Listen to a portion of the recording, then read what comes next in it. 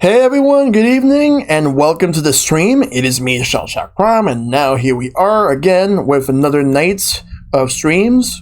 Tonight's stream is going to be... No, it's not Tales of Vesperia. I actually fudged that. It's actually going to be Phoenix Wright Justice for All. Hey, Hito Retro Gaming, what's going on, dude? Hope you're doing well. Yeah, it's going to be Phoenix Wright Justice for All. Here is the look of how the new schedule is going to be like, because I'm going to be doing Saturday streams for the foreseeable future because of the current pandemic. I decided I'm going to do a little more. Get the stream finally? Nice. Yeah, that's good. Alright, here is how the new schedule is going to look. Working against looking? Alright, so it's going to look like this. So, as you can see, this is the format that I have right now. And thank you for the host, Hito Retro Gaming. So... the format that I have it at right now, because you can see yesterday I did Tales of Vesperia. Tonight I'm going to be doing Phoenix Wright Ace Attorney Justice for All, and it's going to be the finale tonight. We're going to do the second half of the final case. Wednesday is a short Super Mario World 2 Yoshi's Island stream, followed by a much longer Panel Upon stream, which will happen later in the night. And then tomorrow is going to be... not tomorrow. Thursday is going to be Retro Night, which will be celebrating the 40th anniversary of Pac-Man. And then Saturday is going to be Splatfest on Splatoon 2. Team Mayo versus Team Ketchup 2. This is the format change I'm going to be using for at least the foreseeable future, since I'm going to be incorporating a couple more Saturday streams as part of the pandemic. So yeah. And we still got the Game U poll for the Alphabet Challenge, so feel free to go ahead and cast your vote if you already haven't. So be sure to go ahead and do that. You either got Unepic, Undertale, Unruly Heroes, or Unravel 2. When I beat Tales of Vesperia, that's when I'm going to end the poll. So be sure to go ahead and cast your vote.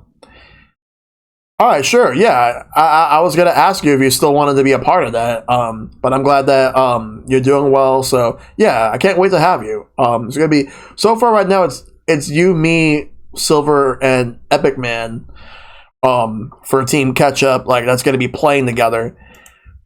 That's practically it. And also, I know that we're still in the end, getting close to the end of May, but your Ketchup 2 shot, nice. I just want to make a quick announcement. So we're gonna be hosting. We're gonna be bringing back Summer of Boredom. We're gonna be bringing that back as early as next week. Details will be coming soon. We're gonna be doing. I know it's not summer yet, but we're gonna start it a bit early. So what we're gonna do is this. We're gonna do a bunch of board games as part of a charity. Last year we did it for NAMI, for mental health, because no matter what happens, like your value is important to us. We care about you, and we want to make sure that we will support you. So that was last year's. This year we're going to be doing it in support for Doctors Without Borders, and with that. With Doctors Without Borders, we're going to be using that to help all the doctors in the world, like within this current state of the global pandemic for COVID-19. We're going to do what we can to help out in any shape or form. So I will go into detail on that soon. It's going to be every Tuesday from 8 p.m. to at least midnight. Well, at the latest midnight. And we'll be playing different board games for a cause. That's practically going to be what we're going to do, just like last year. Last year we did two sessions a week. This year we're just going to do one. But yeah, more on that soon. But now that we're all here, but again we'll be playing on Tabletop Simulator. But yeah, now that we're all here, let's switch scenes, because it is time to go on ahead and play some Phoenix Wright Ace Attorney Trilogy. We're going to be wrapping up Phoenix Wright Justice for All tonight. So let's go ahead and get on with that.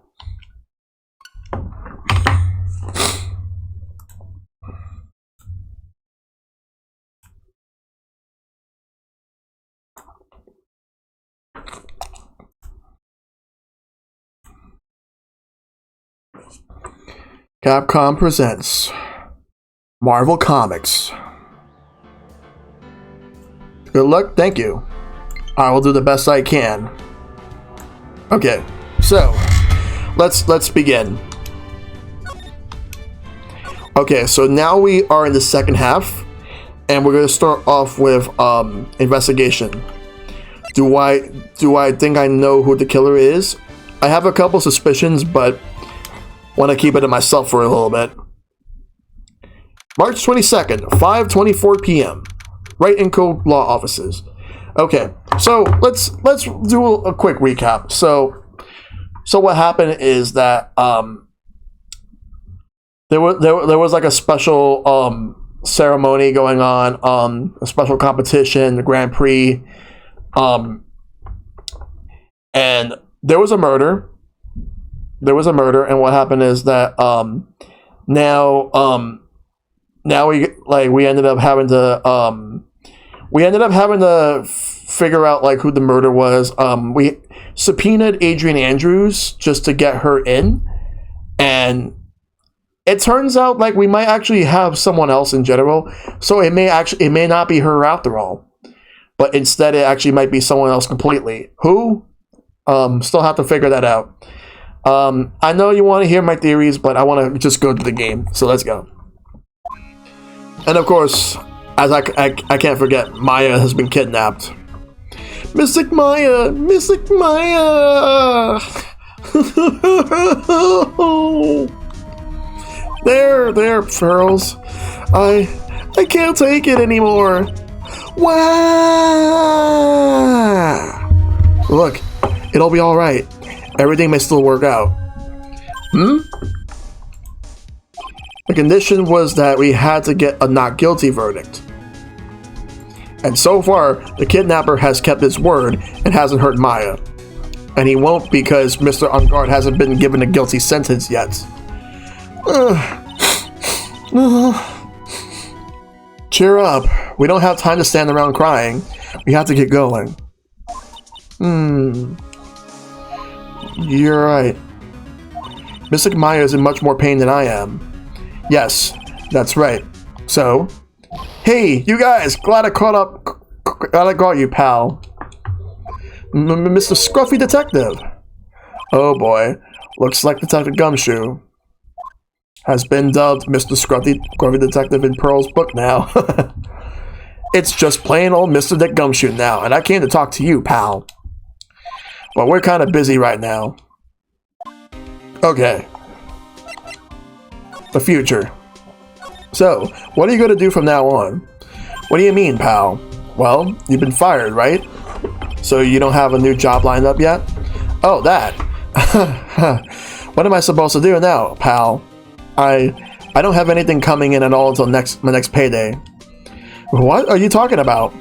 We don't have time to stand around crying, Nick. You're talking to a 6-year-old whose closest family member is kidnapped by assassins involved in a murder case. It's a Tuesday. Yep. But today, it is Tuesday. How you doing, Enigma? You don't have another payday. I guess that means I'm just gonna have to work here at your place, pal. Say what? You'll be searching for things that will prove Mr. On Guard's innocence all day, right? Well, yeah. So yeah, I'm going to help you, pal. I've got lots of experience in investigating and watching over people's places. And I'm great at making simple meals, really simple meals, pal. I'll take care of it all. Come on, Mr. Nick. Let's let Mr. Scruffy Detective take care of things.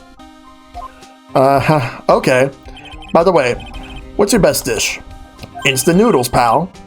Why am I surrounded by people who only eat cheap, unhealthy foods? Okay, now let's talk about Edgeworth. That was the first time I ever seen Mr. Edgeworth act like that. Never thought he'd say something like he didn't care if Mr. Andrews killed herself. He said that? That's horrible. But because of him doing that, we got the truth finally. The truth? Miss Andrews' last testimony. I wonder if that was the truth. I'll give you that there was nothing strange in her testimony itself. But I still think there's something fundamentally wrong here with the whole thing. You mean about that thing, pal? Why would she want to know? I mean, almost need to frame Mr. On Guard. I couldn't figure that out from anything she said all day. Then you're saying that testimony was a lie? Not a lie, per se. It just feels like there's more here than meets the eye. Or that's what Edgeworth would like us to believe. That's such a dirty trick. Even that woman prosecutor was better than that. Franziska von Karma. Speaking of Miss von Karma, do you have any more information on her condition? Wasn't she shot this morning? Miss von Karma was shot today on the way to the trial by Pistol Pal. But she's going to be fine, right? I mean, Edgeworth says she was in stable condition, but, well, she was shot in the shoulder, so she's okay and still hanging in there. They should be done taking the bullet out, so she's probably resting at the hospital. Which one? What? Are you going to visit her, pal? No, well, I was kind of thinking about it. Hey, you actually got a heart, don't you? She looked like she was being tortured to death not being able to go to the trial today. So maybe it would be good for her if you went and let her whip you for a bit, pal. Let's go let her whip us, Mr. Nick. Wow. Holy fuck, man. Now I'm definitely not going. Let's see. The name of the hospital? Oh yeah, the Hottie Clinic. That name sends a chill down my spine. Well, I guess it can't hurt to stop by and say hi. Okay, so let's move. We're gonna go to the Hottie Clinic. Yeah, let's go let her whip us. That sounds fun, Pearls. Oh, you don't know what you're getting into, Pearls. Now I'm being dragged here to this hospital.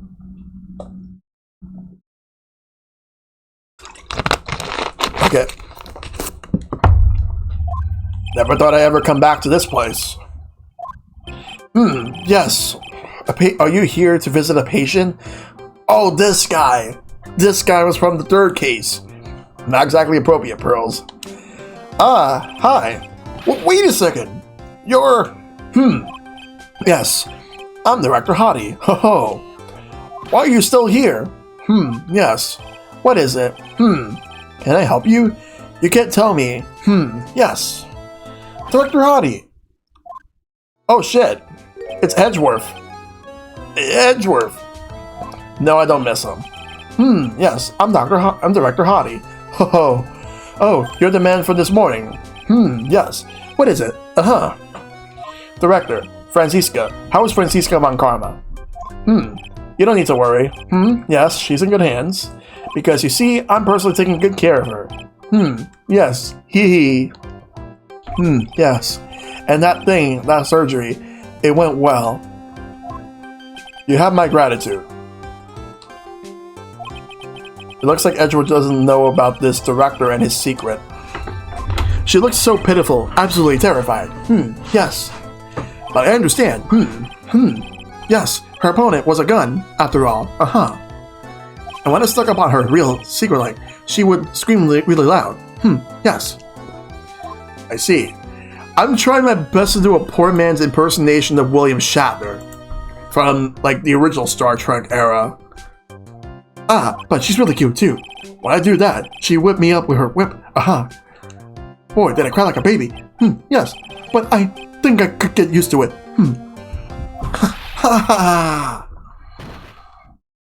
What the fuck? Go back to your room. You're so mean. So mean. My frisky Viska. Let's go to... Okay, yes, it's time for my IV drops. Yes. She whipped them. And what are those tulips doing in your hands, Mr. Phoenix Wright? I knew I shouldn't have come here. Okay, let's talk to her. I was shot in front of the courthouse, in my right shoulder. But it's no big deal. This sort of thing happens all the time. I even had full intentions of running the trial this morning. But that would have been too much for you. There is no need to act tough in front of us, you know. Regardless, I was dragged here by that man over there. He was so unyielding, one has to wonder if he was simply interested in stealing my case. It was the only logical course of action given the bullet was still lodged in your shoulder. Yep, someone is definitely a sadist. But by taking over the case, I found myself having to clean up after you and that irresponsible deal you made. I think I know what deal he's referring to. Okay, let's talk about that deal. Miss Von Karma, you made a deal with Miss Andrews yesterday, didn't you? I don't know what you mean.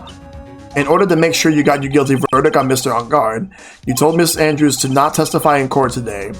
I don't know what you're talking about. Do you have proof that I made such a deal? You're denying it? It looks like you were lucky, Mr. Phoenix Wright. If I had been in court today, this trial would have already been over. All while hiding Miss Andrews' own crime? That isn't my problem, whether she had tampered with the evidence or not. I have only one objective, to find On Guard guilty of murder. The end justifies the means, Mr. Phoenix Wright. The end justifies the means. Miss Von Karma, Adrian Andrews believed you when you said, if you don't tell the truth of what really happened, then On Guard will be found guilty. And what does that have to do with me? Because of that, she is now in danger of being found guilty herself. All because she believed in your words until the very end. That still has nothing to do with me. She's just a weak person, that's all. But you had to know she was. Ow! I think visiting hours are about over. So, if you'll excuse me... What's wrong? Why did she suddenly cut you off? Probably because she thinks I had the advantage in that argument. Edgeworth. Okay. So now we're going to talk to Edgeworth. What happened today at the trial, Edgeworth? That was not like you at all. I mean, I know you knew about Mrs. Andrews' condition. Miss Andrews, you could have made her testify as many times as you wanted, but to go that far... but she wouldn't testify about that until I said something. Listen, Wright. The courtroom is a garden of judgment. I am putting myself on the line when I stand in there. And that's why I made the witness do the same. It's only natural. Okay, what about that card? By the way, Edgeworth, you were really angry in court today. That's rare for you. Witness! That card! Give it to me! Hurry! Do you have any idea what you have stupidly yet inadvertently done? I can't believe you hid from me all this time. That card. What in the world is it? You mean this? Listen, right. This is top secret information. You absolutely cannot leak this. A special investigations team has existed for a number of years, but few knew of it. I understand. Their task is to find the owner of this card. A man called Shelly the Killer. What a name. And just as his name states, he is a killer, an assassin, the best at that. An assassin? Picture card added to the court record. Wait. The Killer. The Killer. That's the one that used that transceiver to call Phoenix Wright. The same person that kidnapped Maya. And no, I'm not a killer, Shad. But his name is Shelly. Shelly the Killer. Or was that man an accomplice? And that there's a real person behind the whole thing that is trying to get the not guilty verdict. Let's keep going. Let's keep moving on. The assassin. So, who is this Shelly the Killer? The Killer is the name of a long-standing line of assassins. Long-standing? The name first appeared about 100 years ago, I hear. Shelly is the professional name of the third heir to the Killer name. So because his professional name is Shelly, he leaves cards with a shell on them. He has a habit of making sure to leave a card by the body of his victims. Why would he do something like that? We think as a part of his duty to his clients. His duty? If he leaves a card, that his clients can be assured it was he who killed the victim. It also serves as insurance against any charges being pushed onto his clients. I see. The killer values the trust between his clients and himself above all else. It seems that this is one honorable assassin with a moral conscience. I guess that even honorable assassins can exist. So you think this assassin, you think he's the one who did the killing in the case? It would appear that way. The discovery of the card basically confirms it. Wouldn't you agree? Shelly the killer, huh? In Maya's situation. I noticed something at the trial today. You were behaving in a very strange manner. Is something the matter? I guess I should just tell him. Maya, she's been kidnapped. Kidnapped? What does a kidnapper want? An acquittal. I see. I had no idea. I will prepare a rescue team as soon as possible and resolve this by tomorrow. Really? Did you hear that, Mr. Nick? Mr. Edgeworth is going to... Stop trying to console me, Edgeworth. I don't need your pity. Mr. Nick! There's no way you can find her. We don't even have a single lead to go on. There's only one way to save her. I have to get an acquittal somehow. It's the only way. Right, listen, you need to know something. Juan Carrita was killed by Shelly the Killer. And the client who ordered the job is Matt Ungard. Your own client. No fucking way. No fucking way. Is this really fucking true? Please stop. I can't listen to you. I can't believe that. I see. Well, if you want to continue your investigation, you will need this. What is it? The hotel right now is restricted to police personnel only, as we are looking for any clues that might lead us to Shelly the Killer. But if you take this with you to the hotel, I'm sure they will let you enter. That's what Edgeworth thinks? Okay, we'll have to wait. I'll have to take what he says with a grain of salt. In any case, I must attend to the preparations for Maya's rescue team. We'll meet again, if anything should happen. Now, if you excuse me. Mr. Nick? Do you think Mr. Ungard hired an assassin? No way. I mean, he doesn't have a psych lock. Yeah, I guess not. Maya, please, all I ask is you make it home, safe and sound. Okay, if it's not on guard, who the hell can do it? Who the hell will be able to do it? It's fucking suspicious that they call me, like they use Maya as a way to get me to get an acquittal. It's fucking fishy as fuck. Okay, I guess we're back here. I guess even kidnappers can be a little clumsy. Clumsy enough to drop a car like this for me. And even though he said he was an assassin, I bet he's just making that up, like how Nick does with everything in court. You have no idea, Maya. You have no idea. Anyway, let's try out the card trick with this card I just found. Sounds like I got the door open. Okay, time to go take a look around. Okay, so now we actually get to move around. Where are we going? Like, I don't know exactly what's happening, but I gotta do what I gotta do. Alright. What is this place? I got a feeling I'm not in the hotel anymore. Are those videos over there? Well, I'll worry about that later. For now, I should be looking for clues. Welcome to the part of the game where you play as the hostage. Actually, I mean, Maya. That way, I can show them to Sis and maybe get it out of here. Wrong Capcom game. Okay. So, let's see. So we're here. What's with the satellite dish? Why is it there? What's the purpose? What is this thing? An antenna, I guess? And this is a VCR. There's sure a lot of electronic gadgets here. But what is an antenna doing here? Antenna. Alright.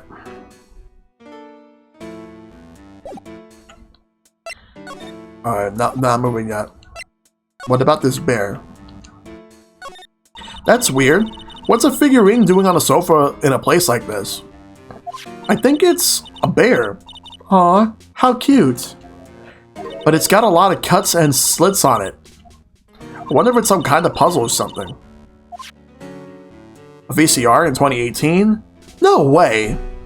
Though IRL, we haven't had like VCR videos since I believe 2006. Okay, so we're gonna examine one more thing. This picture over here. Actually, two more things, yeah. There's a framed picture sitting on this coffee table. It's a picture of a woman. She's kind of pretty. Hey, looks like something's written here. Let's see. I think it says, "With love, Celeste." I bet this could be a clue. What about this door over here? Locked. Of course. And it doesn't look like I can use the card to open this door. There's a little hole at the bottom of the door. If only I was a little skinnier, then maybe I'd be able to crawl through there. Oh, this simply will not do. I cannot have you wander around at will. Yeah. It seems that your Mr. Wright is truly concerned about you. He is? For now, I would suggest you remain cooperative. If you cannot, there are ways in which I can help you. Ways? You mean, dead men tell no tales is how this saying goes, correct? The dead? I'm almost certain I told you on our first meeting. I am an assassin. No way. You're lying. I mean, an assassin? People are not always who they appear to be. Nick! Not the owl. And not that mountain, either. Okay. Mr. Nick. Oh, yes, Pearls. Got caught up in my thoughts about my situation. Mr. Edgeworth has left, you know. I guess for now, I have no choice but to believe in Mr. On Guard. But I think I should listen to his story one more time. Alright, let's get going too. Okay. Alright, so now we're gonna move.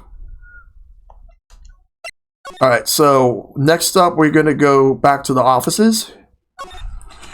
Alright.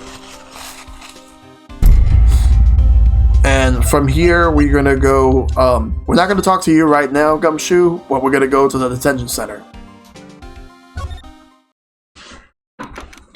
Alright, so at the detention center, in the visitor's room. I'm sorry, but visiting hours are over for today. Aw. I have too many questions I need to ask. I'm sorry, but I'm Phoenix Wright, a lawyer for the one of... You're Mr. Wright, you say? Oh, yeah. There's a message here for you.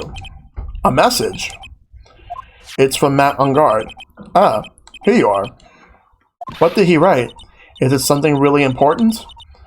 I don't know. Well, let's see what it has to say. To Mr. Lawyer Dude, I got something really important to tell you.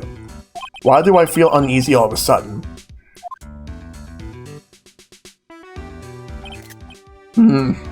Oh, Mr. Wright. So actually, I have a favor to ask of you. I have this cat named Shu. I didn't put out a lot of food when I left the house, so he's probably pretty hungry. You think you could drop by my house and feed Shu for me, dude? My house is just a little ways down from the hotel, alright?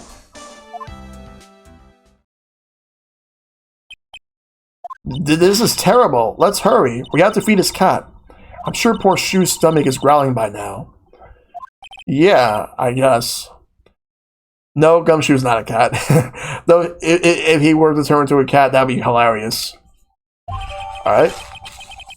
A client's request is a request. Guess I should go check up on his cat. Alright, then let's move.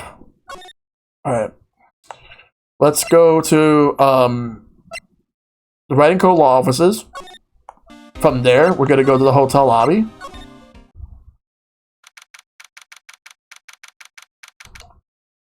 Alright now, Mr. Nick.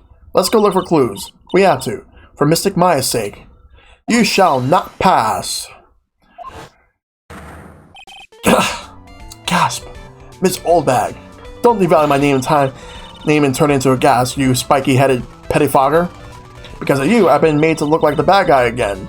Although I did get a piece of gum from Edgy Boy, just as he promised.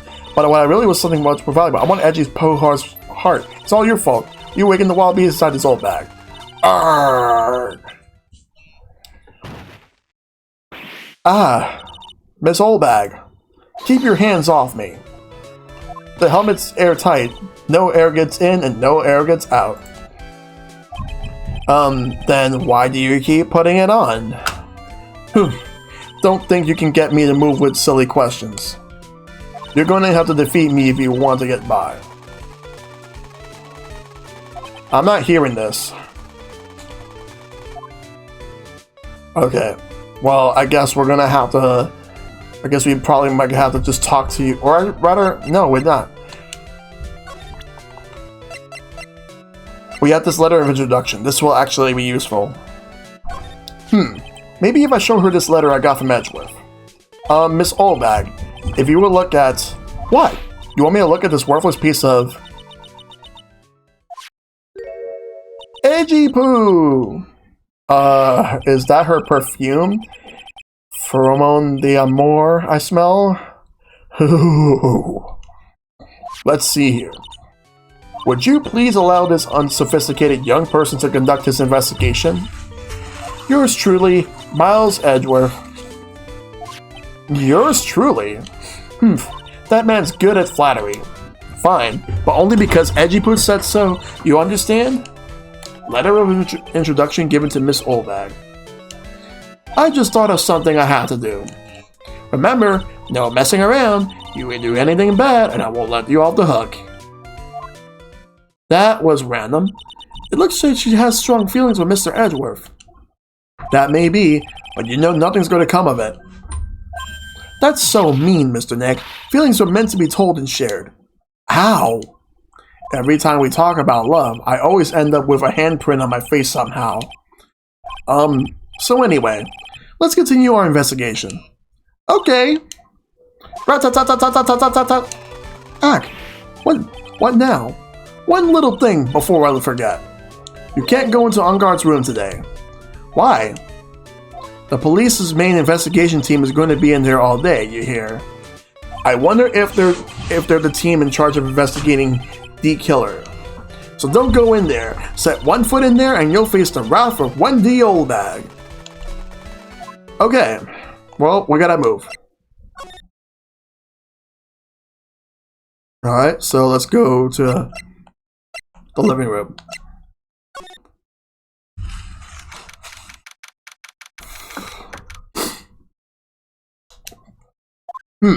Sure is dark. I'll go turn on a light. Wow, so this is what a star's house looks like. Must be nice to be rich. Come on, Mr. Nick, let's find Shoo, the kitty cat. Shoo! So, I guess this is Shoo. Wow, that actually looks like an adorable cat. Ah, what a lovely cat. Hello, Shoo! Tee-hee! The cat seems to like pearls. Pardon me. It's you. May I help you with something, mister? Oh, we're lawyers. Actually, I'm Mr. Unguard's lawyer. Not even questioning the motorcycle hanging from the ceiling. The masters... Then, you must be Mr. Wright. Yes. Ah, it is a pleasure to meet your wonderful self. I am the butler, John Doe.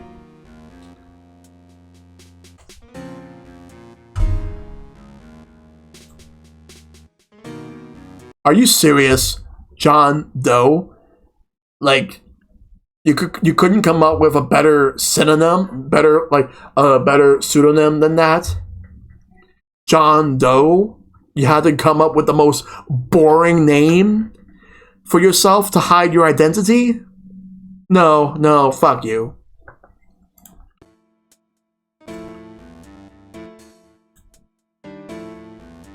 Okay, let's go back to this. That was crazy. Alright. Nice to meet you. Okay, let's talk. You must know all sorts of things about Mr. Engard, right? Honestly, sir, I don't believe my master is capable of such a foul deed as murder. And, anything else? No, not especially. It is not appropriate for a lowly servant to speak of the master or his affairs. How typically butler-like, as it were. Yep, you saw that. John Doe. Mr. Doe, how long have you served at his residence? Well, sir, I would have to say maybe about 1 year. And, anything else? And thank you for the 100 bits, hit. No, not especially. It is not appropriate for a lowly servant to speak of himself and his affairs. You know, I would have thought Mr. Engard the kind of to have a maid over a butler. Alright? Yeah, you would think that too. That's a very cute cat you got here. It's my duty to take care of him. The master rather fancies shoe. And thank you for the lurk, C. Figaro. Hope you're doing well. Thank you. Thank you for that. And, anything else? No, not especially. It is not appropriate for a lowly servant to speak of the family cat. Well then, I guess I don't need this piece of scrap paper anymore. Matt's note crumpled into a ball and thrown away. Well, I'm afraid I must take my leave of you now. Oh, we should probably get going ourselves.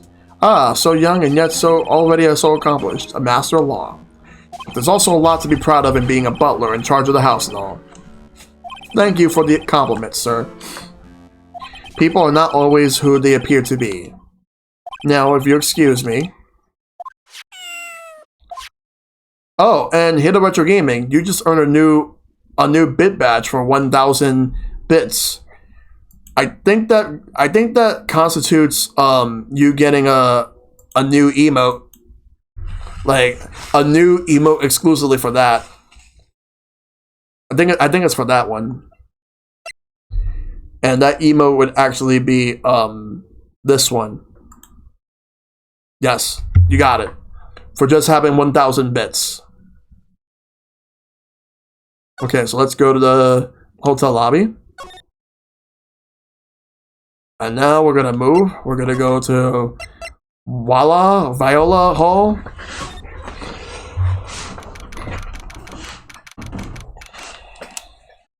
Looks like we're the only ones here. And yet, the hotel seems so busy somehow. Probably because the police team is scouring for clues about the killer. You just witnessed him. You just didn't know it. Let's go to the hallway. Alright, at the hallway. Hey, city boy!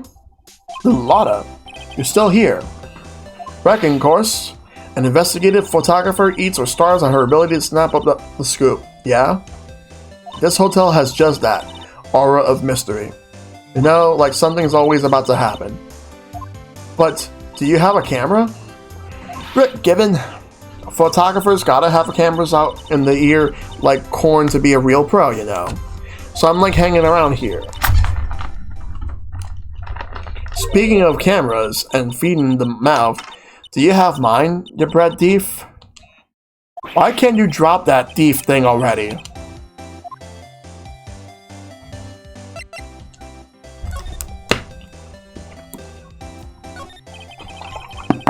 I want to ask you about the night of the murder.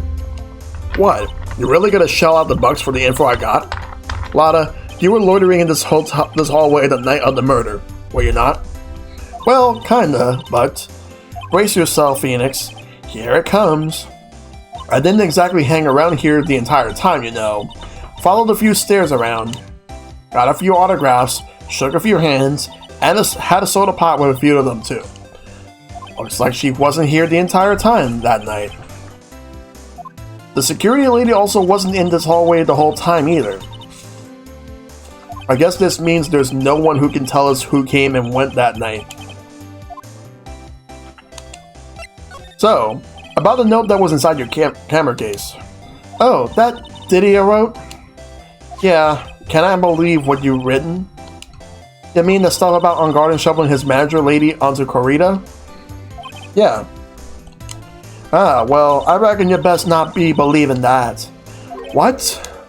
Look, I sort of wrote that on a whim, you know. Writing whatever came to mind. Whatever came to mind? Yeah, when you get down to it, it's just a lot of random bull-dooders.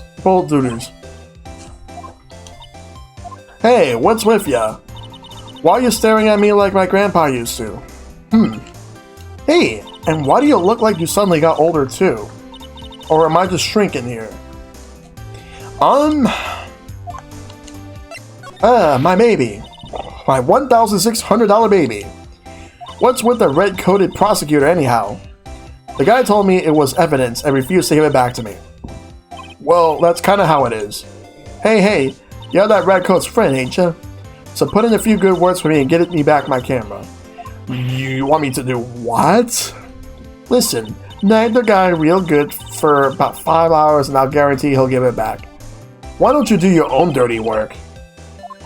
Well, I reckon it's time for me to get going. Tabloid photographer without a camera is just a tabloid, huh? Yeah, I guess so. Keep yourself together out there, you hear? I'm coming to see you in court tomorrow. Okay, I'll see you then.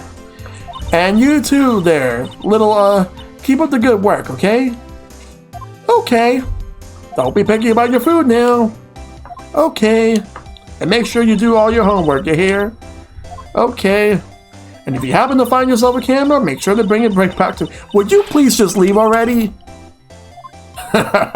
Wow. Okay. So, let's move.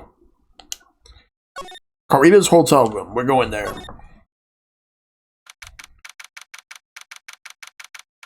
Alright. Look at all those bears.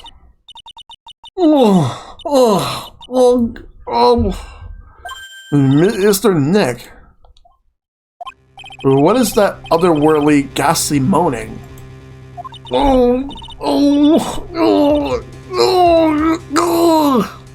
Yes, it would be hit.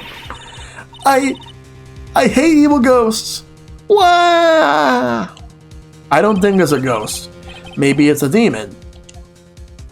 Excuse me. Watch who you're calling a demon, brat. Ah. Zoinks! It's the alien. Who are you calling an alien? Rat-ta-ta-ta-ta-ta-ta. Oh, it's just you, Miss Oldbag. What are you doing here? What's wrong with youngins today? I came down here to pay my respects to my poor one, and you're disturbing me. That doesn't sound like paying respect, that sounds like moaning. Please talk to me about the night of the murder, just one more time. I talked about it plenty at the trial.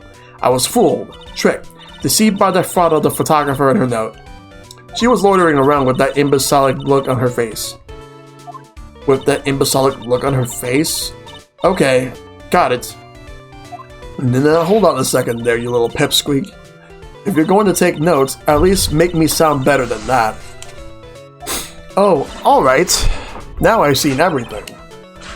But you know, I was working that night too, doing my job, minding my own business, so it's not like I had time to waste standing around here that whole night. Alright, let me sit up. Memories. I was wondering if you could tell me a bit more about Mr. Corita. He was the most popular star, you know, especially when it counts, in my book. But I heard that he was lagging behind in the polls against Mr. On Guard.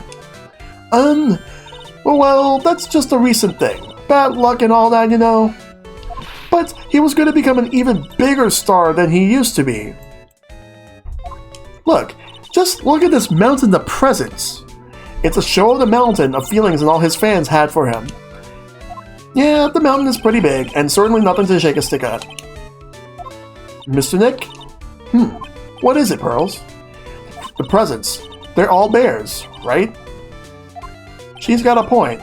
There isn't a single thing here that isn't a bear. All of Mr. Garita's presents from his fan seem to be bears. Oh, that's because you can't think of one without thinking about bears. Bears? Why bears? You don't know? When my D1 was training, he fought bare-handed with a bear. He refused to give in and let the bear win, but after the fight, they became friends. Wow, what a heartwarming story. Look, it's just like in those young people's dramas. I can see those two tuckered out, down by a river going, heh, you sure can fight. You too, bub. You too. Did all of that really happen? It's in his biography, bub. What a load of crock. So ever since then, fans have been giving him bears as presents. Yeah, nice. Bears. Oh, I'm Uncle Bear, and I say it's barely 8 o'clock. Well, what is that infernal racket? It's one of those presents going off. Sounds like it's already 8 p.m., way past your bedtime. Ugh, that startled me. I thought I was going to die for a second. 8 p.m.? That's the time when the award ceremony ended that night. Remember? Time sure flies. Hard to believe it's been 2 days since the ceremony. Uh-oh. A transceiver. Hello. This is not a phone. Maya. How is Maya? You haven't heard her, have you? It seems you were not able to fulfill your end of the bargain, Mr. Attorney. I have heard the news. So it would seem my present did you no good? No! Mystic Maya! One more day. Please, all I ask is for one more day. I'll get a not guilty verdict for sure this time. Please. I suppose if I must. I need that acquittal more than anything else, after all. Please let Maya say something. I want to hear she's alright. Alright. Hiss is a little... What is it with the static all of a sudden? Hello? It seems... This is bad. Connect. Damn it. Did the transceiver just suddenly break? Excuse me. What happened? I don't know. All of a sudden, it became nothing but static. Mystic Maya! Why did the transceiver suddenly break like that? I should probably have an electronics expert look at it. The sooner the better. Wow. Alright. We're going back to the offices. Let's move. Hallway. To the hall. Hotel lobby. Wright & Co. law offices.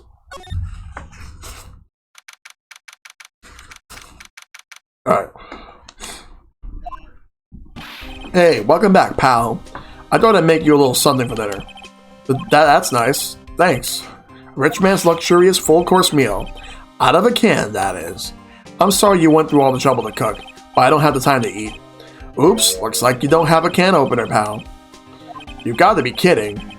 And here I thought he had already whipped something up. Oh, I know. There's one way I know how to be helpful. Ask me about anything you want, pal. Go ahead. Well, since he's here and offering, I wonder what I should try asking him about. Okay, let's talk. Well, before we talk, the transceiver, I want to actually show it to him. The transceiver! Oh, Mr. Nick, you should ask Mr. Scruffy Detective about that thing. What thing? Oh yeah, this thing that just up and broke all of a sudden. It broke, pal? I was talking to the kidnapper. It just suddenly broke into static. Look, it sounded like this. I don't hear any static, pal. Huh? Maybe it fixed itself? That's strange. I'm sure it was making a loud static noise. Maybe. Maybe what? Maybe it was electromagnetic interference, pal. Electromagnetic interference? Okay. So what is electromagnetic interference? It's something that happens when a radio wave gets mixed up with another signal, pal. Oh, when you put it that way. I don't understand what you're talking about. Like, for example, when a cell phone goes off next to a computer screen, the stuff on the screen gets kind of fuzzy and starts acting funny, right? Huh? Computer? It's like when you use the dryer next to the TV, and the screen starts looking weird. Oh, yes, the TV does do that. Oh, so that's what you're talking about. She seems amazingly happy at being able to understand this. So the room you were in when the interference to the transceiver happened. There's gotta be something there that's sending out very strong radio waves, pal. Something like, like a listening device or something. Ah. Hey, speaking of that, where were you when it happened? We were in Mr. Kurita's room, the scene of the murder. What? That's it. I'm going to sneak into the precinct and get a bug sweeper. I'll meet you at the crime scene later, alright, pal? Ah, wait, Gumshoe. Oh yeah, baby. It's investigating time. I'm on fire, pal. My fingers are itching to go. Yeah! We should be going too, Mr. Nick. Alright, let's go. Alright, so now that that's taken care of, we gotta move on. Let's move. We are gonna go back to the hotel. Move. To the hall. To the hallway. We're gonna move to Kurita's hotel room. We're gonna go back here. I wonder, is Old Bag still there? Hey, you're finally here, pal. Sorry to keep you waiting. Do you have the bug sweeper? Well, you see, I got busted trying to sneak in, pal. Then suddenly, I'm staring at the precinct doors. From the outside, I mean. So yeah, I couldn't get one of the police bug sweepers. What do you mean you couldn't get one? We need that item. Hey, calm down, pal. Didn't say I didn't get one, just not in the police's. Wow, so this is a bug sweeper? It looks a little broken. Hey, this was made from when I was in elementary school, pal. Oh? By who? Me, of course. Ah, seeing this sure brings back memories. Hey, don't look down on it, pal. Sure, it looks a little beat up, but I put my heart and soul into building this puppy here. Your heart and soul? It'll work. Trust me, pal. It'll do the job. But you can't set the sensitivity. So it's going to beep at anything that gives off electromagnetic waves. But isn't it better that way? Oh, well, anyway, since I brought it all this way, might as well give it a whirl. Right, pal?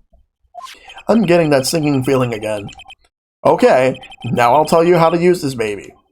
There's a listening device or some other sort of bug hidden in this room, pal.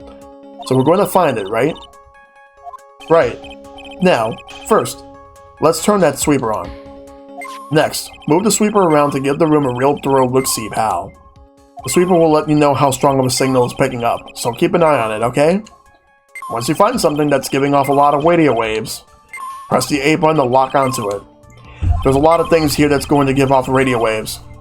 So let's take a good look at anything and everything that seems suspicious. Okay, pal? Alright, I'm going to go stand outside and keep an eye out. Give me a yell if you find the bug. Got it, pal? Alright.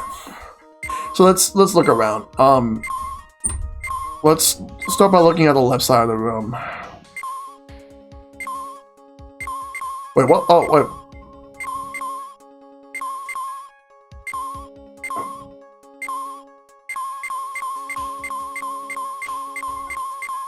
This is a refrigerator, right? I really don't think the listening device is in something like this, because it's filled with nothing but healthy vegetable juices, right? Yeah, sure. What does that have to do with listening devices?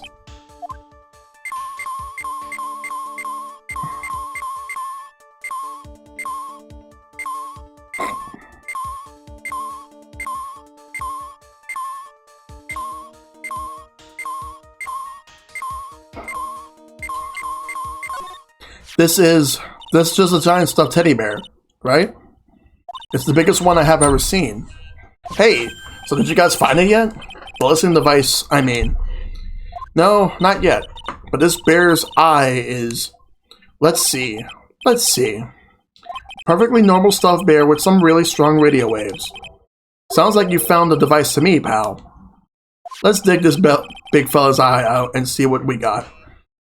No, you can't. Such a violent act. Oof. Rip. No!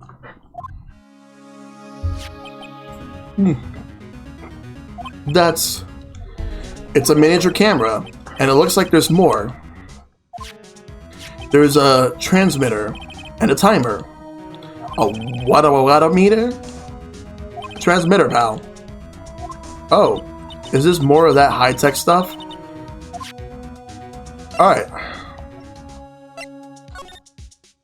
So this tiny thing is a camera. Yep, it's a pinhole CCD camera, pal.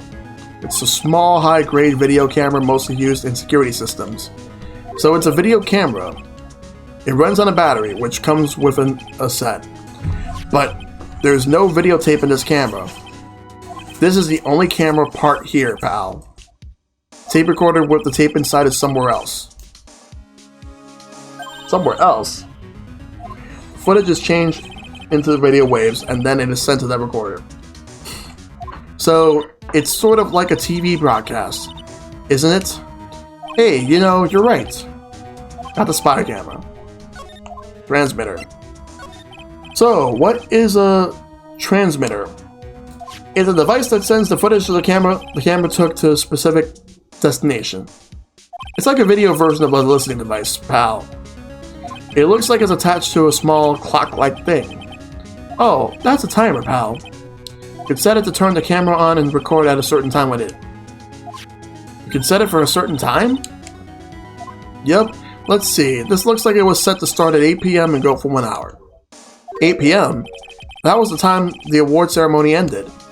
There's no date set, so it's been recording every night, I guess. Mr. Detective, how long has this bear been here? I'm pretty sure it's been here since the night of the murder.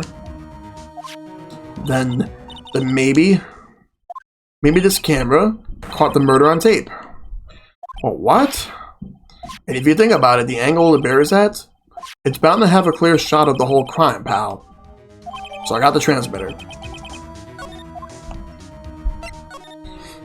So there was a camera in this bear's eye, and it was disguised as a present. I'm sure it was here on the night of the murder, pal. It's pretty big, so it stands out pretty well in my mind. But who gave Mr. Corita the present? I don't know, pal. But this means that someone out there's got a video of what happened here that night. Isn't there any way we can find out who that person is? It's impossible, pal. Radio waves can be sent almost anywhere, so there's no real way to find out. Oh, Is there really no way to find out? Alright. I got it. What? Hey, pal, let me borrow this mini camera for a bit. Well, what are you going to do? I'm going to go around to the electronics shop to see if I can find out who bought this. But that's impossible. I mean, it's already 9 p.m. Leave it to me. Even if I have to search all night, I'll find your man, pal. Spy camera and transmitter given to the detective gumshoe. Oh yeah, baby. It's investigating time. I'm on fire, pal. My fingers are itching to go. Yeah. He's gone. Yeah. Mr. Scruffy Detective sure is a nice man. He's pushing himself so hard, all for Mystic Maya's sake. It's a mystery how you always manage to do things in the most efficient ways, right? Ah. You'll have to excuse me, I heard your conversation just now. The Edgeworth? What are you doing here? Rescue team has been created and deployed. I can't say I'm optimistic, but we have to move forward, one step at a time. I see. Thanks. Don't thank me yet. We still have to find her. So there was a spy camera hidden inside this cat stuffed animal, huh? You are one lucky man, right? Do you know this stuffed bear, little girl? I have no idea. Of course not. The maker of this bear is a very expensive luxury brand from overseas. It's completely handmade, and only a small number of these are exported here. But what? The camera and transmitter that Scatterbrain Detective took with him are dead ends. Things like those can be bought anywhere. However, this bear is different. By tracking how it got into this country, this bear can tell us who the buyer is. Can you really do that, Mr. Nick? Can he really? Well, I guess so. It's 9 p.m. I think I can still make it in time. I'll be taking this for now. I'm sure you'll have other things you'll have to do. Stuffed bear snatched up by Edgeworth. See you soon, Wright. Gumshoe is indeed the real MVP. Wait! What? Why are you doing this? I have no interest in explaining myself to someone who cannot comprehend. But besides that, Wright, until court reconvenes tomorrow, you're concerned yourself with this question. Who was the person that murdered Juan Carita? The real killer. Do you really still think it was Adrian Andrews? To be honest, I don't know anymore. You still have a little time left. Find the truth, Wright. Everything begins with the truth. Juan Carita's real killer. Miss Andrews passed. The kidnapper whose sole condition is an acquittal for Mr. Ungard.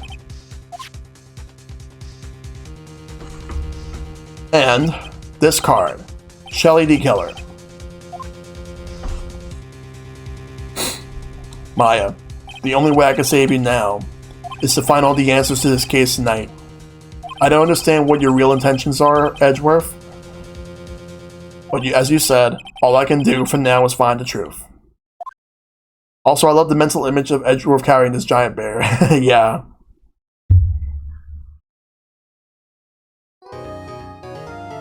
And now we are done with the first part of the investigation. Let's save.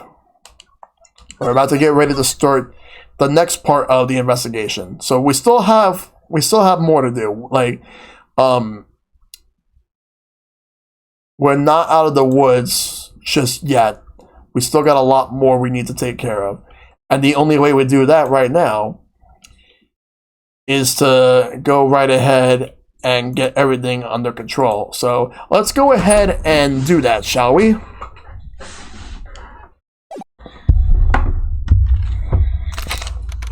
We're still here.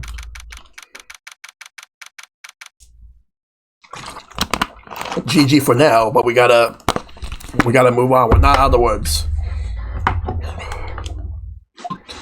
It's past 9 p.m. already, isn't it? I wonder if Mr. Edgeworth has already found Mystic Maya. These things take time. I'd say probably not. The police are professionals, Pearls. They'll find her, so don't you worry. If we can win a not guilty verdict tomorrow, then everything will be okay. You're right. Alright.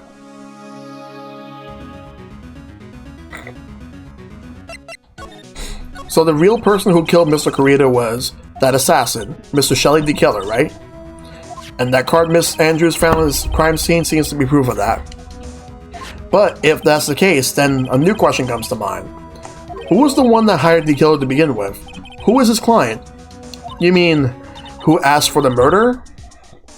That person didn't want to dirty their own blood, their own hands with blood. But whoever this client is... Give me a second. Whoever this client is, they're still a killer.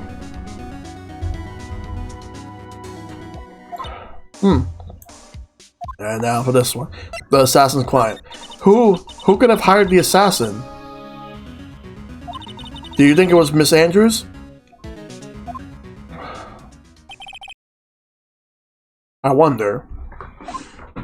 But if she was the client... Oops. Then why go through with the effort to stab the knife into the corpse herself? Yeah, that makes no sense to do that.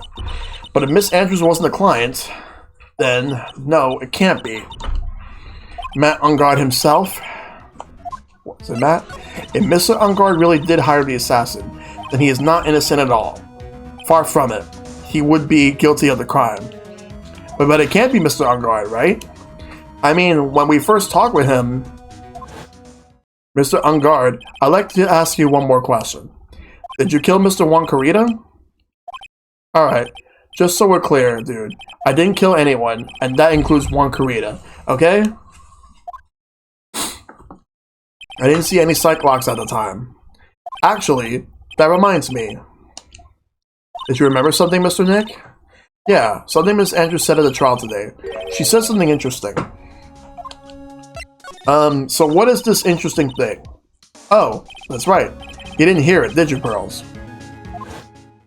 Juan had bet everything on the Jammin' Ninja this year.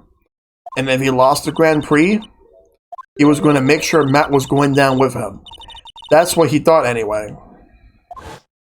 It looked like somehow Juan had in his hands a secret so powerful that it would destroy Matt's acting career had it been revealed.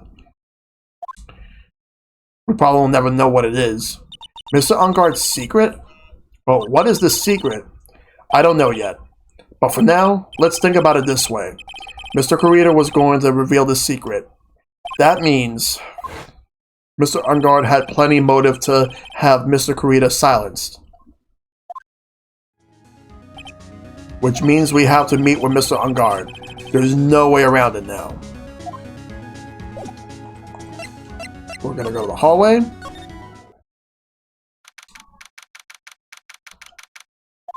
Wow, it's really getting late, isn't it, Mr. Nick? Yeah, it's past 9 already. But we still have some things to prepare for tomorrow's trial. There's still the matter of the secret Mr. Kurita held about Mr. Ungard. And Miss Andrews' real intentions. These are 2 things I must know tonight. Well, aren't visiting hours over at the detention center? I'm sure we'll think of something, Pearls. Don't you worry.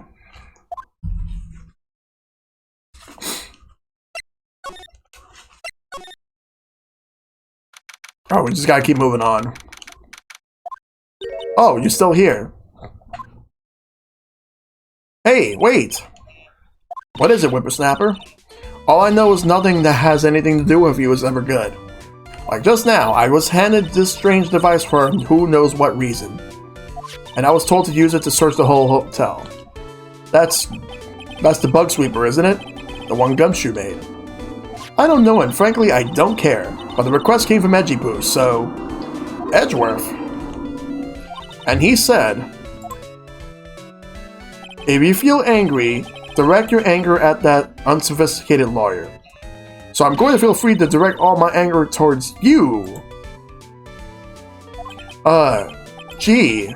Thanks a bundle, Edgeworth. What a pal you are.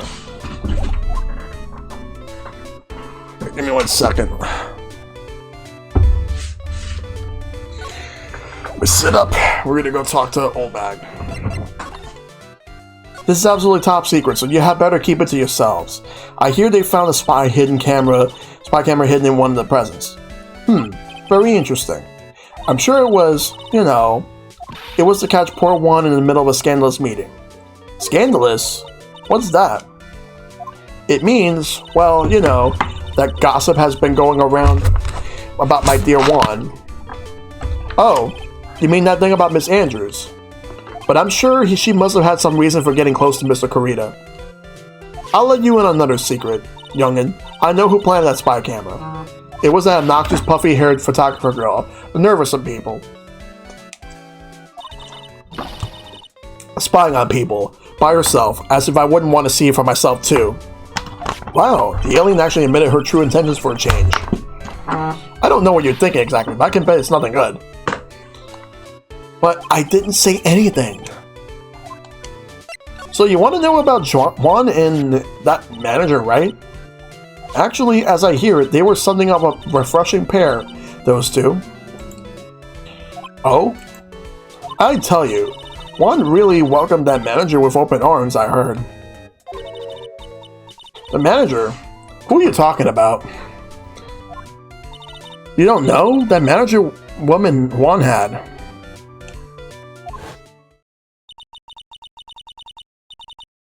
It's a shame she killed herself, though.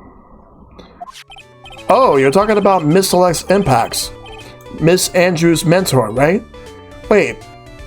Celeste's Impacts. Hold up. Hold up, real quick.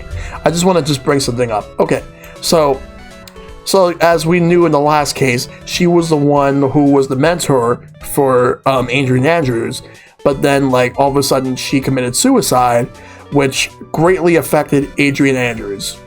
So there was a photo of her in the kidnapper's room, like in one of the kidnapper's rooms, and it was made to the kidnapper himself.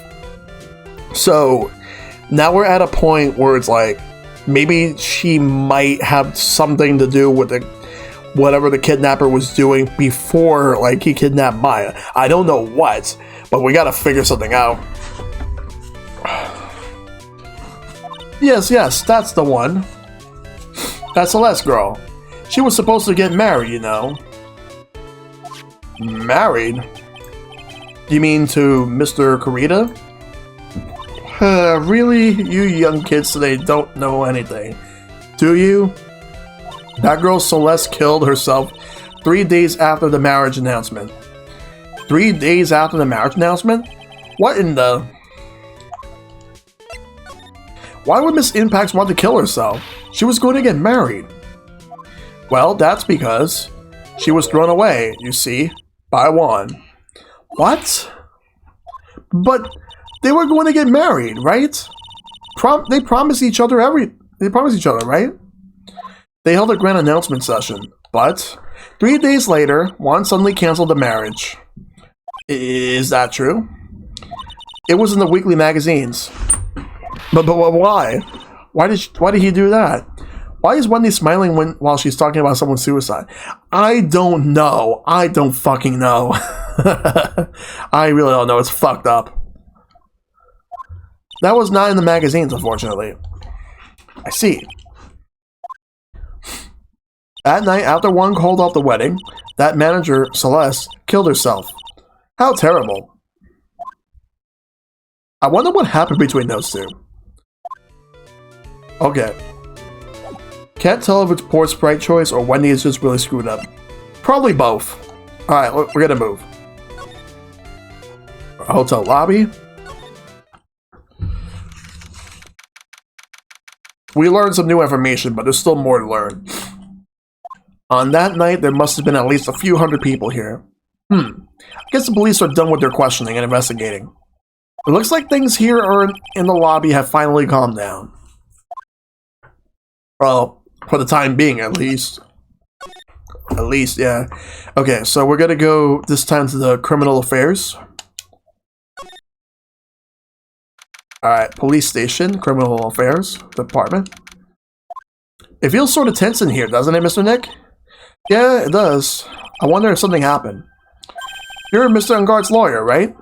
Yes, sir. Well, we finally found just the person we've been looking for. A real decisive witness. What? A decisive witness? You mean for the Ungard case? We're taking the witness's statement right now. Gotta hand it to Mr. Edgeworth. What's Edgeworth up to now? Who is this witness? I think you know this person quite well, Mr. Lawyer. Mr. Nick? Between the kidnappers, the man, and now this, I can't see any way to win here. Oh, yeah. Mr. Edgeworth wanted me to tell you something. He did? Even though visiting hours are long over at the detention center, he wanted me to grant you special permission, so there you go. What? I already called them, so they know. Go on, go talk to your heart's content. Thank you very much. This is such good news, Mr. Nick. Go talk to your heart's content? It sounds like the police are pretty sure they have tomorrow's trial in the bag. Or so they think they do. Let's move. Okay, we are going to go back to the detention center.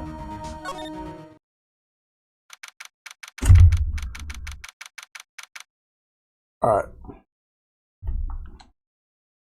I'm sure they must have transferred Miss Andrews here by now. So that means that both Mr. Ungard and Miss Andrews are in this detention center. Now then, whose story do I want to hear? Okay, I want to hear Matt's.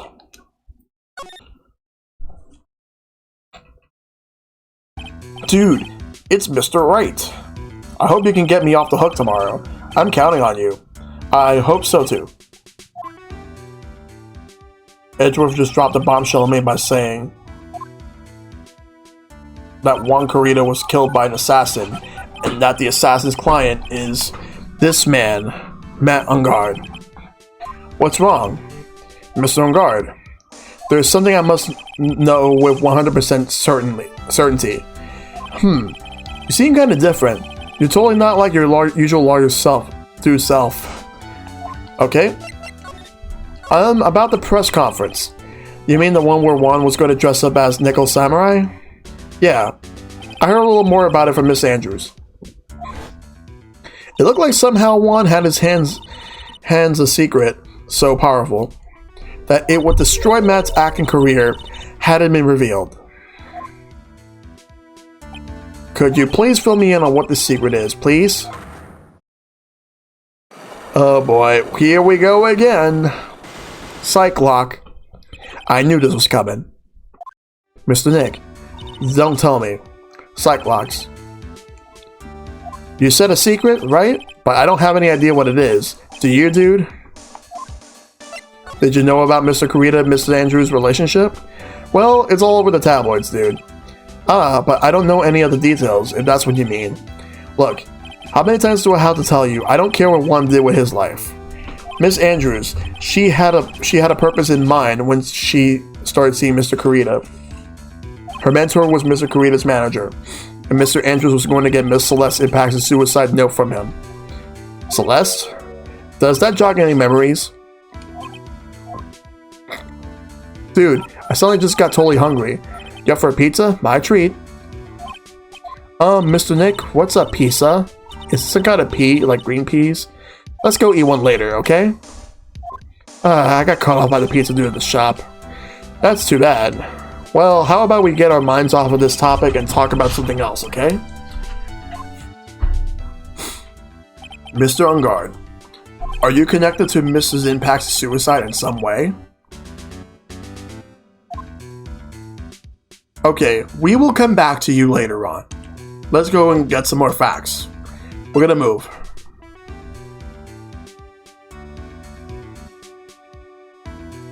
We're gonna go back to the Criminal Affairs Department.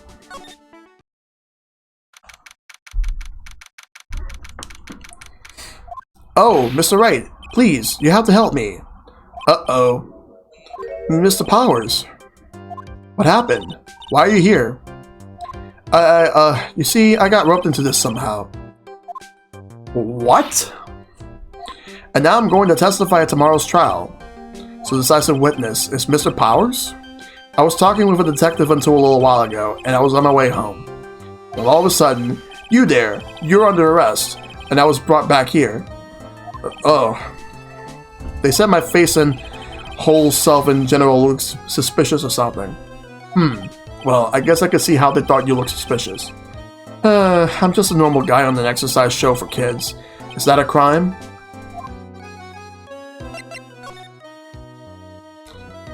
So, about this testimony you're giving, what are you going to talk about tomorrow? I really don't know yet. But it sounds like I saw something pretty important for what they tell me. You saw something important? What was it? Well, the detective told me not to talk about it. You can't tell anyone, especially not that lawyer, he said. What do you think is that lawyer the detective was talking about? I'm going to take a wild guess and say it's me. Yeah, you got it. Mr. Nick, Mystic Maya and myself are your only two allies in this whole world, but it's alright. Ouch. I don't really have a lot of friends, do I? This is going to do a lot of damage to Matt, you know, because he's got that refreshing, like a spring breeze image going. But what is he really like? Well, let's see. Matt's always been kind of a player with women. He would never really turn a pretty face away, if you know what I mean. He'd always say, it's just a game, to justify himself. What? How horrible. That's unforgivable. Ow. Sorry. Didn't mean to offend you. But you know, he said once that there's only one person in the world who won't swoon over me. One person who wouldn't swoon over him? His manager, you know, Miss Adrian Andrews. Why is Mr. Power suddenly looking kind of energetic? You see, I'm actually a sucker for gossip. I mean, celebrities in their world have this dazzling sort of image, right? A dazzling sort of image? But aren't you part of that dazzle, Mr. Powers? No, I'm more of a hairy, sweaty, smelly, brutish kind of guy, you see. But it's okay, really. I get to hear plenty of gossip about a lot of the other stars around me as things happen. Well, that's true. Oh, hey, so did you hear about this yet? About Miss Andrews' mentor and her suicide? You mean Miss Inpax? We heard something about how her wedding was cancelled. Yeah, that's what I'm talking about. I thought about it a little the other day, about that mysterious death. Hey, Mr. Wright, why don't you ask me about that? Go on, go ahead. Mr. Powers is so charged up, his skin is practically glowing with electricity. If you paint his skin green and dye his hair orange, he would basically pass off as Blanca. Hey, so you heard this? Celeste left a suicide note. And they say that one went and hid it. We heard about that in court today. But there wasn't any actual proof that she had left a note. Well, this is what I think. I think something bad was written on that note. Blanca Powers. Ba-da-ba-da-boom, boom, boom, boom. Something bad for Juan, that is. Something bad for Mr. Kurita? Why do you figure so? Well, before she died, Celeste talked with a few other friends. And she said it looks like I got caught up with a truly insidious man. A truly insidious man? Did she mean Mr. Kurita by that? Well, there's no one else that fits the bill, right? And that would be reason enough for him to hide the suicide note. I see. Well, that's some good info. Thank you. You're welcome. Mr. Ungard and Miss Andrews, they're both at the detention center right now. There are still things I don't understand or know about, I'm sure. I have to get the two of them to tell me everything. Alright. Now we're gonna go back to the detention center, but this time we're gonna go and talk to Adrian this time. So, let's do that. Oh, it's you. I'm sorry to be visiting at such a late hour, but there are a few questions I absolutely have to ask you tonight. Me? I thought your client was Matt. I'm sure Miss Andrews knows something. She can't be clueless about the secret Mr. Kurita had over Mr. Ungard. I'd like to ask you about Matt Ungard if you don't mind. Mr. Wright, you still don't know, do you? The real him, I mean. You seem to bear a lot of resentment towards Mr. Ungard. If that's the case, then why did you become his manager? And why would you become intimate with his rival? That has nothing to do with this case. Nothing. About Miss Celeste Inpax. I finally put her death behind me. And now, thanks to you, it's all come back to the surface. I'm sorry. Yes, I was shocked by her suicide. And it's true that when I heard the rumor that one was the one who had hidden her suicide note, I began to draw close to him. I wanted to get her suicide note back, and to burn it. You wanted to burn it? But why? I didn't want it to spread just like another piece of gossip. But I never held any murderous intent towards one. I would never do something so stupid. The suicide note, huh? I wonder what it said. Why did you try to frame Mr. Ungard? That's simple. Because he's the killer, that's why. Isn't it the duty of every good citizen to inform the police? But there had to be another way. The police are excellent at doing their job, so they figure it out, right? Yes, they're so good that they couldn't figure out the real truth behind Celeste's death. Miss Andrews. Well, I know you're not the type of person to do something without a reason. So please, tell me why you did what you did. Revenge. Huh? Did you just say something just now? Uh-oh, another one. A psych lock, huh? Don't you understand yet? You're not my lawyer. To be honest, you're more like my enemy. But I'm sure I just heard Miss Andrews say revenge. We definitely did hear about that, but we are going to be coming back in a little bit. So for now, we're going to move back to the offices. Gumshoe should still be there. Or at least he should be there. Secrets. Secrets everywhere. Mr. Nick, your phone. I don't like the sound of this ringtone right now. It sounds kind of ominous. It's probably just your imagination. You should really pick it up, Mr. Nick. It could be important. Hello? We got a big problem, pal. Well, what's wrong? I'm on my way to your office right now. Okay. Hey, wait a sec. Why is he coming here? It's terrible. I don't know what to say, pal. It's the end, I say. I'm going to... Oh, I got here faster than I thought. Hey. No time to relax now, pal. I'm confused as anything here. Well, what happened? We got him. We know who bought that spy camera. Eh? This quickly? And this bear's what gave them away, pal. The bear. I figured it out, pal. I figured that we should have been looking into the bear instead of the camera. But wasn't it Mr. Edgeworth that figured? Shh, pearls. And, go on. There's only one person who bought one of those bears who's related to this crime. Who is it? Who would be so rude as to spy another person in the room? Matt Ungard. Huh? Matt Ungard. Your client, that's who, pal. And here I thought things couldn't get any worse. Oh boy. Alright, let's talk. Let's talk about the stuffed bear. Are you sure you heard right? That the person who bought this bear was... I heard it from the department store clerk, pal. This is the credit card receipt for the purchase. It's for $3,800, pal. That's an exact match to the price of that stuffed bear. A receipt? That's all you have? Nah, it's not just a receipt, pal. The store clerk said so himself. He told me, I'm sure I sold that bear to Mr. Ungard. I mean, the clerk even got Mr. Ungard's autograph out of it, pal. So I'm sure the person that bought the stuffed bear was Mr. Ungard himself. My sight is failing me. This can't be. So now we're going to put the credit card receipt to the court record. Alright, let's talk about the spy camera. So, what about the spy camera we found? That was a dead end, pal. I mean, you can get this kind of thing from anywhere. But for now, I guess I can give these back to you to file away into evidence. Alright, there we go. I know you don't want to give up, pal. I didn't think it was possible. The person who put the spy camera in one Kurita's room was Matt Ungard. Why? Why would Mr. Ungard do something like this? I bet it was to catch Miss Andrews and Miss Kurita in one of their rendezvous. I bet it's not good enough for me.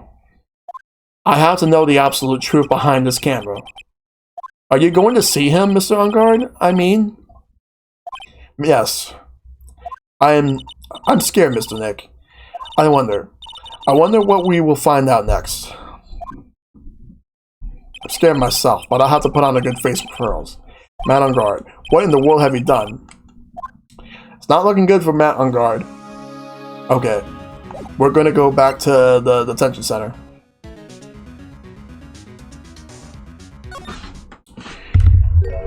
You're working really late, you know. It's already past 10 p.m., dude. Hey, Nestor, what's up? Matt Big Fat, what have you done? I have no idea what he's done. Hey, Nestor, what's going on? Hope you're doing well. I'm in the best moment? Nice. I think it's time you told me the truth. Relax. Don't you know that ignorance is bliss? But if you really want to know, let's talk. Playing some Valorant? Nice. Alright. So, we're going to talk, alright? But, I'm not going to talk to you the normal way just yet. We're going to present this Magatama right to you. It's time to psych lock. So, time to break the psych lock. Okay. Matt's secret. Now, let's hear what this secret of yours is. What if Mr. Kurita has been successful as planned? What would he have disclosed? I told you before, dude. I don't know. I don't know anything about one, okay? Look, Mr. Wright, I can keep on saying it until I'm blue in the face, but I totally didn't pay one any attention the whole time that night. I mean, come on. I was in the middle of a nap. Don't lie to me. Huh? I know you pay close attention to Mr. Kurita, especially on that night. Okay, so we are going to start off by going to the spy camera. We're going to present that. Someone used this camera to secretly film Mr. Kurita's room that night of the murder. Secretly film? What? And then sent the images the camera took with this transmitter. Wow. But dude, where was this camera you were talking about hidden? Well, here's the answer to that. This stuffed bear over here. The spy camera was hidden in this bear's eye. And a bear that was supposed to be the present from the fan. Hey, H-Bomb, thank you for the host, my dude. Hope you're doing well. Okay, one lock is broken so far. I guess one had a few of those kind of fans too, huh, dude? Actually, I wouldn't say this bear was a present from a fan. You sure, dude? Who else could it be from? The person who gave this bear to Mr. Kurita was... Alright, we are going to go to profiles, because we got to present who the person is. And that person is none other than Mr. Matt Ungard. Mr. Ungard, don't you know this bear from somewhere? I don't think I ever met the bear before. Anyway, but he says he knows you. How could you forget such a great friend? What else did the bear tell you? He says that the one who put the camera in his eye was you, Mr. Ungard. If I didn't know how you work in court, I think I was in some serious trouble. Come on, this is all a joke, right, dude? You're just pulling my leg? Looks like you're not ready to give up your secret yet. Well, do you have any proof you want to show me first? Here is proof that it was you who put the camera inside the bear. Okay, so what I'm gonna do is go back to evidence. We got this credit card receipt. That's the evidence we're gonna use. I have here one credit card receipt, Mr. Ungard. It's from when you bought that stuffed bear. Dude, all you can tell from this is I spent $3,800. I go to that department store all the time, okay? This $3,800, they could be the toothbrush I bought that one time. A $3,800 toothbrush? Yo, thank you for the 17-month sub, H-Bomb and friends. Thank you. Subtime. Subtime indeed. It's ivory, and it's got elephant hair for bristles. Yeah. Ew, elephant hair? Is that what rich people use nowadays? And that's why there's a lot of rich people who are assholes. Anyway, the store clerk clearly remembers you and your purchase. After all, you even gave him an autograph, did you not? Dude, you should have said that earlier. So, can I ask you one thing? Yes. You're my lawyer, right, dude? So if you are, then why are you looking at stuff like that? Because if I don't know the truth, I can't help you. Sounds more like stupid lawyer talk to me. Hey, let's stop talking about this, okay? No, unfortunately, it's not going to turn your teeth solid gold, Shad. No, not yet. I haven't asked you why you haven't sent out the camera yet. And what your secret is, of course. It would be strictly confidential. So, what are you going to do now? I'm going to find out what I want to know, because I must. The reason you hid this camera in Mr. Kurita's room and filmed it in secret is... Okay. This picture card over here. That's why. What is this card? Maybe he doesn't know about this card. This is a certain man's calling card.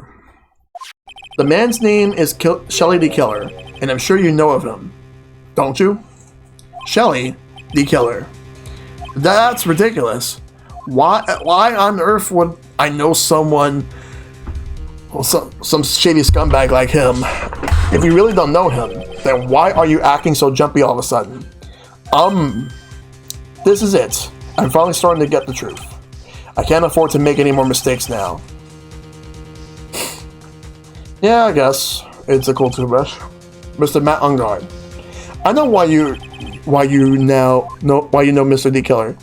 It's because No, you are not a hero of justice, and it's not because you're a star. No, no, no. The real answer to that question is because you are his client. Since you're the one who set up the camera, that means you knew him. You knew exactly what was going to happen in that room. So, how?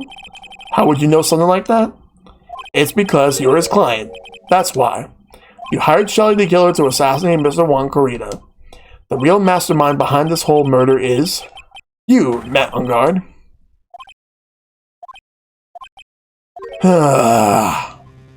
And here I was trying to be a good boy for you, dude. I thought if you didn't know, you'd be able to do your job without feeling bad. Well, that's what I thought anyway. Mr. Ungard, you really did hire?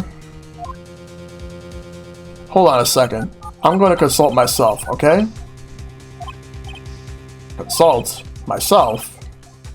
Well, I guess it's probably about time anyway. About time for what? I think it's time for you to meet him now, Mr. Lawyer, dude.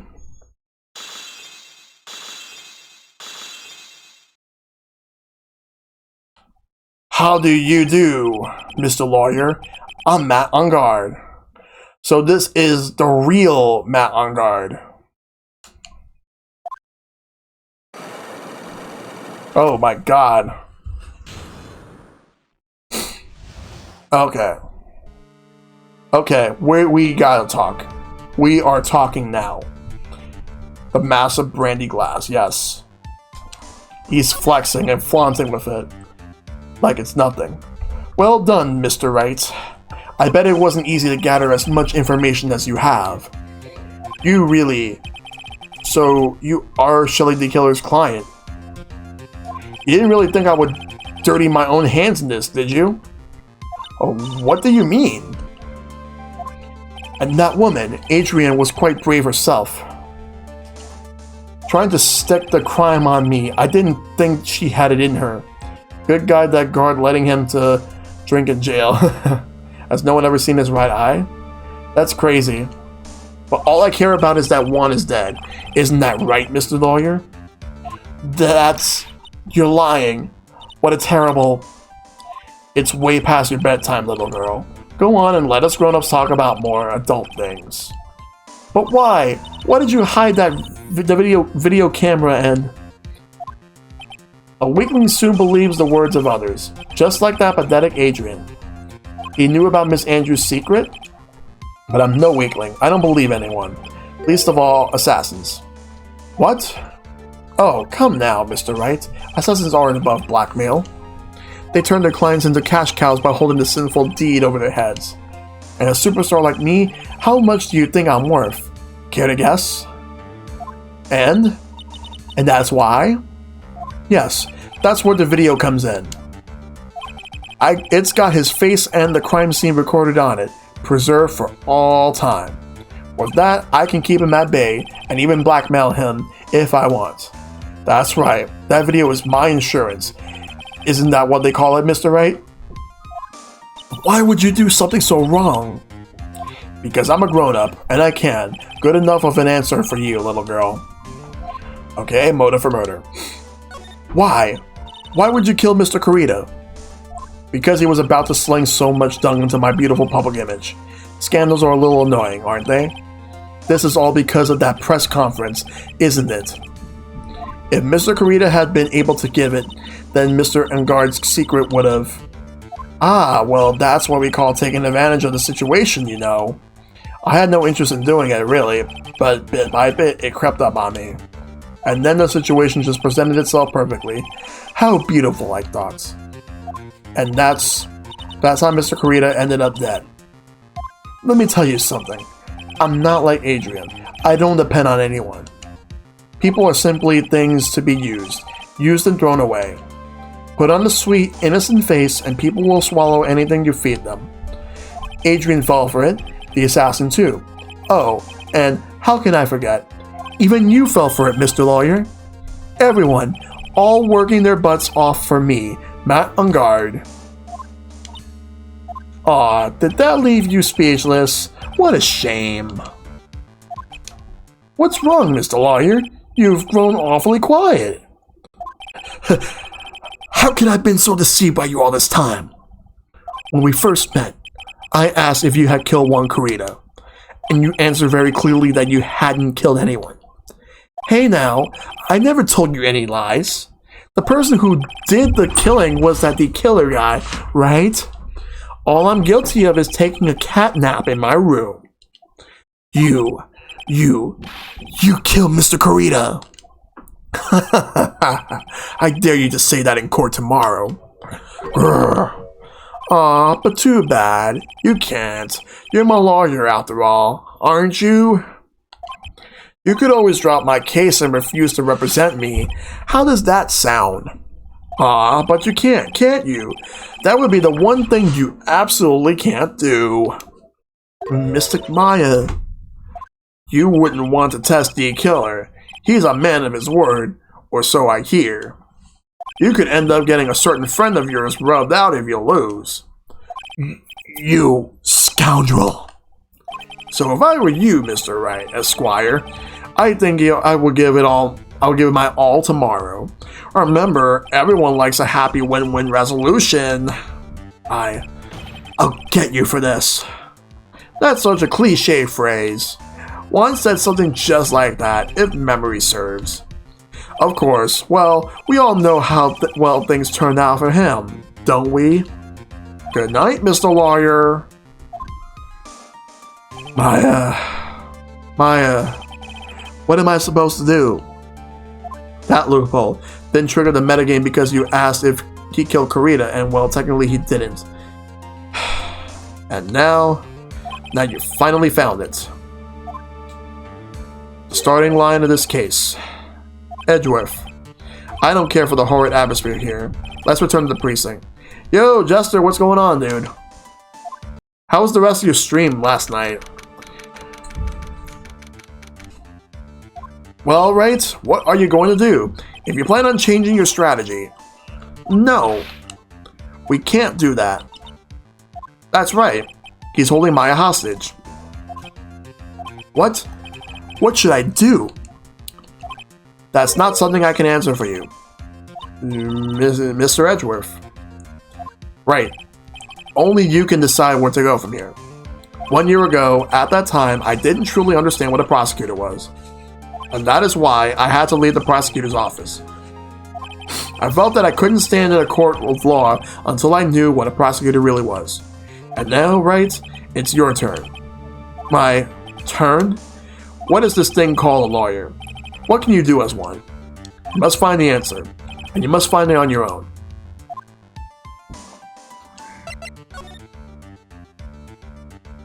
It was good. I ended around 4, still not 100% if I'm having a fever from my leg. Ah, damn, man. That sucks. I hope you're feeling better. But I'm glad that you enjoyed yourself on the stream. I'm a lawyer, but to fight for someone who is clearly a killer. Matt on guard. That man is really... Hey, no problem, dude. It doesn't matter who. Every person deserves a proper defense in a fair trial. Isn't that the basis of our judicial system? Proper defense? But what exactly is that? Is it where a lawyer forcibly and blindly gets the acquittal through shouting and trickery? I will do anything attempt at a 24-hour stream when I'm 100%. Yeah, that's always a good idea. Ironic that you of all people should say such a thing. Isn't that exactly how you have fought for your clients up until now? Well, that may be true, but that's because I believe my clients to be innocent from the bottom of my heart. But if I were to get on guard and acquittal, that isn't a proper defense at all. I became a lawyer because I thought I could save people who were suffering and in pain. But when I look at this mess we're in, I can't even protect the person closest to me. Even if I win the case, I still lose in the end. I just don't know what to do. Right? When you get a hold of yourself, you have it all wrong. Huh? We aren't some sort of heroes. We're only human, you and I. You want to save someone? That's something easier said than done, wouldn't you say? You are a defense attorney. You can't run away from that. You can only fight. That's all you can do. People like you and Franziska von Karma are always using all you have to pin me down. You fight to the very end, even when you know the truth is not with you. But I'm not like you. I can't fight for a false verdict, for a man I clearly know to be guilty. Franziska, she fights for herself. The only thing she fights for is her perfect win record. That's all. And? Isn't that the same as you? Isn't that why you ran away a year ago? Because your precious win record was destroyed? You are so petty. I see. Now I understand why you despise me so. However, you are mistaken. Thanks to you, when you sealed off my path to a perfect win record, I began to realize the error of my ways. I realized that things such as a perfect record were meaningless. What?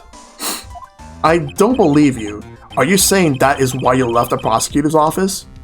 But then, why? Why are you here now? The answer to that is something you will find out on your own. I have faith you will see it before the verdict is read tomorrow. But if you can't, then you will be powerless to change the ending of the story. Oh shit. Mr. Nick, the transceiver! If you didn't realize, the fifth case of the previous game didn't happen when this was written. It was a retcon, so there's some inconsistencies here. Mr. Nick, the transceiver. I'm sorry for what happened earlier. Now then, Mr. Attorney, do you wager you can obtain an acquittal tomorrow? What is the matter, Mr. Attorney? I don't sense your usual anger this time. Tell me, please. Why are you holding Maya hostage for Mr. Ungard's sake? Why are you doing this for that cold-blooded killer? Right. Please don't misunderstand things. He is my client. Don't toy with me. A man who hires an assassin is just as much of a killer himself. I believe you were asking me for a reason as to why I am doing what I am. Yeah. This is what I like to call my aftercare. Well, what in the heck is an aftercare? My name carries a certain amount of honor and dignity, Mr. Attorney. I take great care to ensure that no suspicion falls upon my clients for my handiwork. That is what we call client relations, and it is a part of an assassin's duty. An assassin's duty? We were unlucky this time and my client was arrested as a suspect. As a result, I did what I had to do to enlist your expert help, Mr. Attorney, and to ensure that you would do everything in your power to the very end. Well, what is your name? I believe I told you once before, however. You did?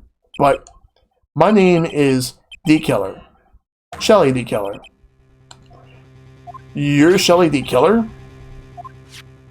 Please keep in mind, you do not have much space to maneuver with me.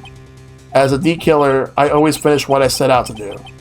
If you fail to keep up your end of the bargain, for Maya, it would be my duty as an assassin to see to it that she receives a nice long nap.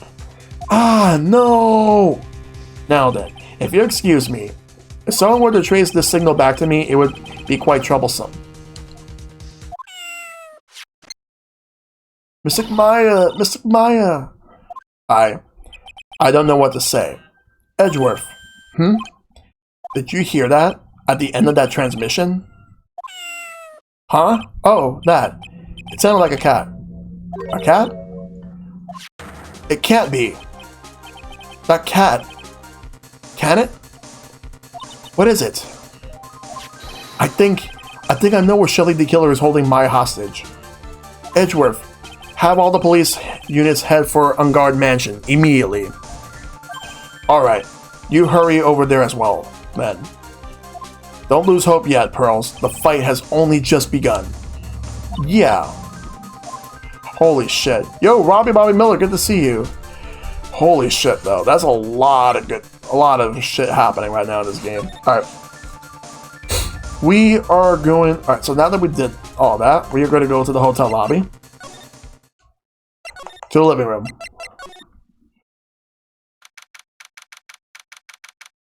Maya! Please answer us. Mystic Maya. We have this area completely surrounded. There is no way for him to escape.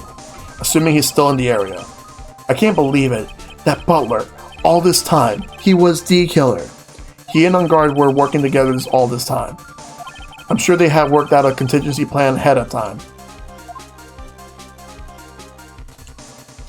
Okay. Wait, that bear moved over there.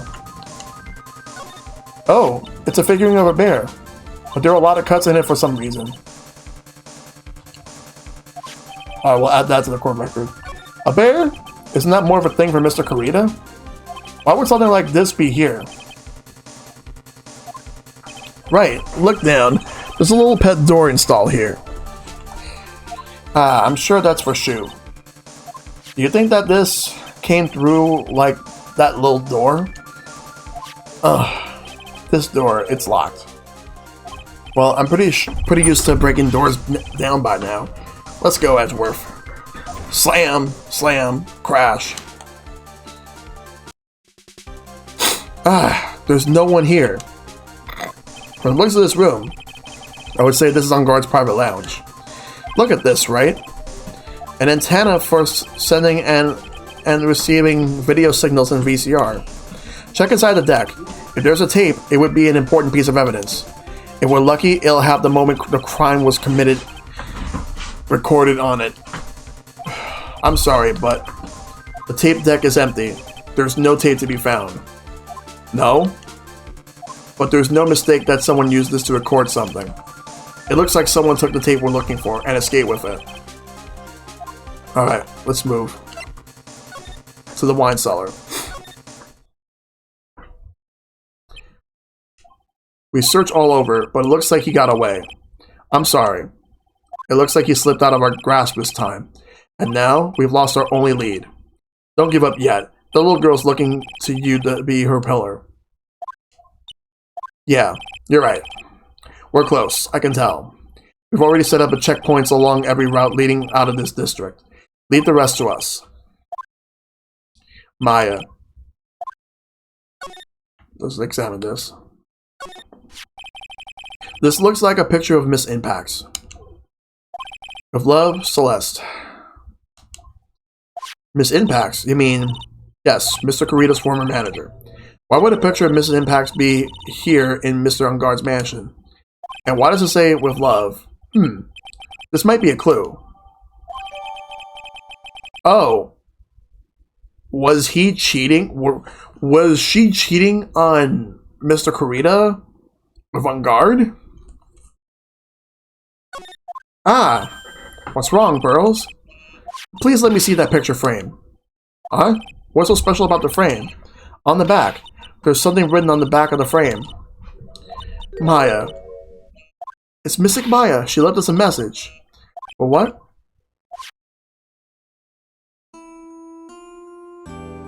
I thought you'd come. I thought you would. I knew you would. Now listen up. You better get On Guard a guilty sentence, okay? If you get that creepy slime back and not guilty, I'll never forgive you. Ever. I'm fine, so you don't need to worry. There's so much I want to write, but I don't think I'll have a lot of time left. Pearly, you're there too, right? Make sure you help Nick, okay? Someone's gotta watch out for the helpless lunk. That's it for now, Nick. I guess I'll talk to you guys later.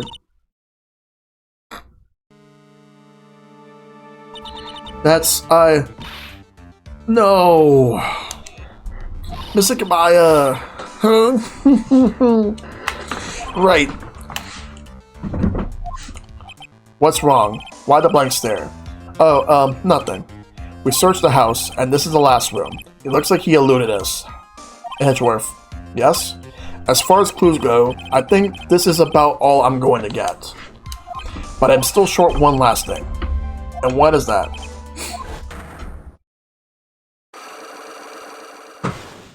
Yep, we gotta go back over there. Miss Andrews' psych lock. If I could just find out what secret she's holding, then I think I stand a chance in the court tomorrow. To blow this case wide open and expose the truth.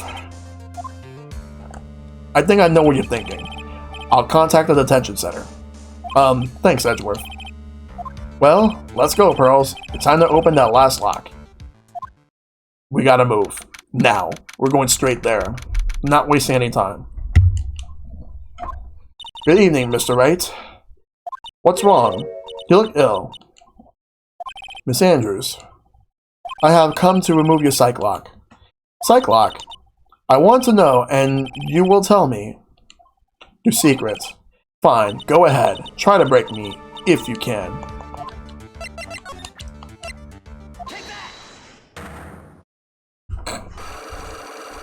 And that's exactly what we're gonna do. We're gonna go through the secret. Why frame him? Can you please tell me why you framed Mr. Ungard for the murder? I've already told you countless times. It's because I thought Matt was the killer. No, that's not it. I know you have a personal reason to dislike Mr. Ungard. Ms. Andrews, you may think I didn't hear it, but I know you said something earlier. You said revenge. So you're saying I was taking my revenge out on Matt, and that's why? But what an absurd idea. I don't have anything I want to take revenge for. Ms. Andrews, a woman who lives by being dependent on other people. There is something or someone in her past that would make her take revenge.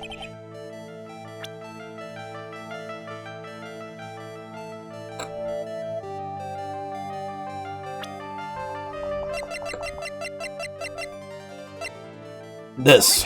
Celeste impacts. Celeste. There's only one catalyst that could cause such strong feelings, and even revenge.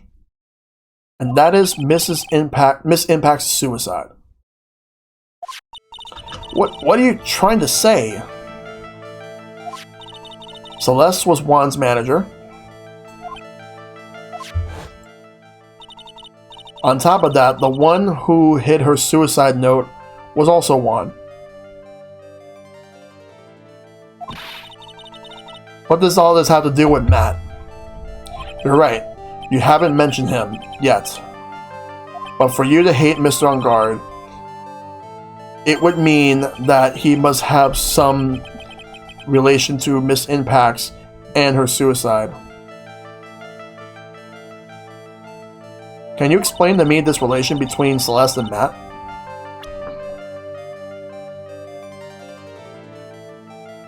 Alright.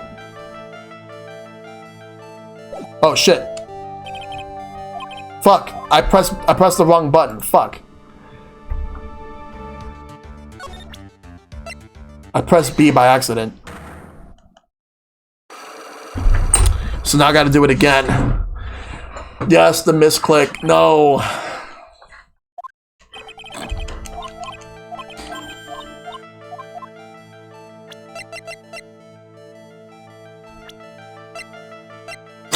Yep, we gotta move through.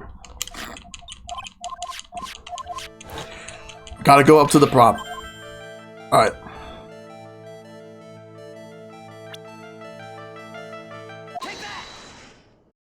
This is a photo of Miss Impacts, correct? She looks younger than when she passed away, though. With love, Celeste. This is Miss Impacts' handwriting, isn't it? Where did you find this? No, that's alright. It was a rhetorical question. Yeah, it is. I found this at Mr. Ungard's mansion. And after all this time, my last remaining secret has been revealed. I pressed B by accident instead of, like, A. Okay, why frame him? Celeste. She was supposed to get married to Juan. Yes, but I heard that it didn't work out. Because Mr. Corita didn't want to get married to her anymore, right? Yes, because of Matt. Because of Mr. Ungard? What do you mean? I think I can see where this is going. Celeste, she was Matt's manager a long time ago. She was the happiest woman in the world at the time. I was working part-time back then and I often saw the two of them together. So that's why. With love, Celeste is written on the frame of that picture. They were a couple, weren't they? It wasn't anything as splendid as that. Celeste was being used. Yo, H-Bomb. Hope you're doing well, dude. Celeste was being used, toyed with until she was thrown away. That's so horrible. Matt's entire image is built around how nice and wonderful of a man he is. A scandal would have destroyed that. which is why Celeste, in her kindness, moved over to Worldwide Studios, and that is where she met Juan. She seemed really happy with him, even happier than when she was with Matt. Celeste and Juan were such a good match that they were even planning to get married. And then, it was suddenly called off. On the night Juan called their marriage off, Celeste, she killed herself. And that's why I framed Matt. It was revenge for Celeste and for myself. I'm sure you can even guess, you can guess why Juan called the wedding off, right? Matt confessed to Juan about his relationship with Celeste. I see. So that's what happened. But then why did Mr. Kurita have to call off the wedding? I don't understand at all. It was probably because of his worthless male pride. Juan and Matt were always fierce rivals. Matt waited for the wedding announcement and then unleashed the truth on Juan. He was aiming for when it would hurt Juan the most. Poor Missing Pax. That wasn't the end of it. That day, I'm almost certain that Celeste left behind a suicide note. And in that note, she left a detailed account of Matt's various misdeeds, and so that she would never again be hurt by Matt, she chose to die. Then, when Juan discovered her body, he had her note. Really? I didn't know that. But why would he do that? It's simple. Juan realized that note was a powerful weapon against Matt, and it would be especially damaging to his refreshing like a spring breeze image. In any case, with his pride hurt, Juan sought revenge. Revenge? There's that word again. Juan wanted to publicly disclose the contents of that suicide note. At a time that would cause Matt the most damage, of course. And that was at the press conference after the stage show. Oh. I know all about it because I heard it all from Juan. It was so I could find out about all this that I drew close to Juan to begin with. They are quite a pair of hideous monsters, are they? Even Celeste's death was something for them to use in their game. That night, when I found Juan's body, it was only natural that I thought the murderer was Matt. Those two were always spying on one another, after all. As for me, I was frantically searching for Celeste's suicide note. I wanted to destroy it before it ever went public. I was going to burn it. I even had brought a lighter. But I couldn't find the suicide note, and that's when revenge crossed my mind.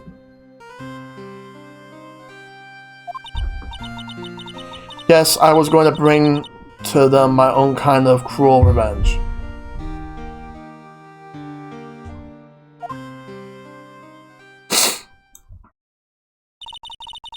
Celeste was killed by those two monsters.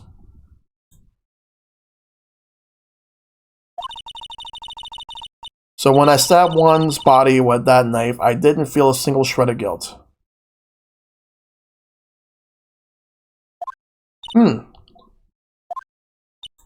And that's all I have to say. Just finished my shift at work, and for the second time I realized I failed to properly clock in when my shift started. I suck at working from home. Well, Mr. Wright? Even knowing all this, are you still going to help that man?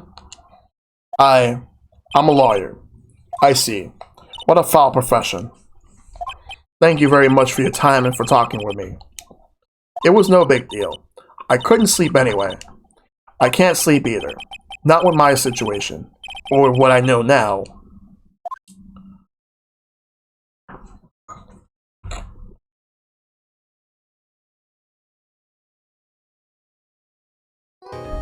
Wow, that was crazy. But yeah, if you think all of that was crazy, well, I gotta say, the worst has yet to come. So now we have case for part 4-1, the trial. How is this going to end up? How is all this going to play out? Well, all I know is this. We are going to go in. And we are going to go in real hard. So let's go ahead and get this show on the road, shall we?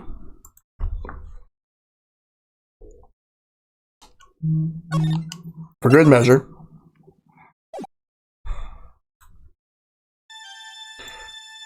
Oh, we're back to this. Wow. Holy fuck, man. Girl, how did I get into this mess? That's far enough.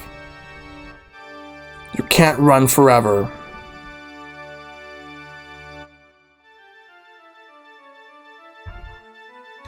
What have I done wrong? I cannot allow you to go on like this. Huh? But I'm just a simple defense attorney. Silence! You are no longer worthy of your title. Oh my god.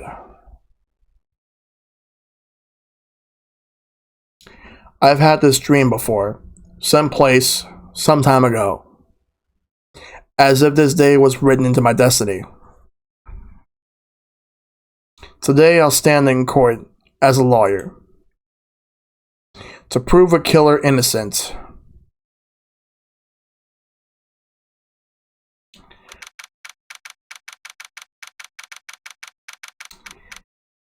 Oh my god. How am I going to be able to do all that?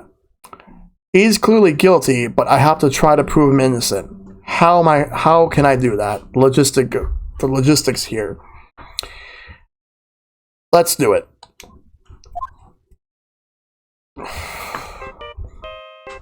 Someone's calling me. Hello, this is Phoenix, Wright? You don't look so well, dude.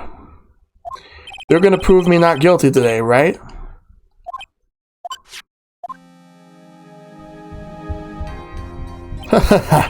If you please, Mr. Lawyer.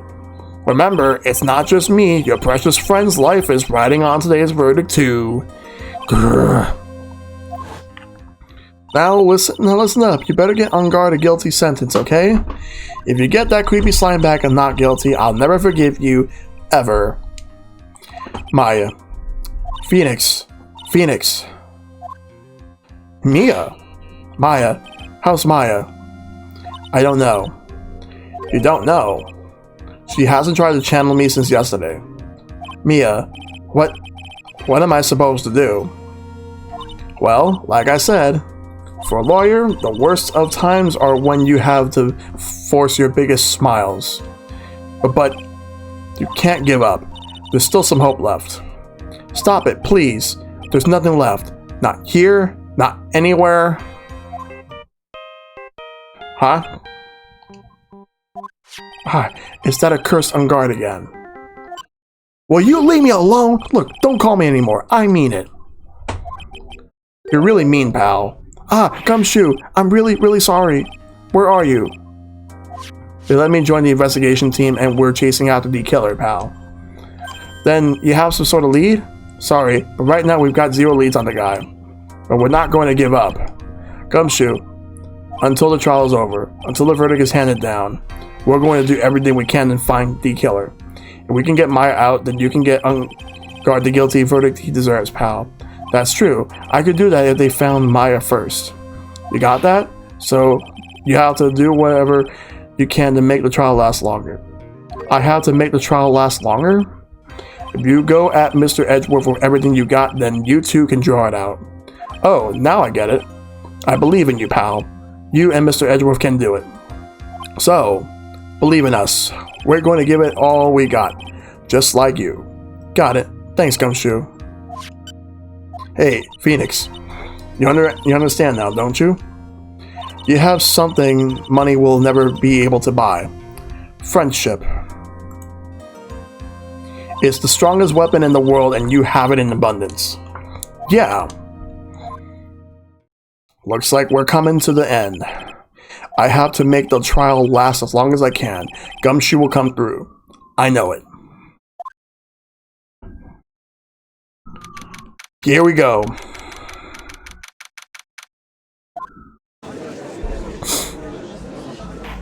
Court is now in session for the trial of Matt on guard. The defense is ready, Your Honor. The prosecution has been ready for a while, Your Honor. Now, as I recall, we concluded yesterday's session with a big mystery on our hands. The mystery being what exactly was Miss Adrian Andrews' role in this murder.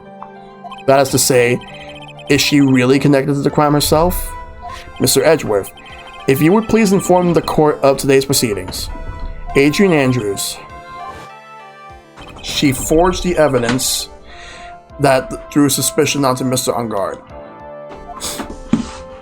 and then proceeds to escape the crime scene by wearing a nickel samurai costume. The guilt of these actions are those from which she cannot escape. So you're saying that she is guilty after all? I'm not finished, Your Honor. Miss Andrews has nothing to do with committing the actual murder. I would like to direct the court's attention to this card. What is that? It looks like a shell. This is the calling card of a certain assassin. Assassin, you say? Yes, Juan Carita was killed by a professional assassin. So now you think you know who the killer is? Well, isn't it obvious now? And the person who hired the assassin, his client, so to speak, is Matt Ungard. Oh, what a surprising turn of events. I would think it's become commonplace by now, Your Honor. I know what's going on this time. So I know that everything Edgeworth has said is true. But we still have to hold out as long as we can. At least until Maya's safe and sound. I wonder how the trial will turn out today. Now then, please call your first witness, Mr. Edgeworth. The prosecution calls the defendant's mentor, Mr. Will Powers, to the stand.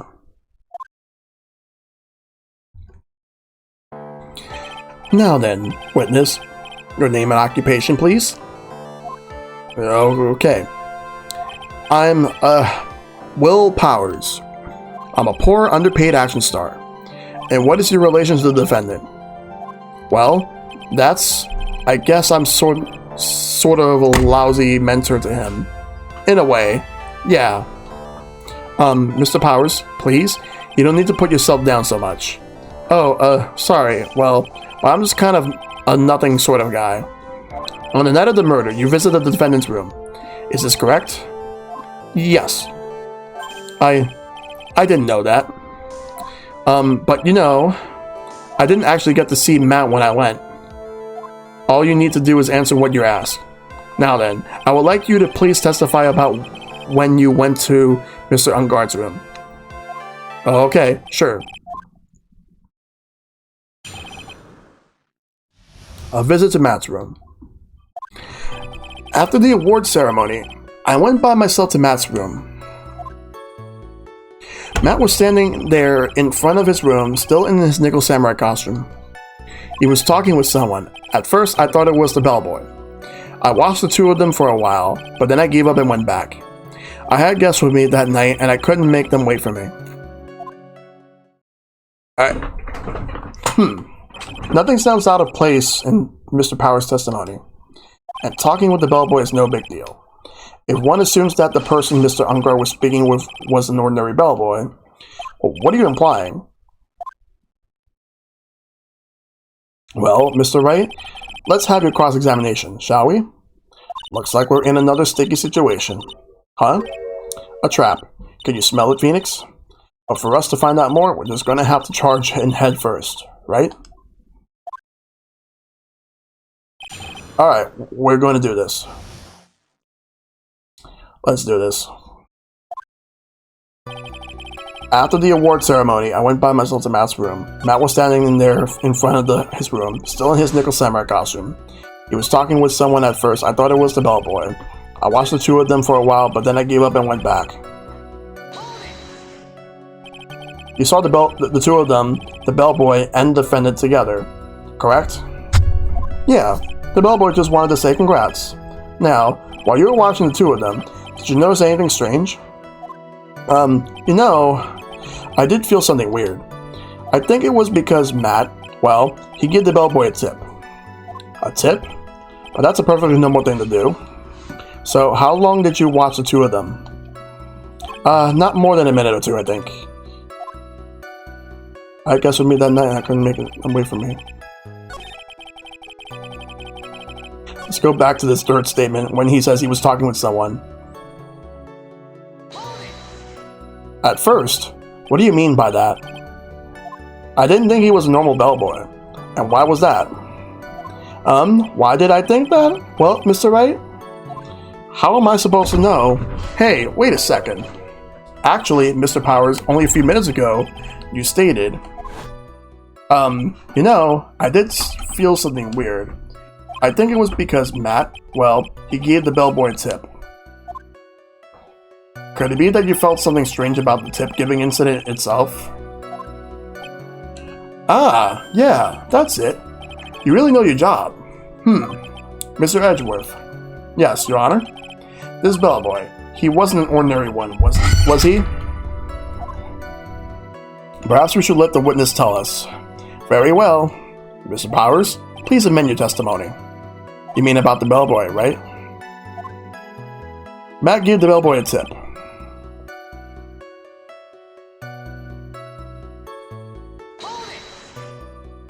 So he gave the bellboy a tip. What's so strange about that? Well, you see, Matt's not a poor penny pitcher like me. I was trying to figure out how much it was because the tip really shocked me.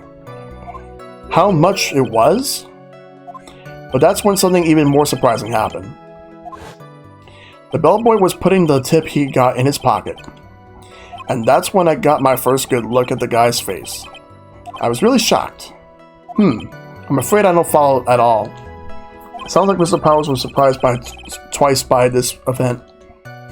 I wonder which of his shocking moments I should ask about. Let's see.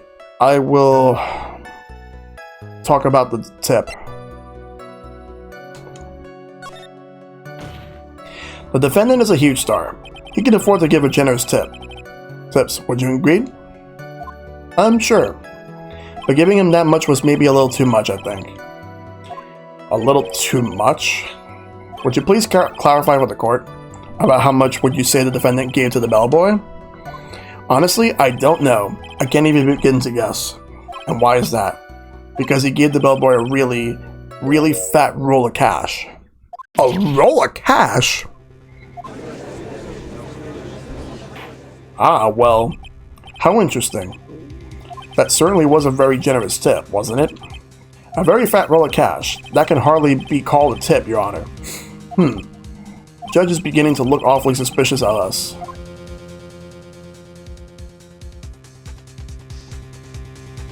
I think I'm just gonna wait and see. There's nothing I can really object to here. I mean, who could argue that a fat roll of money isn't really odd? So supposing that roll of cash was not a tip, then what was it? Payment, Your Honor. Payment. Isn't it obvious? For the murder of Mr. Juan Carita. Then the bellboy the witness saw? Yes, he was the assassin. Hold your horses now, Mr. Edgeworth. You don't have any proof of this, do you? Have I ever been unprepared to support my claims, Your Honor? I have here the card Shelley the Killer left at the scene of the crime. Shelley the Killer? He is the person the police's special investigations team has been chasing for ages. I'm certain that the person the witness saw was this very assassin, Shelley the Killer. Really? What's wrong, Mr. Powers? No, nothing. Something just clicked in my head and I think I just figured something out. Oh? Actually, I saw that bellboy again later on that night. What? Mr. Powers, please testify. Tell us what you saw. Yes, sir. Right away.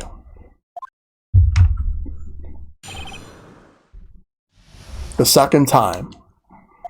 This time I was in that hallway because I had to go to the bathroom. And that's when that bellboy I saw earlier came out of the room. Of course, when I say room, I mean Juan Carita's room. Now that I think about it, that bellboy did seem kinda out of place. Yeah, so he had to be the assassin. I'm sure of it. I mean... Thank you very much. That is all we need for now. Huh? But I'm not done. There's still more. Let us first establish that the bellboy was truly Mr. D. Killer. Then we shall see. So the bellboy came out of the victim's room. And if that bellboy really was the assassin, then I think the answer is fairly obvious. That would be correct, Your Honor. Well, Mr. Wright, I believe it's your turn to entertain and make us laugh. Ha ha ha ha. This is no laughing matter. Okay. The second time, we're cross-examining. This time I was in that hallway because I had to go to the bathroom, and that's when the bellboy I saw earlier came out of the room. Of course, when I say room, I mean Juan Carita's room. Now that I think about it, that bellboy did seem kinda out of place. So what exactly was so out of place about him? Right. Why the insipid grin? Maybe because I have no idea what damaging thing he's gonna say next. Well, the bellboy was empty-handed. Empty-handed? That bellboy was one of those room service people, right? But he wasn't pushing a cart, and he wasn't holding a tray either. You'd call that a little strange, too, wouldn't you? I agree that it is a bit strange, Mr. Powers. But is it really that unusual for a bellboy to be empty-handed? What should I do? Should I let Mr. Powers' testimony, or slide, or... Let's try to pull a fast one. There's nothing strange or unusual about an empty-handed bellboy. But there really is. There really isn't. If you two are done being school children, bellboys are for room service. There is no reason for them to be empty-handed, ever. Your Honor, I ask that the witness's previous statement be supplanted with this new one. Edgeworth. Are you going to do whatever you can to make the bellboy look suspicious? I see. Very well. This court recognizes and grants the prosecution's request. Mr. Powers, if you could amend your testimony, please. Yes, sir. I thought it was kind of strange for a bellboy to come out of a guest room empty-handed.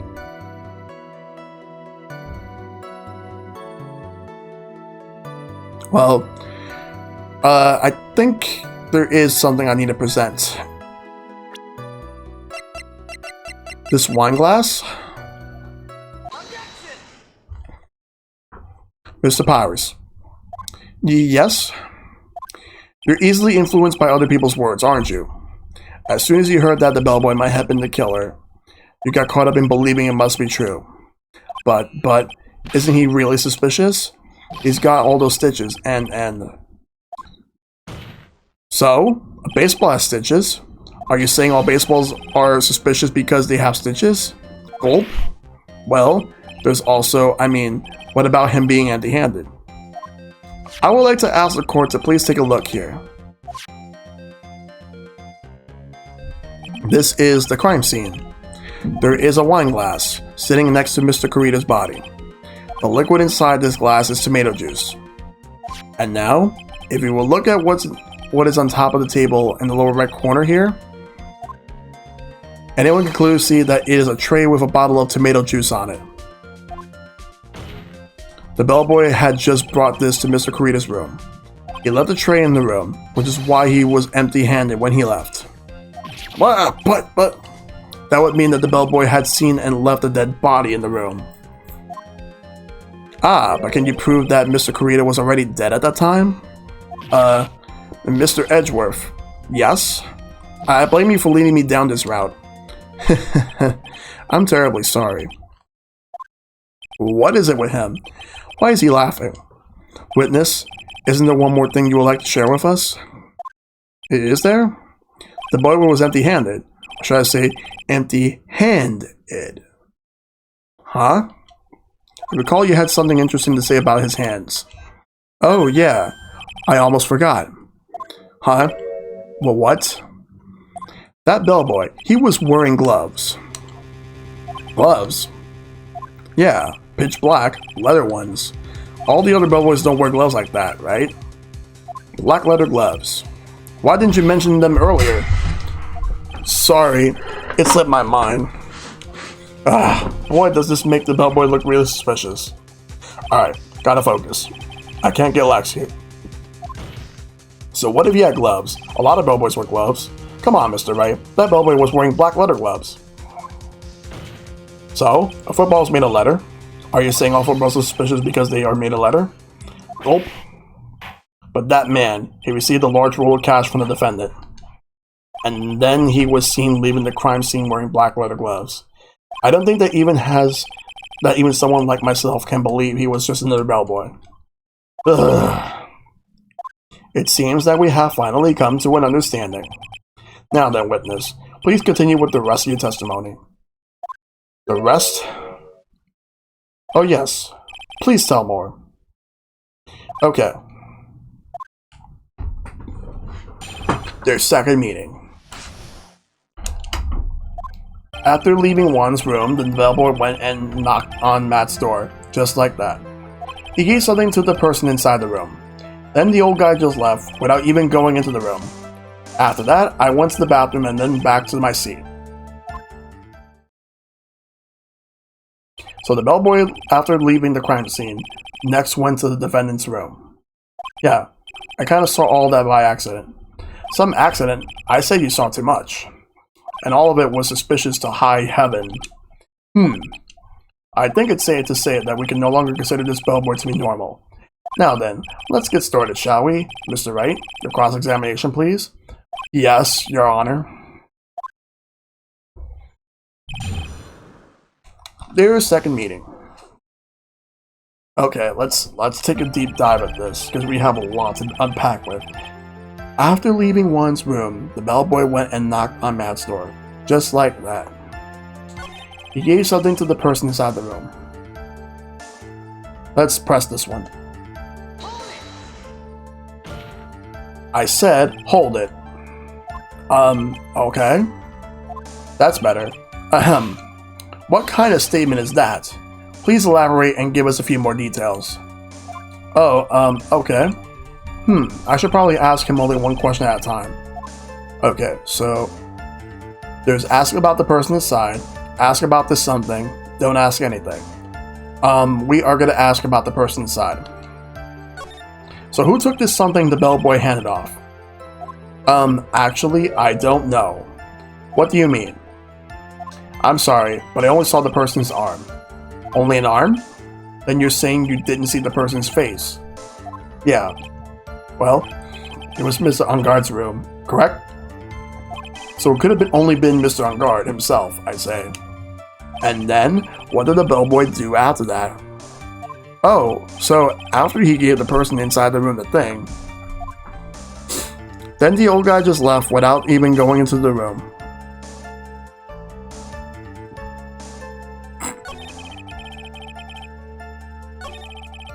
Alright, so that's one. Let's go back and press that same thing. Thank you so much, H-Bomb, for the host and the resub. Take care, and may you have a good night. We're gonna press again, because there's still more we need to know. I said, hold it. Okay. That's better. What kind of statement is that? Please elaborate and give us a few more details.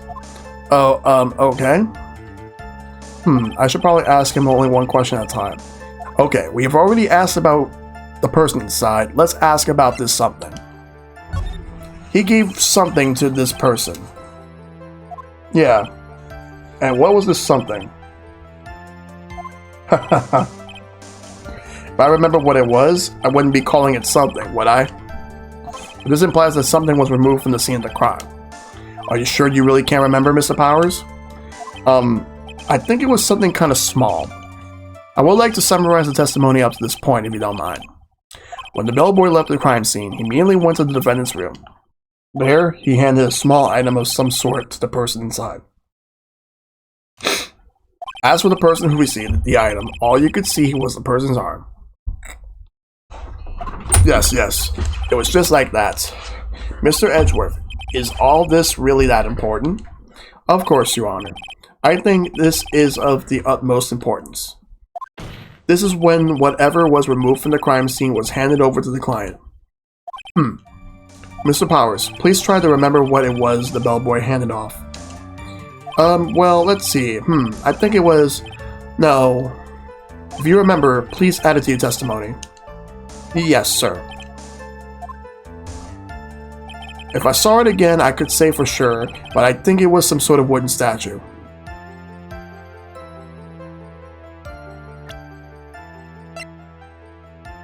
You mean this?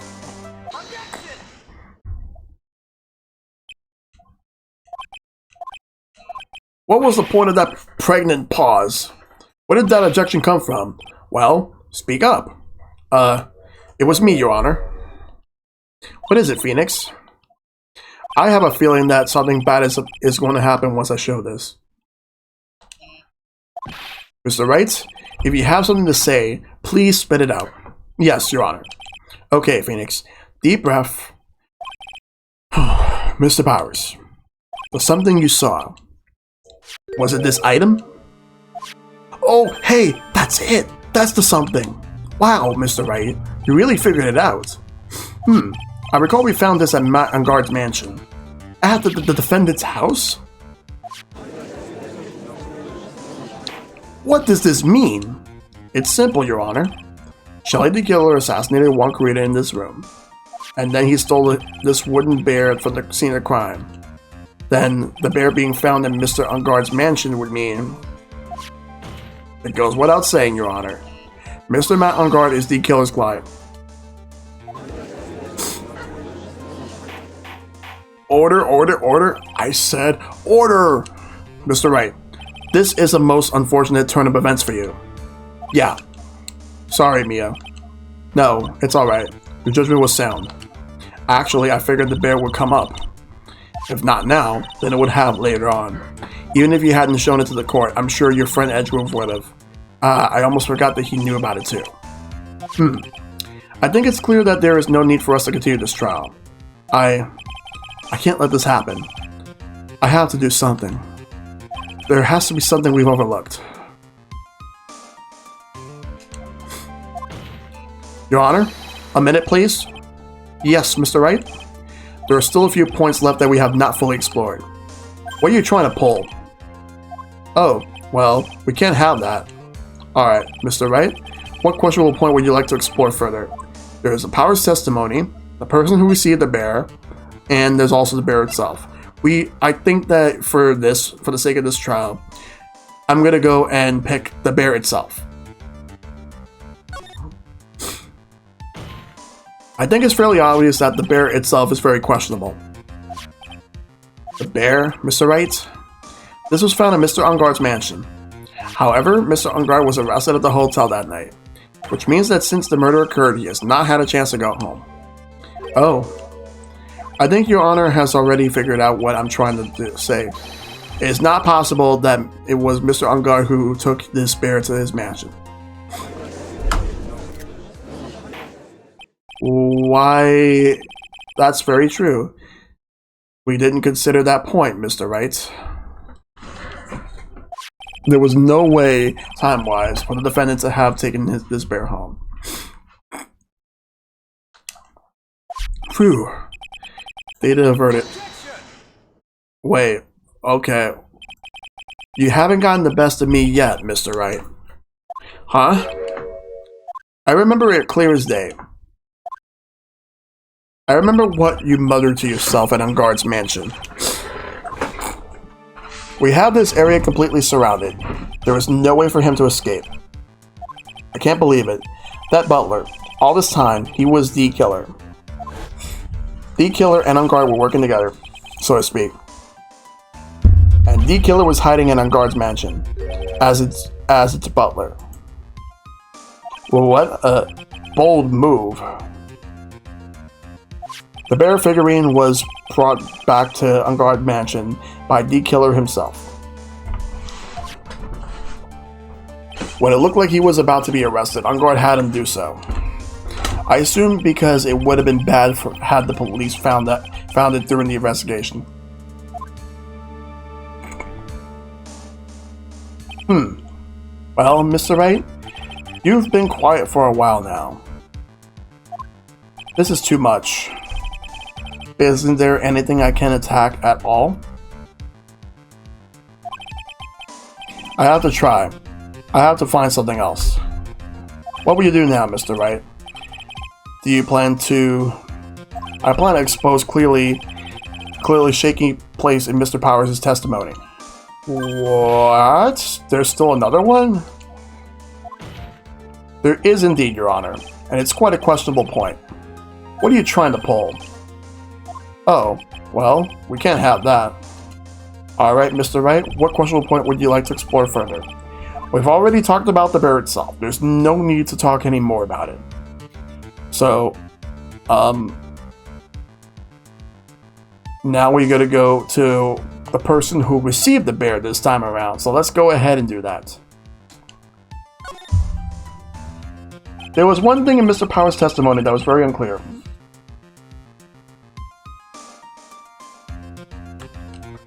And that is the identity of the person who received the bear. He gave something to the person inside the room. I'm sorry, but I only saw the person's arm. As long as we don't know who it was that took the bear, we can't be sure of... Huh? Eh? Well, what is it, Mr. Powers? If you're going to scream like that, then at least give us a good reason why. Oh, yeah, sorry. Actually, so I remembered. I remember who took the bear. What? Really? I mean, I only saw his arm. But the arm? It was the Nickel Samurai's arm. I swear it. You've got to be kidding. Are you sure of that, Mr. Powers? Yeah, I'm sure it was Nickel Samurai. Order. It looks like you've dug your own grave, yet again. How many times is that today? I lost count. So the person who took it in this little bear was Nickel Samurai.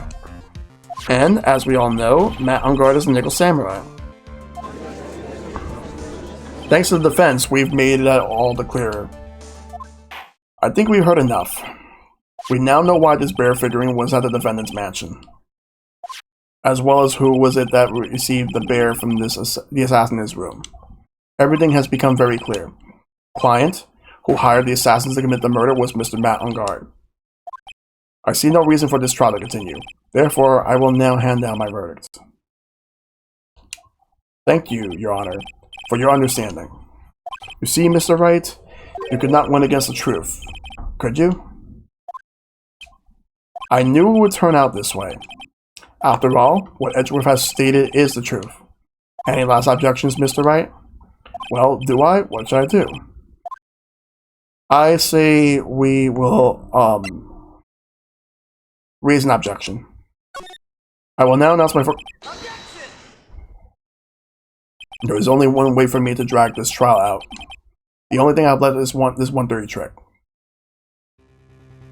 Your Honor, right now, we have these two reasons to believe my client is the assassin's client.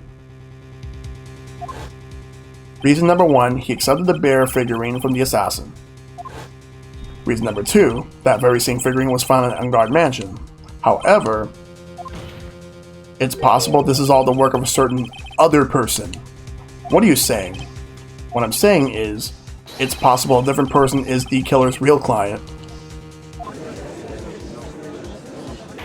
A real client? Yes. Tisk, is this all you have? Now then, Mr. Wright, let's hear your theory. Who do you say is the killer's real client, and therefore the real murderer?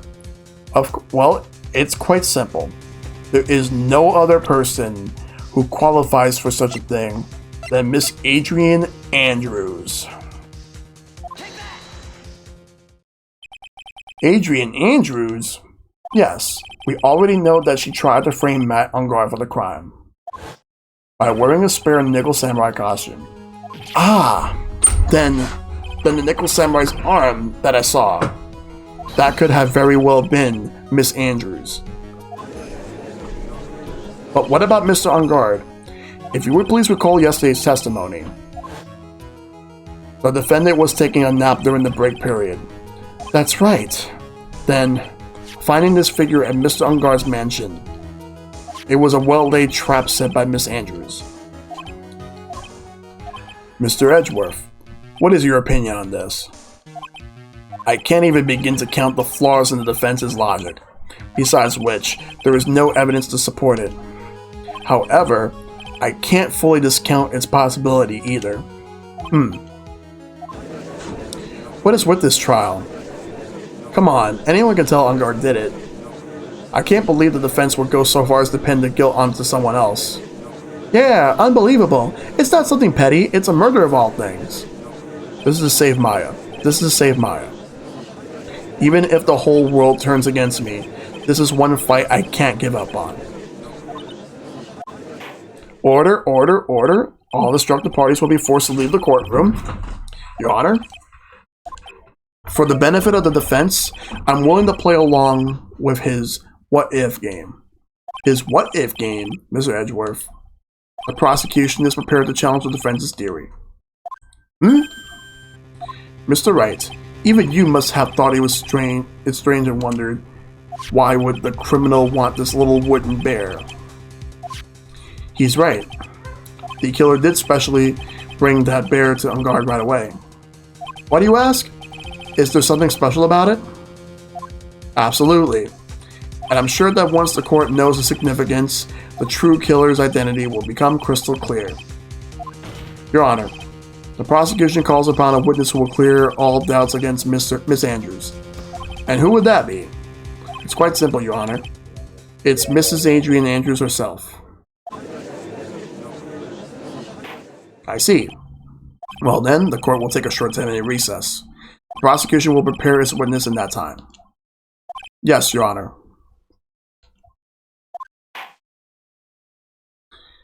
Alright. Getting crazy right now, and it's no sign of slowing down. Oh, I knew it was a good idea to hold her hostage. Don't you agree, Mr. Lawyer? But I never thought in your desperation you'd try to pin the guilt onto Adrian. I swear this demon will pay. Mr. Nick. Pearls? Where's Mia? I don't know. A really strong power suddenly called her away. A really strong power? Okay. Oh, Mr. Nick, your phone is... It's from Gumshoe. How's it going? Have you been hanging in there, pal? Yeah, sort of. We just barely found something to latch on to. Whew. That's good, pal. And what about you? Anything yet? Have you figured out where the killer and Maya are? We still don't have any leads, but...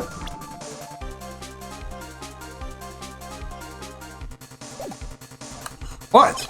We don't have any more time! We just have one. Even a single clue would be really helpful. I was only able to come this far because I kept thinking to myself, I got to keep the trial going until Maya's been rescued. But have I just run out of luck this time? Is all our hope for naught? A tent. Huh? A tent? I can see a circus tent. Mia! It looks like Maya was unconscious until just a few minutes ago. As soon as she woke up, she called for me. So it was Maya that called you away. She's locked in a dusty little room right now, but I could see a circus tent outside the window about 300 feet away. Gumshoe, is there a circus in town right now? There's only one, pal. The very big circus. Maya's somewhere within 300-foot radius of the main tent. What? Okay, hold on a second, pal. Hey, draw a circle on that map, about a 300-foot radius from the main tent. Hurry! And? I could see a mailbox under the window, just outside. Gumshoe, there's also a mailbox. Okay, what else? What else, Mia? I'm sorry, but it was a very small window. I couldn't see anything else. I feel like I was in an old office building, maybe the 3rd floor or so. I heard her, an old office building. Good stuff, pal. Okay, just hang in there. Just a little longer, pal. Wish us luck. Good luck. I'll call you later, so don't let your battery die, okay, pal? Beep. Maya's not hurt, right? She's in a pretty bad state, Phoenix. She's being starved. Gumshoe, please hurry. Looks like we're out of time. Are you alright, Phoenix? It's only a matter of time before Maya's rescued. I can do this. I just have to make this trial last a little longer.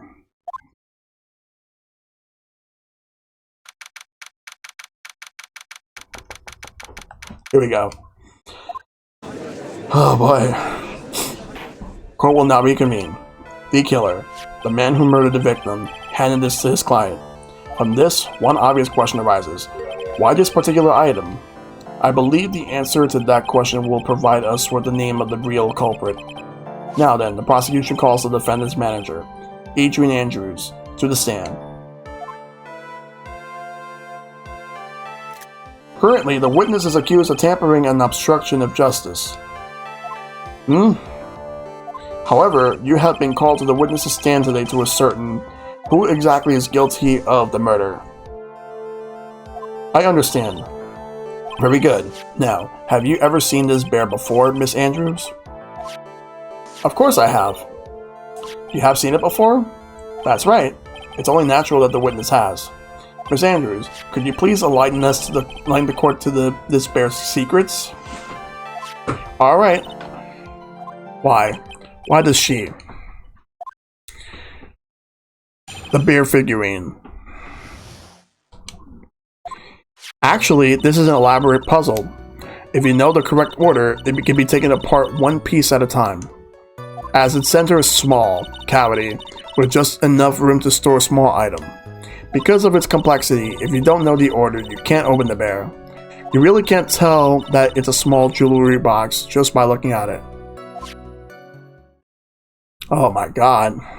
So this figurine, it's a container of sorts. Is it? Yes, look can be deceiving. Wouldn't you agree? Yes, this is superb craftsmanship. Oh, yes, I nearly forgot. You may begin your cross-examination, Mr. Wright. Looks like there really was something to that bear after all. The bear figurine, cross-examination time. We gotta do this. Alright. Alright, actually this is an elaborate puzzle. We're pressing this.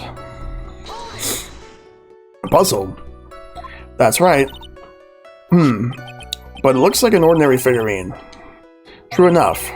So people who don't know, I'm sure they would never guess that this was the puzzle.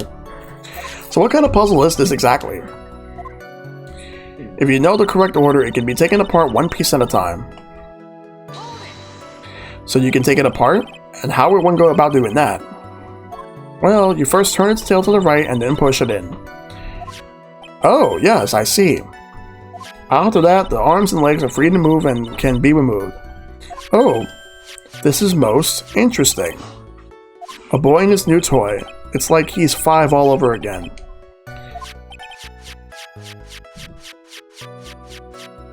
Oh, don't mind me. Go ahead and carry on. I think he's lost it. So what do you find after you take the puzzle apart? At its center is a small cavity with just enough room to store a small item.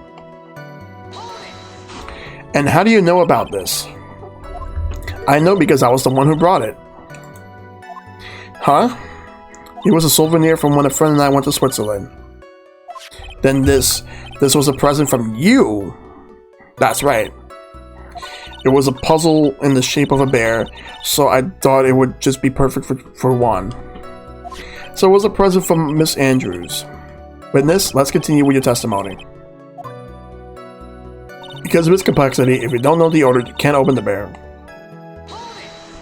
So who exactly knew how to solve this puzzle? Only the two of us, Juan and myself. It was a souvenir from Switzerland, so I doubt there are many people in this same bear in this country. But this looks like it could easily be broken, especially if someone wanted to get up at what's inside. Well, it's a toy, but if it can never be the same again once it's been broken. You really can't tell it's a small jewelry box just by looking at it. Who else knows that this bear is actually a small container or jewelry box? I never told anyone.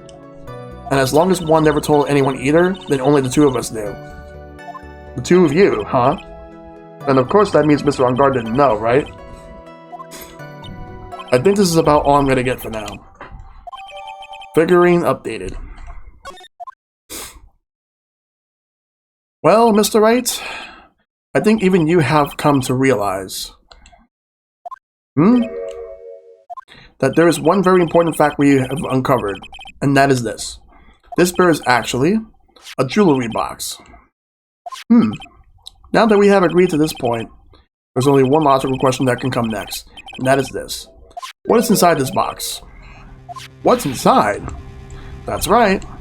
That's what we're going to find out next witness. Next witness.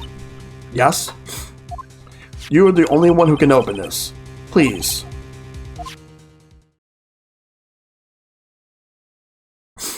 There is a painful silence hanging over the courtroom. All eyes are on Miss Andrews now as she solves the puzzle and takes the bear apart. I've opened it. Is this what you wanted? Oh, what is that? It looks like a note. I don't think we need to guess at what that is. Do we, Mr. Wright? It's the suicide note. The suicide note? The suicide note left by Juan Corrida's former manager, Celeste Impax. Until now, no one knew of its whereabouts, but just as we suspected, it was hidden. Hidden by the victim, Juan Corrida himself. It seems Celeste Impax had very beautiful handwriting, and she is just as beautifully signed her own name on this document. This is most definitely the note she left right before she committed suicide. Order? Witness, did you know about this? Yes, I did. I heard all about it from Juan. When I discovered his body, I looked for the bear. I wanted to destroy the note before it became public.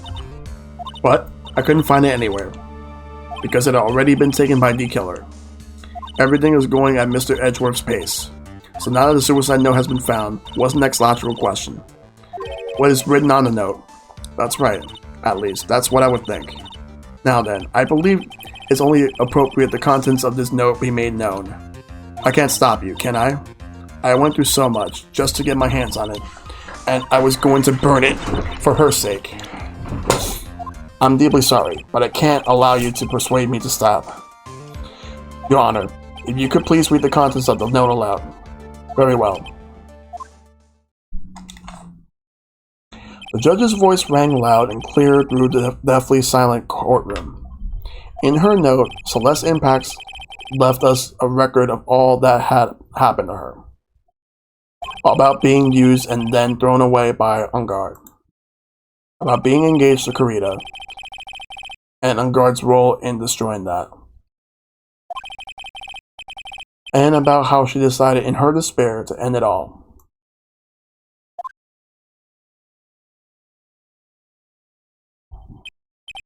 And that's all Miss Impax had to say. There's one thing I would like to say here. The prosecution has no interest in slandering Miss Ungard. Then what? Our intention, Your Honor, is to establish a motive for murder. Isn't that correct, witness? Yes. On the night of the murder, Juan was going to make the contents of the note public. After the post-ceremony show, he was going to hold a press conference. My word, Matt Ungard values, above all else, his refreshing like a spring breeze image, which is why he had to stop this note from being made public. At any cost. Now we got that in the court record, the Celeste suicide note. It's Ungard's fault that the woman killed herself, and this time he even went so far as to kill someone to stop him from revealing that. How terrible, what a selfish person. I guess there are slimeball lawyers out there who will defend these creeps too. There's no room for doubt here. Mr. D Killer's client's goal was to obtain the suicide note. And the only person who needed this note badly is the defendant. Let's not forget that the bear with the note inside was found at the defendant's house. It seems that we have come to truth at least. The defendant's motives were entirely selfish. He deserves no sympathy from anyone. Ugh. How am I supposed to escape from this one? Why the hesitation, Phoenix? Gumshoe hasn't called yet, so you know what you must do. I know, I have to carry on and buy him some more time. Okay, there are two deadly pieces of evidence, the figurine and the suicide note. Maybe somehow I can find a way out of this situation through one of those. The gavel is already in the judge's hand. Phoenix, hurry. The suicide note or the figurine? Which of these should I pursue? I'm gonna go for the suicide note.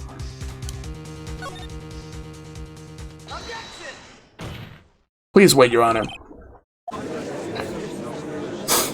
Oh man, look at that lawyer. He's still going at it. It's like he doesn't care that he's trying to get a killer off the hook. I think Your Honor believes that Matt Ungard killed in order to obtain this note. Yes, that is correct. But that seemed a little strange. In fact, I think there's a contradiction here. This note was hidden by Mr. Kurita until the night of the murder. If that is the case, I say that Matt Ungard could not have known what was written on this note. Oh, I didn't think of it that way. Exactly, but I did think of it that way, and I thought of it was rather strange. No one in their right mind would kill for a note without first knowing what it said. Which is true. Order, order, order. You make a valid point, Mr. Wright. Mr. Edgeworth, what is your opinion? It was just a flash, but I think I did rather well on this one. Unfortunately, I think he believes differently. I believe a show of appreciation is in order. Huh? The defense seems to be in love with wishing more to spare upon itself. I would like to direct the court's attention to this. What is that? It's a very small video camera, Your Honor. This type of camera is commonly used as a means of spying. Spying?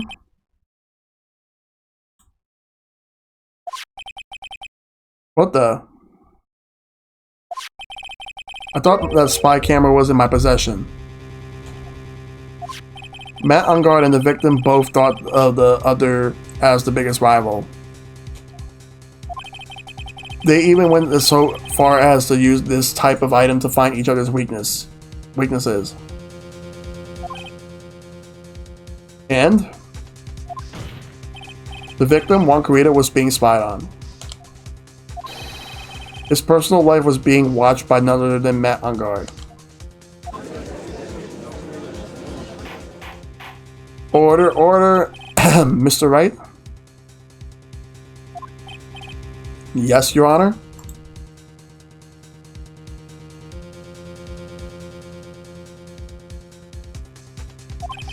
You don't tell me you knew about your client's spying activities? Well, sort of. Sort of is not an acceptable answer, Mr. Wright. I see you are confused, Mr. Wright. You're probably thinking, but I had the camera that was in the stuffed bear's eye.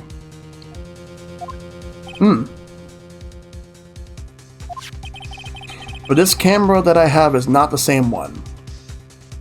Last night I searched the victim's house on a hunch. Using this Gumshoe's bug sweeper. By the way, Mr. Wright, the defendant's fingerprints were found on this camera.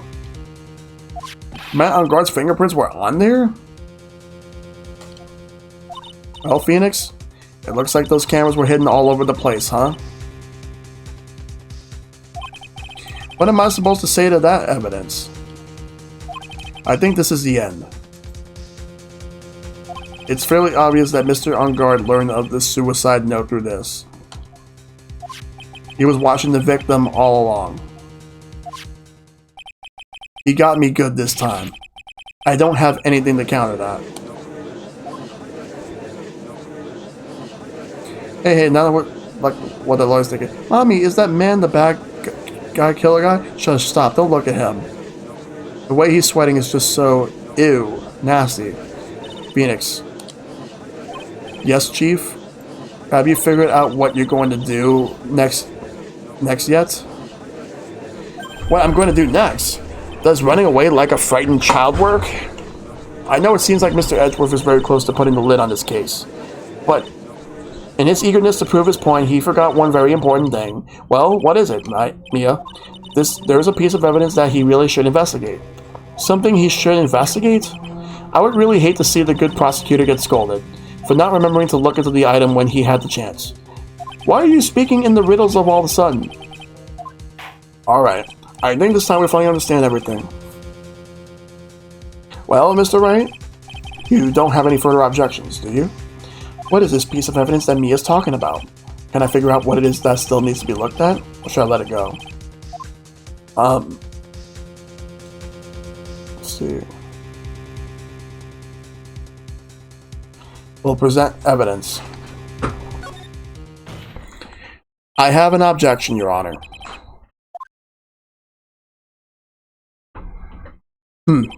That was about the weakest objection I've ever heard, Mr. Wright.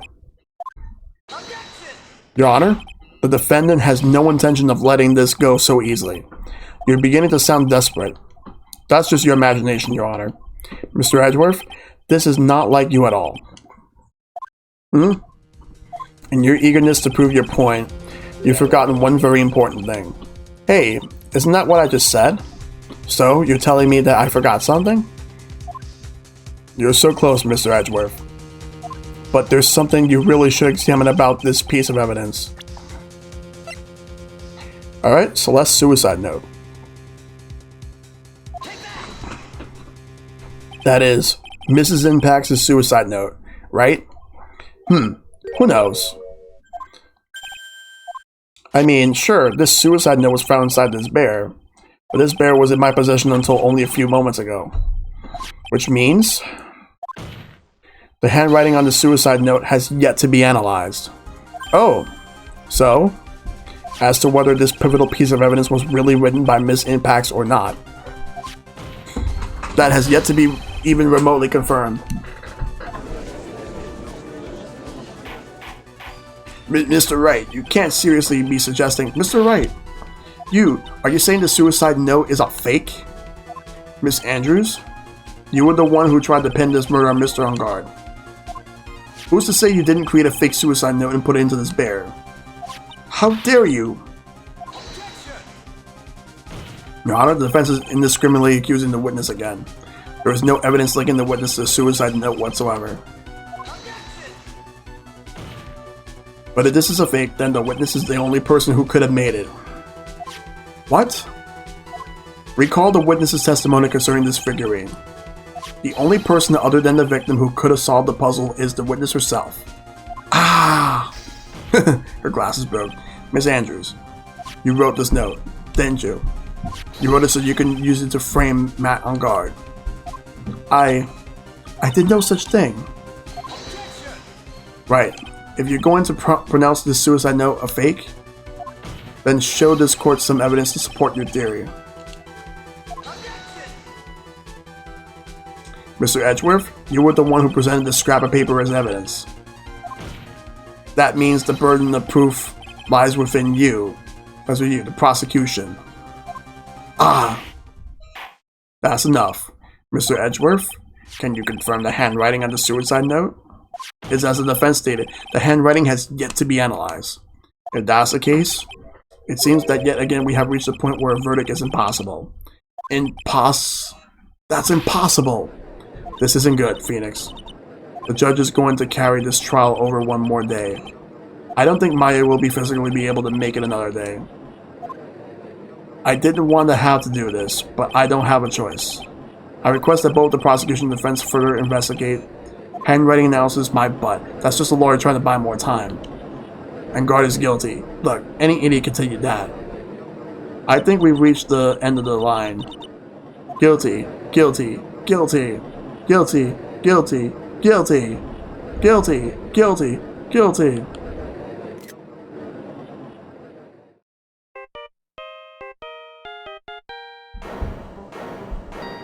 What is that sound? It's Gumshoe. Hello, Gumshoe? What is with him? And what is that sigh? Where's Maya? What happened to D Killer? He got away. What? I'm sorry, pal. I really am. I don't know what to say. Besides, I'm sorry. I wish there was some way to make it up to you. I really do. Anyway, what's going on? We found his hideout, pal. But the two of them were already gone. This is terrible. I'm going to keep looking for them, pal. Don't you worry. I just need a little more time. Sour, please. But don't tell me we don't. We don't have any more. Guilty, guilty, guilty. Guilty, guilty, guilty. Guilty, guilty, guilty. Do you hear that? They're calling for his head. Mr. Wright, I can't. For us to come this far and...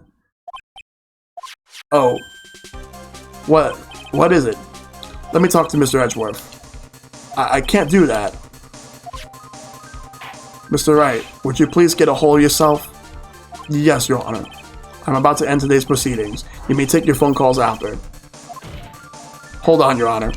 Edgeworth, catch. Mr. Edgeworth?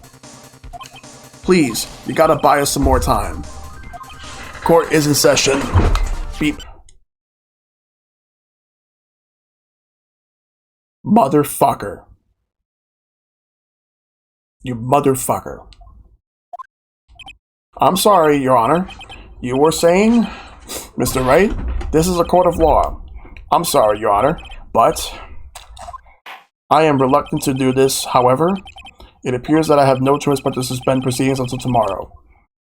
This time I really can't do anything. Court is now adjourned for the day.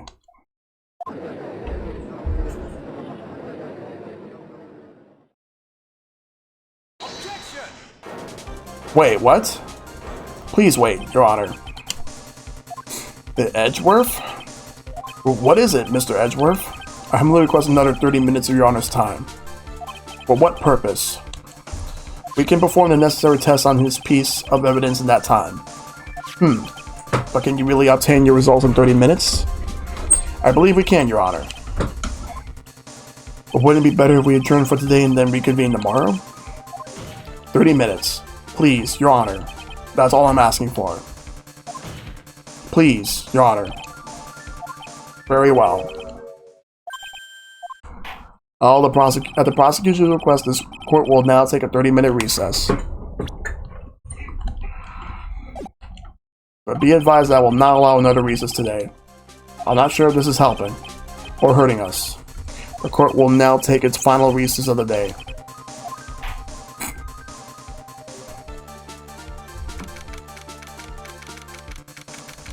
Alright. Right. Well, what's going on with my situation? D Killer. It looks like he got away again. 30 minutes? We can't find her in that time. Ugh. 30 minutes? That's a whole... wait, what the... Report? Is that Mr. Edgeworth? We don't have time. Just spit it out. Right. It looks like we just missed them, sir. But the killer left a few things behind by accident in his rush to get away. A few things? Can we use any of them as evidence? Oh, I thought you asked, pal. I've got the things he left with me right now, and I'm on my way over. Really? That's odd. Any items like that are usually sent to the crime lab first. We don't have time to wait for those guys, sir. When those guys weren't looking, I swiped the stuff and ran. What? Well, I'm not a detective anymore, so I had to. I'm really sorry, sir, but I gotta put the law on hold for now. Sounds bad. I hope he doesn't get in too much trouble over this. For my Uncle Junk, I'd say I'll be there in about 20 minutes, sir. Don't worry, I'll be there. Wait for me. Alright, just get here in one piece. I'm on a mission and no one can stop me now, sir. No one. I'm pulling out all the stops and running every red light. Items left by the murderer, huh? Maybe there's something among them that will be decisive enough to end this.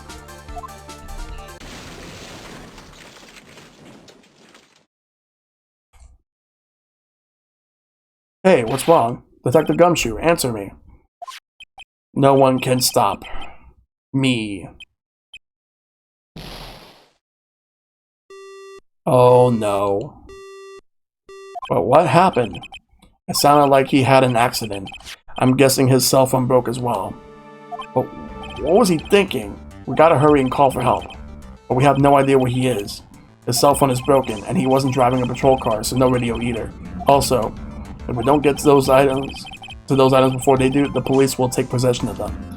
No, we can't let that happen. Well, if there is a way we can find out where he is, then we stand a chance. Why, oh why did Gumshoe have to get into an accident now? Is there any way to find out exactly where he is at the moment? There should be... Yes, there is a way. That's right, there is a way. What? How? I'm sure we can find out where Detective Gumshoe is through this. And there's only one person, and one person only. I hate that we have to do this, but we have no choice. Why are you bringing up Francisca at a time like... Oh, I see. I'll try to get in contact with her. The chances are slim, but she's all we have. Francisca. Will she even want to help us? Edgeworth. What is it? I don't have any right to judge anyone ever again. I know my client is guilty. But what I'm doing now, I'm pinning the guilt onto someone totally innocent and using the evidence to do so. It might be my turn to say, defense attorney Phoenix Wright chooses death. Right. It doesn't suit someone like you to cry useless tears. Whether you did your job well or not, that can only be seen after the verdict has been decided. The verdict. Is Prosecutor Edgeworth here? Yes, bailiff? There's a phone call for you, sir. They said it was extremely urgent. They're probably finished with the handwriting analysis. I have to go take this call. In the meantime, think hard about what it is you must do. Alright guys, we're on the home stretch. We're getting there. We're getting to the end.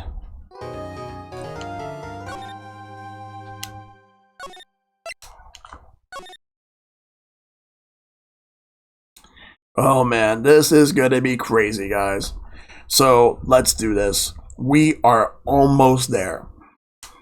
Thanks, Edgy.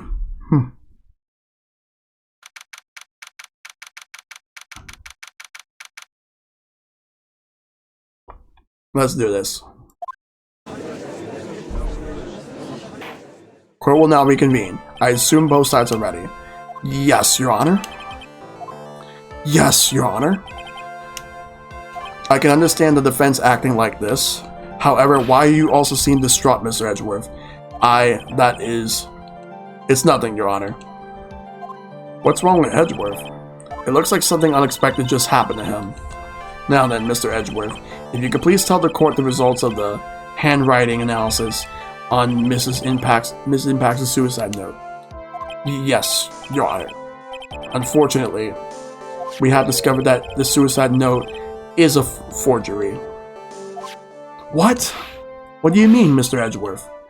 This note was not written by Miss Impacts herself. It is a fake.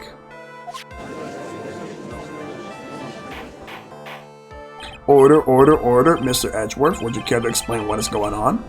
If this was not written by Miss Impacts, then who wrote it? We would need more time to do more detailed analysis, however, it appears that the handwriting matches that of the victim, Mr. Juan Carita. Mr. Carita? Well, it looks like Miss Impacts never left the suicide note after all. She never wrote anything about Ungard. However, Your Honor, even though the suicide note is indeed a fake, Mr. Ungard could not have known that, and so the facts have remained unchanged. Acting under the assumption that if it was real, he had plotted to possess it. Holy shit. That does sound very plausible. This theory that Ungard had no idea that the suicide note was fake. Something seems a little wrong with it. Okay, we're gonna present evidence. The defense believes that the theory the prosecution has stated contradicts testimony. If everything the prosecution has proven up to this point is true, then it's impossible for Mr. Ungard to not have known it was a fake. And here's how. The spy camera right here. We're presenting that shit. What is that little item called again? A video camera, Your Honor. Well, a very small one. But, oh, that's right, a camera. Ah, your kids and your fancy toys nowadays. Mr. Edgeworth, earlier you claimed that Mr. Ungard knew of the existence of this note because he was spying on the victim. Isn't that right? If that were true, then this means Mr. Ungard would have known that the victim had forged the note. So then, the defendant knew this suicide note was a fake. And if that's true, then the situation has suddenly changed in a very dramatic way. Exactly, Your Honor. The prosecution's theory as to what Mr. Ungard's motive for murder was, it has suddenly disappeared into thin air. But Your Honor, it's not as if Mr. Ungard monitored Mr. Kurita 24 hours a day. Perhaps the victim wrote the note in a place Mr. Ungard didn't know of. Well, right back at you, Mr. Edgeworth. Why don't you show us some proof that the victim made the forgery at an unknown place? Ugh. Order, Mr. Edgeworth. It looks like this time it is you who has dug his own grave. Ugh. As I figured.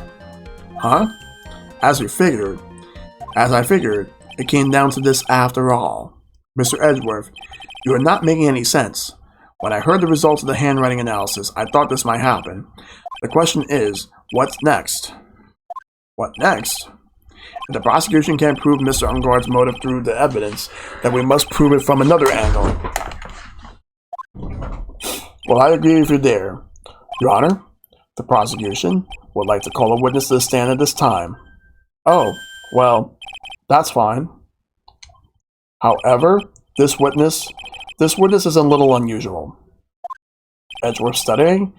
This is not like him at all. Unusual? Well, what sort of witness is this person, Mr. Edgeworth? This witness is one who is perfectly fit to answer once and for all the question of, who was it that hired Shelly the killer to commit the murder? That's impossible. Who in the... No such person exists who can answer that question with such certainty. Yes, Mr. Edgeworth. Who is this witness? It is, yes, go on. Who is it? The man himself. Shelly the... Excuse me? What? Shelly the killer, really? What the fuck? Seriously? Come on! Oh, Mr. the Killer. Oh, wait, what? Shelly the Killer? You mean the killer? I mean, the assassin? Yes, Your Honor. He's coming here? To the witness stand? Well, yes, in a manner of speaking. I recognize that this is a very unusual circumstance, so I ask you for your permission. Well, Mr. Wright? Yes? Is this alright with you? Do I have a choice here? I can't really do much else to drag this trial out. The defense has no objections, Your Honor. I wonder if it really is alright to do this. Very well then. The prosecution calls its witness to the stand. Edgeworth, is there no other way left to us? Now then, witness. Your name and your, occupation, please? Very good, sir. Are you fucking kidding me? This is a fucking transceiver right here. This is what's gonna be in the fucking stand? Really? Are you fucking shitting me? My name is Shelly the Killer, and I am a professional assassin. I say, what is going on here? Your Honor? How can you remain so calm? And what is the meaning of this two-way radio? Actually, Your Honor, it was delivered to me just now, and it came with a condition. As long as we do not trace its source, Mr. D. Killer will testify to this court. So this must be what the urgent phone call he got earlier was about. Oh no, this will not do. I cannot allow this in my court. First of all, we can't even be sure this is really Mr. D. Killer himself. Witness, please present some sort of proof that you are, in fact, Shelly the killer. I understand. Please wait a second. I am so hungry. Maya! Maya! A voice. Mr. Wright, can you confirm anything from this? The defense has no objections to this person. We are satisfied that this man is indeed Shelly the killer. It looks like we have run into yet another unexpected turn of events. Well, it doesn't seem like we have too many choices under these circumstances. Now then, witness. There is one thing I would like to confirm before we speak of anything else. And what would that be? At the request of a client, you killed Mr. Juan Carita. Is this correct? It is as you say. I did indeed kill Mr. Carita. Cool. Now that we have answered that, let's move on to the name of your client. Very well. This is all just a bad dream. Yes, that's it. A bad dream. Shelly the killer. What's he going to say? Oh boy, this is going to be crazy. There is something I must first state. To assassin, nothing is more important than the trust between a client and himself. And that is the reason I'm here today on this witness stand. It is my wish that you grasp this concept before I give the name of my client. Mr. D. Killer seems to be a very clever man. I almost say he seems to be mocking us. While he may appear to be our enemy, Your Honor, Mr. D. Killer is only stating the truth. He is no hypocrite. He has always stood by this one belief. You mean about this trust between his clients and himself thing? It seems to be a level of trust beyond what people like me can comprehend. Well, Mr. Wright, are you ready to cross-examine the witness? Yes, Your Honor. There's no way to know what's coming next, so stay cool and collected, Phoenix. Yep, I'm interrogating a toaster. Alright, first date. Well, we're pressing this. The trust between you and your client. I provide my services in a fast and efficient manner. In exchange, I trust that my clients are discreet about me and my identity. If too many people knew my face, it would be quite troublesome. And that is why you're testifying in this manner. This is the first time one of my clients has ever been accused of murder. I must preserve the D-Killer name so my clients can trust me. Alright, no problem, Nestor. But couldn't someone stab you in the back and break your trust? It has never happened before, but if it ever did, yes, that person wouldn't be my client for very long. They would certainly. That's enough. Please, no more. Very well. It was only a hypothetical then anyway. And that is the reason I'm here today on this witness stand.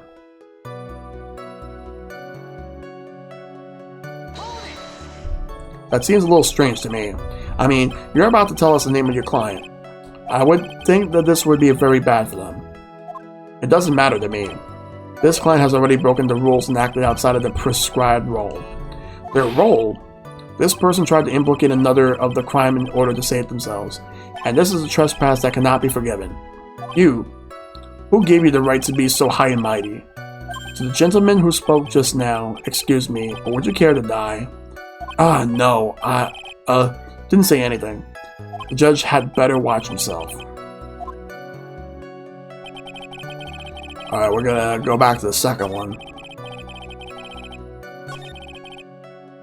We're gonna press it again. The trust between you and your client. I provide my services in a fast and efficient manner. In exchange, I trust that my clients are discreet about me and my identity. These are the roles and duties an assassin and his client are to carry out. I'm sorry, but I was wondering about something you just said. You said that your client had already broken the rules. A person who frames another is the worst kind of human. And that is why you feel you can betray this person. I have no trust in relation with a client who can't understand their assigned role. Just my luck. An assassin with a conscience. Who would have figured? Now then, everyone, do you think you can understand my logic? This case just keeps getting better and better. If you can't, then I'm afraid we can't proceed. Everyone understands your point, I think. Really. In that case, I believe I am prepared to disclose the information you seek. You have made it crystal clear that you value trust over all else. I believe we are ready. Excellent. And that is the reason I'm here today on this witness stand. Now then, I do believe it's about time I reveal the name of my client, don't you agree?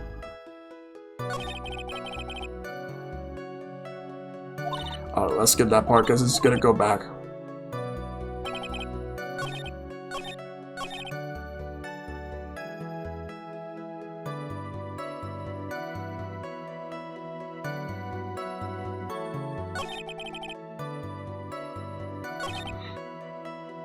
I feel like I'm stuck.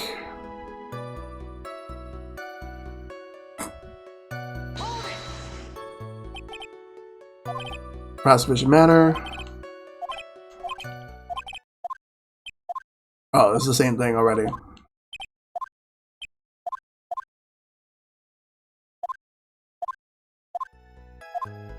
Okay.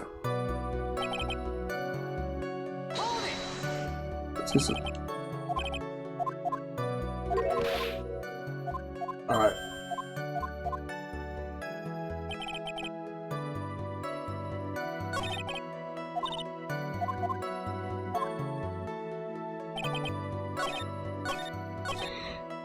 Let's press this one. I can't bring myself to ask the client's name. If you can't ask it, Mr. Wright, then I will. Witness, what is the name of your client who requested the murder, Mr. Wankarita? That person's name is... Okay, who are they gonna say? Adrian Andrews. What? What, witness? That's not who you told me it was earlier. Pray tell, what are you talking about, Mr. Prosecutor? I should think I know my own client, and it's Adrian Andrews. What? This can't be. On the phone earlier. What's going on here? My guess is that Mr. D. Killer just stabbed Mr. Edgeworth in the back. Stab Edgeworth in the back? I'm sure in order to get an audience with this court, Mr. D. Killer told him a different name. Matt Ungard, perhaps. I knew it. This is outrageous. I was deceived. This witness is telling a very serious lie. But you were the one who summoned this witness. Yo, Vesperia and Matt Big Fat. Thank you for the raids. And Tesla Jeff, thanks for the follow. I'm giving you both shoutouts. You guys came in at a really good time. You guys came in as I am wrapping this case up. Fuck Matt. Well, not you, but this Matt. Yo, Othean, thank you for the host of up to 4 viewers. Thank you. Let me give you a shout out as well.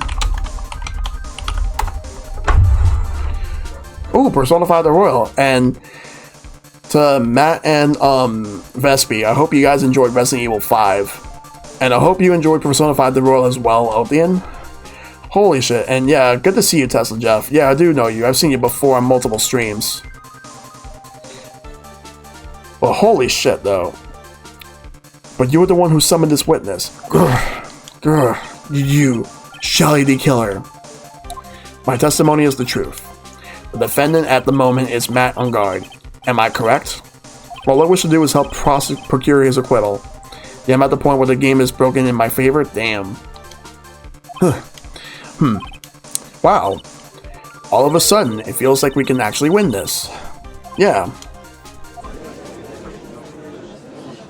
The prosecution has failed to provide a motive and has instead provided this suicide note, which is a forgery created by the victim. Furthermore, there is a possibility the defendant himself knew it was a fake. But most definitive of all, we have heard from the assassin himself the name of his client. Mr. D. Killer's client who requested the murder was not the defendant at all. No. With all this evidence, it is obvious to me that this means that Mr. Matt Ungard is innocent. I seem to have caused you all a bit of confusion. Matt was a great guy through Resident Evil 5. That's good. Please, continue your discussion, and call me when you have reached a verdict. Bailiff, please bring Miss Adrian Andrews immediately. What now? What is going on? Well, the way this is going, Ungar will be found innocent. This may be our last chance to save Maya. Yeah, but Edgeworth is right. The killer is lying. And Ungar, my client, I know he's guilty. Can I live with myself if I win this? Who would have believed that the prosecution's own witness would absolve the defendant? Your Honor, the prosecution requests permission to further question the witness. Shelly the killer is certainly lying under oath. It wasn't me. Listen, everyone, please, that testimony just now, it was all one big lie.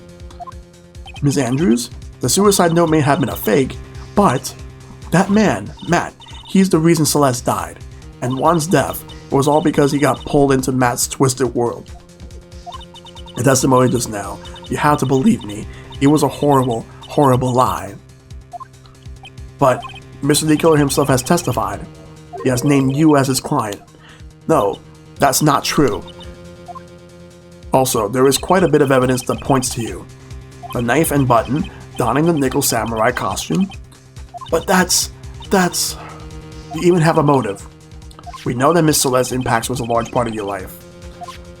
You wanted to follow her, and you wanted revenge against the two who hurt her. I would say you have plenty of reasons to want them both dead. I know. Mr. Wright. You know the truth. Tell them. Tell them the real story. Who the real killer is. Please, help me. Yes, I know the truth. Mr. Wright. Yes, Your Honor. I believe we have reached the end of this trial. Therefore, I ask the defense for any final words or opinions. I have to decide. Do I take the not guilty verdict and save Maya? Or do I throw this chance away and wait for Gumshoe's new evidence? What am I supposed to do?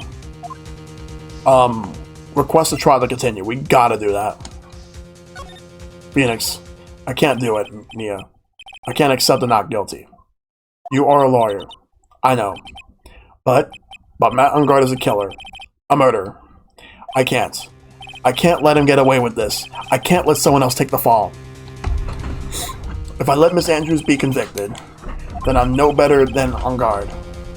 And even though I don't want to admit it, I have to face the fact that it is because of Edgeworth that I now know the real truth. He could have gotten Ungard convicted so many times over, but he never took a single one of those chances. If I take this verdict right now, I'd be betraying his trust. His trust. I never thought about it until now. I trust him. Yes, you do. Mr. Wright, your opinion, please? The defense requests that we be allowed to further question Mr. D. Killer. And am I hearing you correctly, Mr. Wright? Right. But that witness has cleared your client through his testimony. Your job here is done. I'm not done yet. To see through witnesses' lies and find the truth. That is my job, Your Honor. There's still more evidence to look at. And I'm sure that once those pieces arrive here in this very courtroom, a miracle will occur. Very well, the trial will continue. Mr. Edgeworth, please reestablish connection with Mr. D. Killer. Right away, Your Honor. Oh my god, this is getting crazy, guys. Has a verdict been reached? Before that, we would like to talk with you a little more. About? All you needed from me was the name of my client. What else can you need me for? Well, actually, we would like to hear everything you know about this case. That is how things are usually done. What is he talking about? Usually done? But what shall we have him testify about now? Mr. D. Killer, if you don't mind, please testify about your client in more detail. Your legal people and your procedures. Is it any wonder no one likes to go to court?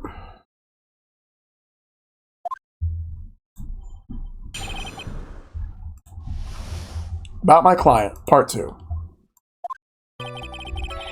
As I have already stated quite a few times, Adrian Andrews is my client, However, one thing I simply cannot overlook is tampering with the scene of the crime. My client did it to frame another for the crime, while pretending to be the first person to discover the body and enter the scene. I will definitely save her, Tesla Jeff. Adrian Andrews already knew from the very beginning that Juan Corrida was dead. But even more appalling is the creation and planting of the knife and button. That act is what I was referring to when I said my client had broken the rules. Because it's all Matt on guard. This is the most unexpected turn of events for the 15th time now. However, this time, everything has finally been revealed. Just a second, Your Honor. Yes, Mr. Edgeworth? We still have the cross-examination to do. But you don't need to question testimony like this. Do you, Mr. Wright? It could very well be if it's not Adrian Andrews. Or it could be the killer himself this whole time. Your Honor, the defense will question the witness, as if I have a choice here. Huh? Why? What this witness has said is nothing but beneficial to the defense's case. If you scrutinize the testimony, then I'll expose the lies in that so beneficial testimony, I suppose. I don't understand what's going on anymore. That makes two of us.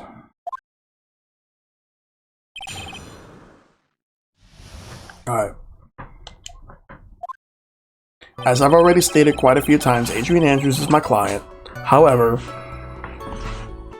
one thing I simply cannot overlook is tampering with a crime. Seen as a crime. My client did it to frame another for the crime. While pretending to be the first person to discover the body in the entire scene, Adrian Andrews already knew from the very beginning that Juan Corrida was dead. From the very beginning? That is correct, from before my client visited the room. All my clients know precisely what the situation is at all times. I wonder if that's really true. That's odd. Let me go back to this one, because I think there's more to it than that. There is something. A piece of evidence. Very crucial. This wine glass. Thank you so much for taking the time to testify, Mr. D. Killer. What is the meaning of that attitude? When Adrian Andrews entered the victim's room, your client had no idea that Juan Corrida has been murdered. But how? How do you know that? From this wine glass, Your Honor. The glass? Mr. D. Killer's supposed client thought Mr. Corrida had only fainted, which is why this glass of tomato juice was poured for the victim. But isn't that just a part of Adrian Andrews' calculated plan? That is not possible. That glass bears the fingerprints of that person. Had this been planned, they would never have left their fingerprints behind.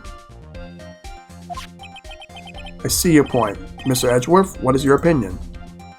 Strangely enough, I had the same exact thought just now. Witness, how do you explain this strange phenomenon? Isn't it a waste of time to ask about such minor detail? It's not a very good, important point anyway, correct?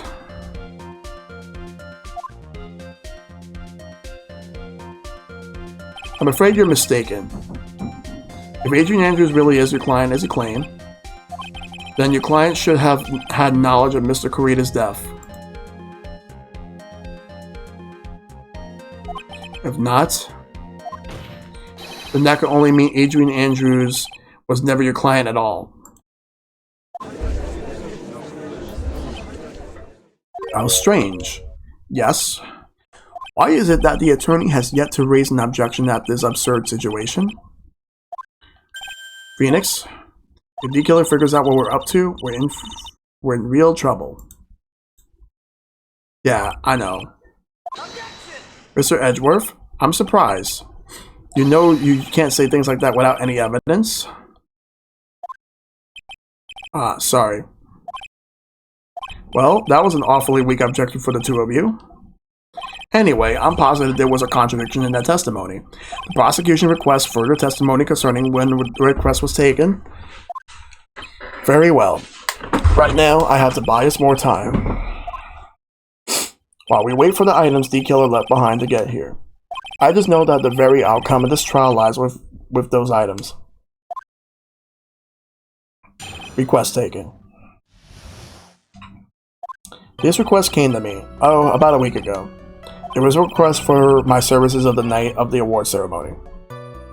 We met at a certain bar to discuss and finalize a few matters. That is what occurred. I trust my memory and I believe I have made no mistakes. Okay, let's take a look into this real carefully. So you physically met your client, huh? That is correct. Meeting one's client is the first step to building trust, in my opinion. I see. Well, Mr. Wright, your cross-examination, please. Let's do it. Okay, time to do that. This request came to me, about a week ago. It was a request for my services on the night of the award ceremony. We met at a certain bar to discuss and finalize a few matters. Let's press this one. So you physically met Adrian Andrews, right? Of course I did.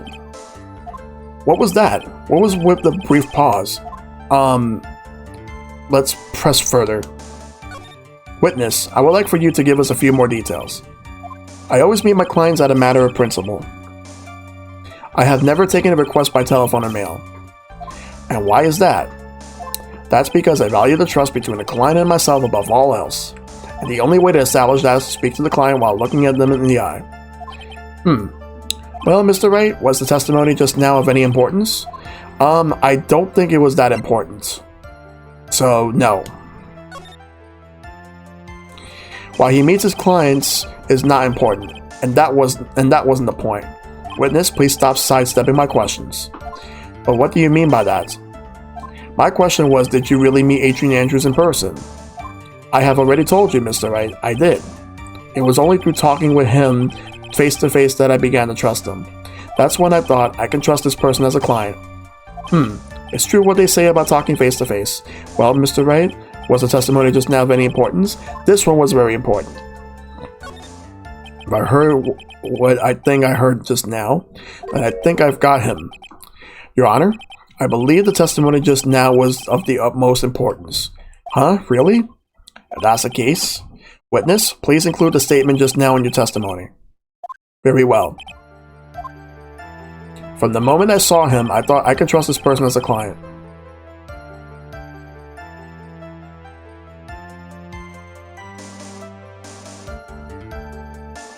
Let's go to profiles. This way. John Doe over here, and over here is Shelly the Killer. The same guy, just different hairstyle. Motherfucker over here. Let's go to Adrian Andrews. I would like to go over this one more time. You met Adrian Andrews at a bar and took the request at the time. Yes, that is correct. And that's when you thought he was trustworthy? How many times must I repeat myself? Yes, that is correct. I'm sorry, but that is an impossible tale. Oh, what? Shelly the Killer? You have never met the real Adrian Andrews. But why would you say that? Because you made one very big slip up about her. So what is the issue? What did you say just now? About her? If you had ever met Adrian Andrews in person, one look would have told you that she is a woman. Ooh. I love that scene. Order in the court, Mr. Wright. What is the meaning of this? This witness testified to the following: that he always meets face to face with his clients when taking a request, but he's never met Adrian Andrews in person. Yes, Your Honor. That is exactly the point. That means Mr. D. Killer's client could not have been Miss Adrian Andrews. Ugh. Mr. Edgeworth, I understand your logic on this one. However, why would the assassin make such a basic mistake? Look at all the oil coming out. I believe it has to do with her name, Your Honor. Her name? Yes, Adrian Andrews is, without a doubt, a very androgynous name. Yes, I see. Luckily for Mr. D. Killer, The entire time he was on the stand, no one had stated Adrian Andrews' gender, and so he simply picked the wrong gender to go with. But what? What is going on? Shelly the killer? This court demands an explanation. I think somehow I must have mixed up this client with another. So does that mean you remember something different now? Yes, of course. Please, if you will allow me to testify once more. I know he was just going to spit out more lies. Very well, but this time please give us the truth, and nothing but the truth. So help you.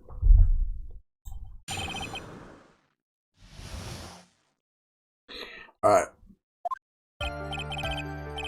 Yes, I remember now. Now remember, I took that request by mail.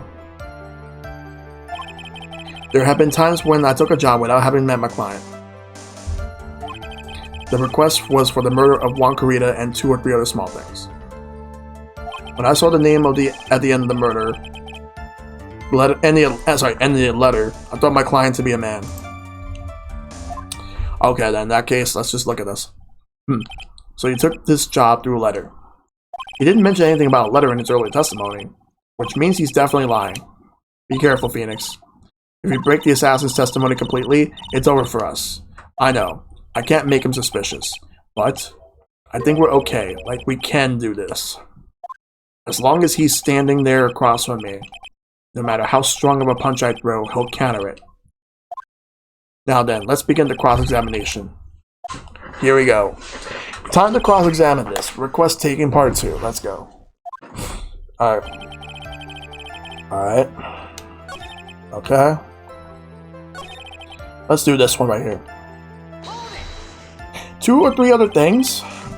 Yes. And what were these other things? A few other things that have nothing to do with this case. What should I do? Should I let him slide with that? It'd be really bad if I pushed his buttons the wrong way if he got mad. Let's press it further. Wait, someone who commits murder for a living might lie? Why is the judge thinking he can just tell the literal assassin to please tell the truth? It normally doesn't work that way, but for this game, whatever. Whether or not they're related to this case is for the court to decide. Mr. Attorney. Yes, everything I have said from the beginning has been nothing but beneficial to your client. Which is why I wonder what is pushing you to continue with this cross-examination. Could it be that you are planning to betray your own clients? I smell the stench of a backstabber. And should you turn out to be one? Oh, wait. Uh-oh, this is looking really bad. I shouldn't press my luck. Alright, I have the thing. Is this worth pursuing? Yes. Witness, this is a very important matter. Please cooperate and tell us what these other jobs your client requested were. If it's truly that important, I suppose I don't have much of a choice. The bear figurine. The bear figurine? After the assassination of the target, I was to find that figurine. I was told that this job was just as important as the actual killing. And? Where was that figurine? It was inside Mr. Carita's suitcase. And then? What did you do next? I handed it over to my client right away. You gave it to your client? Interesting. This information certainly sounds important to me. Witness, please include what you just stated in your testimony. As you wish. One of these was to find the bear figurine and to give it to Adrian Andrews.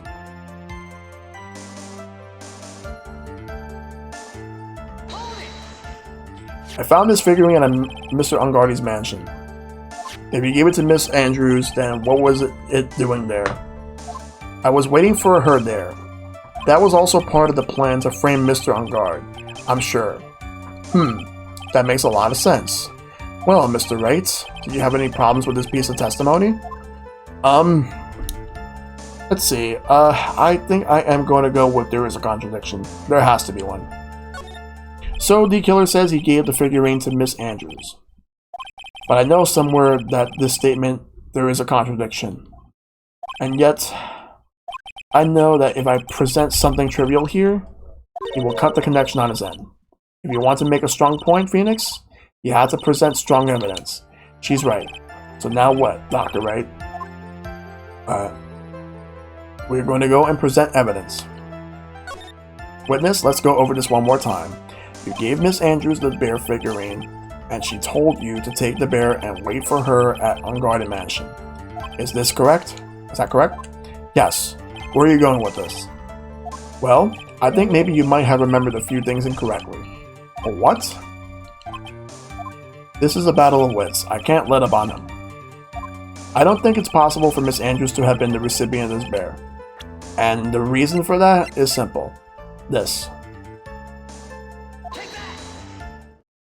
Shelly the Killer. If you had really given the bear to Miss Andrews, then this item should not have been inside it. This item? I see where you're going.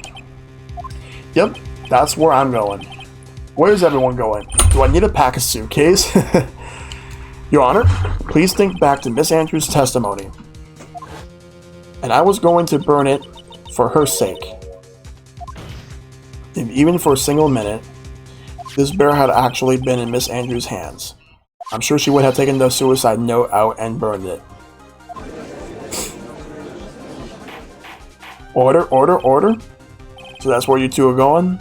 So by the very fact that this suicide note was still inside the bear, it tells us that your client didn't know how to disassemble the puzzle. Which means? It means, Your Honor, that it's impossible for Adrian Andrews to be the client. Oh. Order, order, order! Mr. Phoenix Wright. I'm sure I mentioned this before. How I hate traitors above all else. I think your cross-examination has clearly demonstrated something to me. You must wish to break your end of our agreement. No, that's not.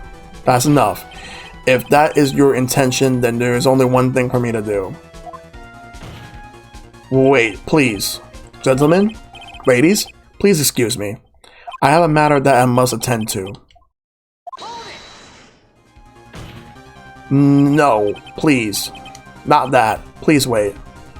Mr. Attorney, bring this trial to a speedy end, and I may stay my hand. Otherwise... Ugh. Ah. What in the... Mr. Wright, are you... Mr. Edgeworth? Yes, Your Honor? I didn't understand this witness's outburst just now. Do you think there is a need to hear more testimony?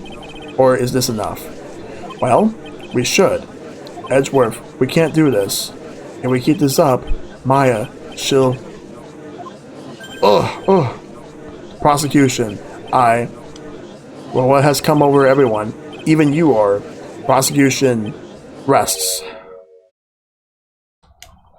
What is going on around here? The prosecution has no further questions, Your Honor. Well, what?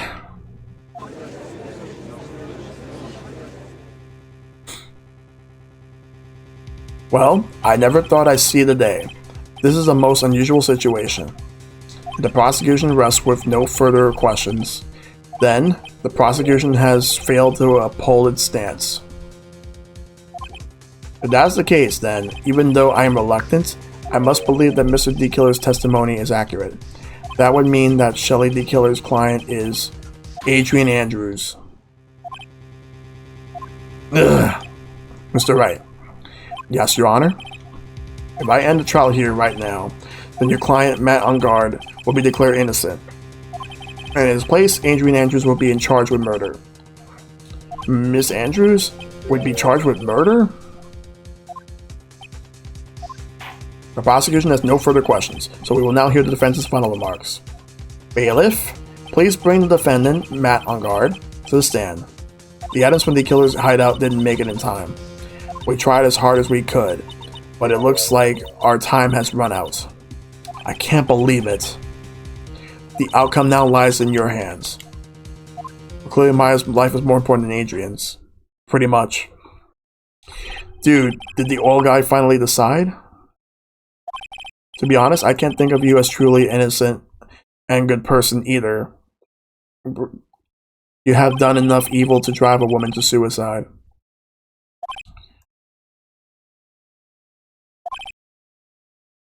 But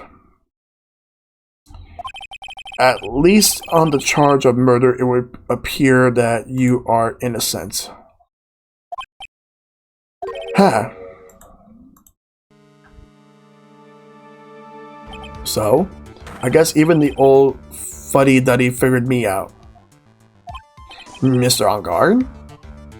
What an atrocious lawyer. I have given his own client up like this. Giving his own client up like this. And that refreshing like a spring breeze crap is just as atrocious. Don't you agree?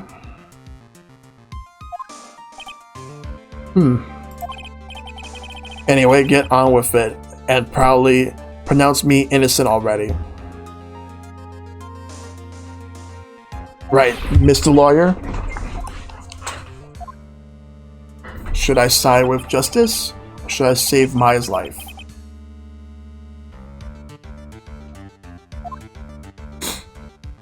You better get on guard a guilty sentence, okay? But if I did that, Maya will die.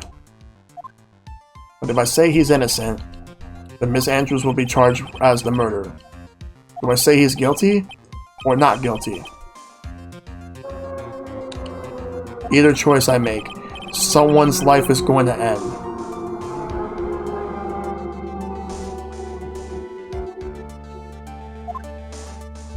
It all hangs on what I choose. Got it, Mr. Wright. Let's hear the defense's final statement on this matter.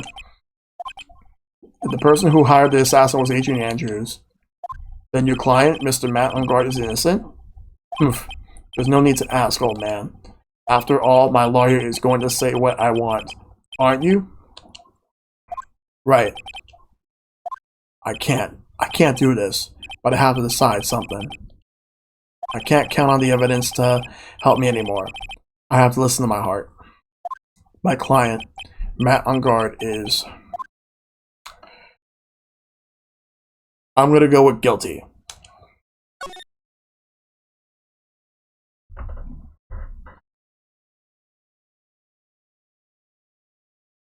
We are waiting for your answer, Mr. Wright. Matt on guard, your client deserves an answer. Maya, I'm sorry. Matt on guard is... Huh? Francisco Von Karma! What are you doing here? Ow! You see now, don't you, Mr. Phoenix Wright? This is exactly why you should never take your eyes off that scruffy fool. Did you bring them? The final pieces? Do you have them? You should know better than to ask that, Mr. Miles Edgeworth. Von Karma is perfect in every way. The evidence is here in perfect condition. Don't worry about Scruffy. He's fine, and his injuries are minor. All of the items are inside this. What a filthy old coat this is. That's Gumshoes. I can spot his tattered rags anywhere. I apologize for his ugliness, but there was nothing else to wrap the items on. I fought long and hard for this whole trial, all for what's inside that raggedy coat. I'm sure that inside the coat lies a crucial piece of evidence. Your Honor, inside the filthy coat are the defense's final pieces of evidence? Your final evidence?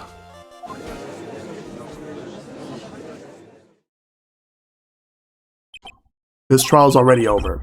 All that remains is for me to hand down my verdict. I do not believe that any evidence presented now would change the outcome of this trial. What? Your Honor, it is our duty to examine every piece of evidence down to the last. I request that Miss Von Karma be allowed to present these pieces of evidence. I suppose you are right, Mr. Edgeworth. I grant permission to do so.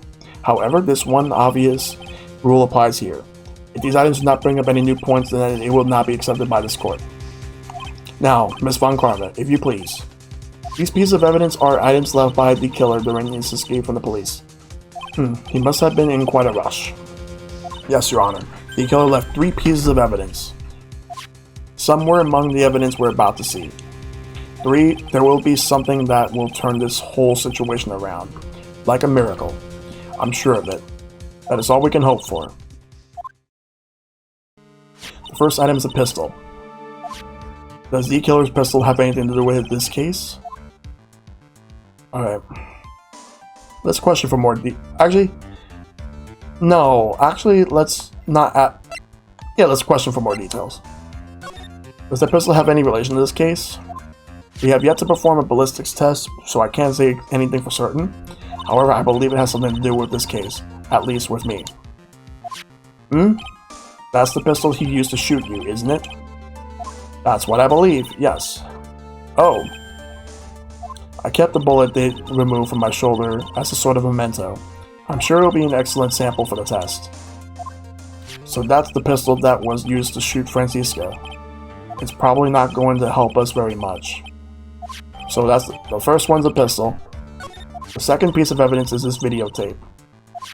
I bet the killer took that from the on-guard mansion. That's self-explanatory. We don't need no details. Right now, we don't need to establish the killer's role in this case. I should be listening to information about a different piece of evidence. That's fine. Please present the next piece of evidence. The last piece of evidence is this bellboy's uniform. Is that the uniform for the Gatewater Hotel? We do need more details of this one. Was that used during the crime? I am almost certain it was. There was even a pair of black leather gloves in one of the pockets. There's no doubt about it. The killer was wearing this on the night of the murder. There's one thing I found interesting about this uniform. And what is that? There is a button missing on this uniform. A button? It's a very unique button. I'm sure if we were to recover it, it would provide us with an interesting clue. Bellboy's uniform. That's all I have to present, Your Honor. Is that just as I thought? And? What is that, Your Honor? I'm sure we were under normal circumstances. These items are from Shelly the Killer's hideout would be very important clues. However, one question is not who did the killing. It is who is the client. Yes, that is correct. And these three items do not tell us anything about that. Thank you for your hard work, Miss Von Karma. You may step down now. Wait, Your Honor? Please allow me to examine this new evidence. Overruled. This court already has all the evidence it needs to hand down a verdict. Wonderful. Absolutely splendid. This judge is such a brilliant man, isn't he? Is this the end? Phoenix. I knew it. There's no such thing as a miracle in this world, is there? I think you're wrong. I think they do exist. But you have to make that miracle happen. You come this far. You can't give up now. But no matter how you think about it, it's welcome back, Nestor. Try, for my sake. Just think about it for a second. There are two ways out of this situation for us. You came at a really good time, Nestor. Popcorn is ready? Very good. Let's do this. 2-2. Champ. First, make Ungard wish from the bottom of his soul for a guilty verdict. Huh? The killer will always place his client's wishes first. If Ungard himself wishes to be convicted, then he will let his hostage go. That may be true, but that's asking for me to do the impossible. The second way? Force the killer to end his contract with Ungard. If the killer were to no longer think of Ungard as his client, then he would let Maya go. Mia? That's even more impossible. He is a man who values his duty towards his clients above all else. I know, both of these seem like impossible feats at first. But if you can make either one happen, it will truly be a miracle. The bigger problem is, the judge has already said he doesn't need any more evidence. The pieces he was just shown, he's not accepting them. Phoenix. Think things through from the other side. Isn't that what have always worked for us? Oh man. Your pronunciation of my name is really good. Yep, Nestor. The other side. Wait, does she mean? You mean to turn things around? Phoenix. The judge says he doesn't need the evidence. If that's the case, then who does need it? The person who needs the evidence. The defense, prosecution, and the judge. We have seen all the pieces of the evidence. And that is how we have come to know the truth. But there is one person who has yet to see them all. And that person does not know the truth. That truth, it may be what will bring about the miracle in the end. There are no objections to this time, correct? Now then, I will pronounce my verdict. Why don't we all respectfully sit back and listen, kids?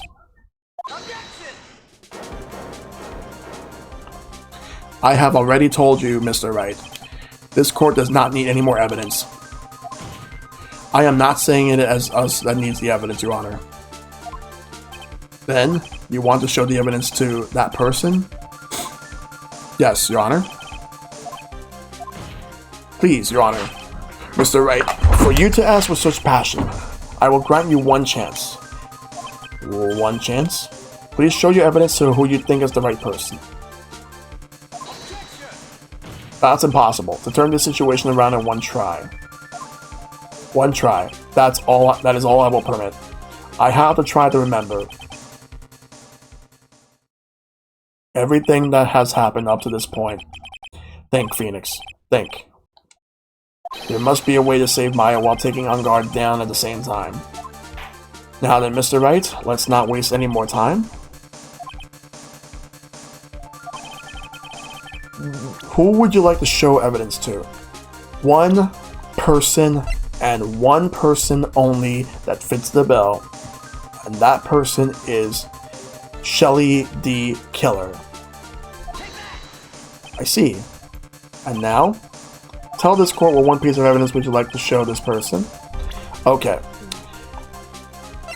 This videotape. Well, what do you think, Mr. Edgeworth? I think there is some merit in showing this evidence to that witness. Bailiff, please bring in the transceiver from earlier. Alright. It looks like I managed to convince him.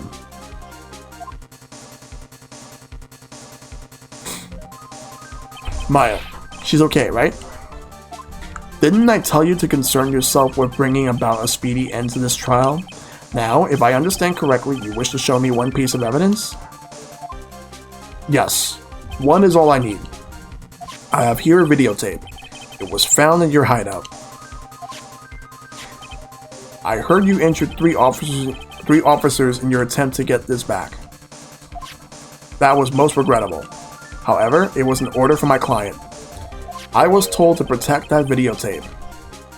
I thought so. I'm afraid I seem to have failed in that regard. Do you know the contents of this tape? I was sternly told by my client to not watch it, so I have absolutely no idea. Actually, you are on this tape. Me? There was a video camera hidden at the crime scene. And look at that bear specifically. Your actions were being recorded. But what? Is that true, Mr. Wright? Who was it that planted the camera? Well, the only person who could have placed the camera at the scene of the crime would be your client, naturally. That was Adrian Andrews. Be quiet and listen, Your Honor. Yes, sir.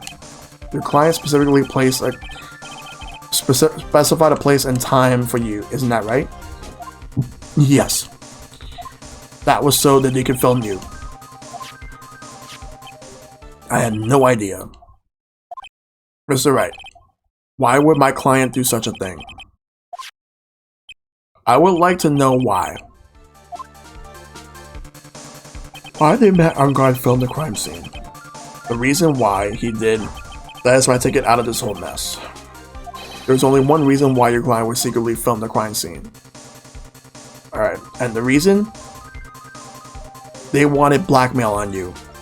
It's not because they wanted to see one get his or they didn't trust his skills. No, they wanted blackmail. Your client once told me something very interesting. We were talking about you, and this is what they said. But I'm no weakling. I don't believe anyone, least of all assassins. Oh, come now, Mr. Wright. Assassins aren't above blackmail. Yes, that is where the video comes in. With that, I can keep him at bay and even blackmail him if I want. Your client didn't trust you at all. They were thinking of using this video to blackmail you. What do you have to say to that, Shelly the Killer? Go. Ooh.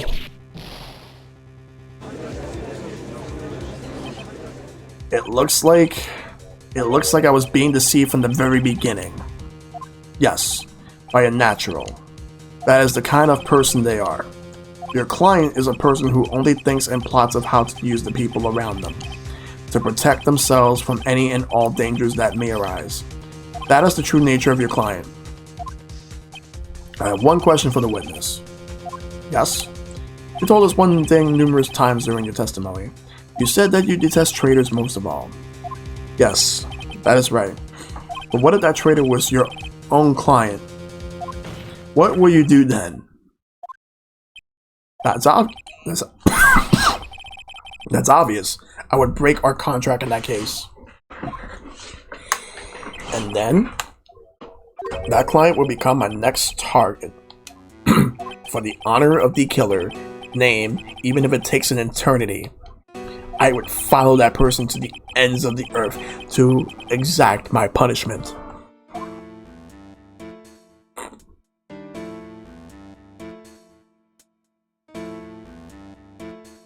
I see. That's all I wanted to know. So the traitor becomes the killer's next target. Ah, I get it. This is how we'll turn this case around. Mr. Wright? Yes? My contract with my client is over as of now. I seem to have a new job on my hands. I will now return to you your precious item. What the? I'm not an item? Maya, I thought I'd never see you again. Oh, thank goodness.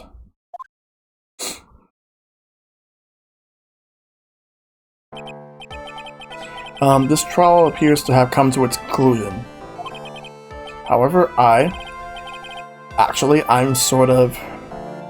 don't quite know what just happened there with the client and all. Wow. Miss Von Karma, what did that? She always has you in her sights. Now, I do believe it's time to finally hand out a verdict.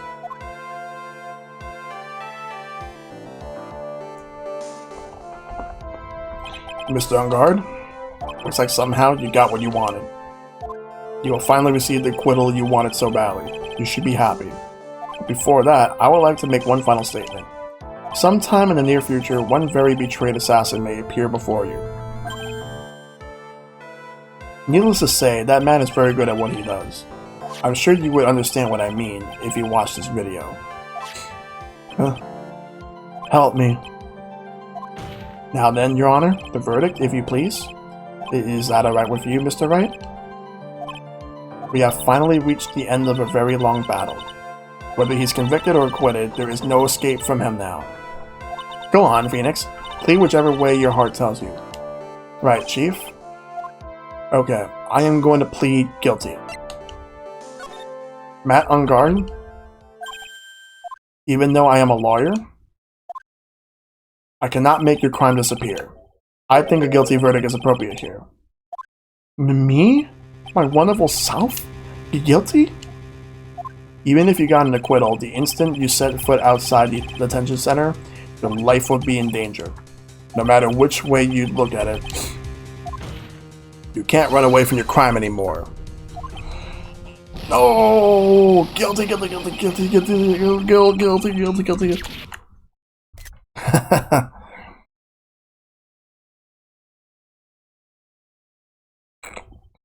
As always, it looks like we have uncovered the real truth. That definitely hurts. I don't remember you helping out much in this. Mr. Edgeworth, how is Matt Ungard? I have left Miss Von Karma in charge of his incarceration. I'm sure he's getting a full-course meal of whipped leather right about now. Very good. That was a close one, wasn't it, witness? Yes. I plan to pay my debt to society for my own crime, Your Honor. The first time I was called to the witness stand during this trial, all I felt was despair. She must be talking about the time Edgeworth really went after her. I guess she's trying to forgive him for what he did. This witness, how should I put this? She has an illness. You're going to say you would choose death? That is of no concern to me.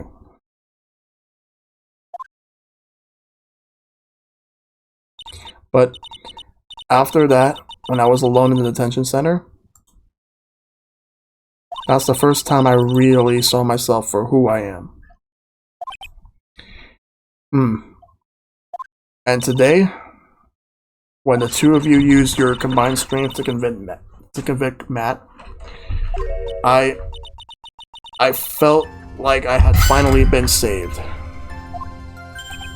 Wow, this is the first time I've ever seen her smile. I'm really happy that the two of you were in charge of this case. I really don't know how to express how I feel at this moment. This is the first time I felt comfortable with myself or who I am. Thank you so much, everyone.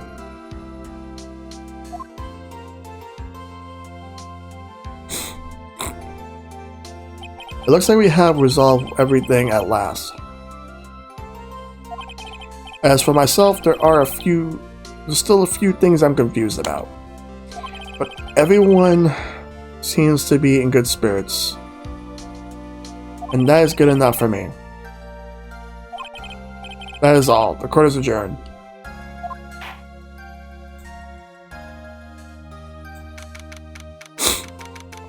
There we go. You were great out there, Phoenix. What I did out there was right, wasn't it? This is the first time you've not gotten your client off. You've gotten them a guilty verdict this time, but you had to look past all that to what's really important. You now realize that there is something more than just getting a not guilty, right? Yes, I understand now. Phoenix, think back for a second. Think to the moments before Ms. Von Karma arrived with the final pieces of evidence. Think about the incredible decision you had to make.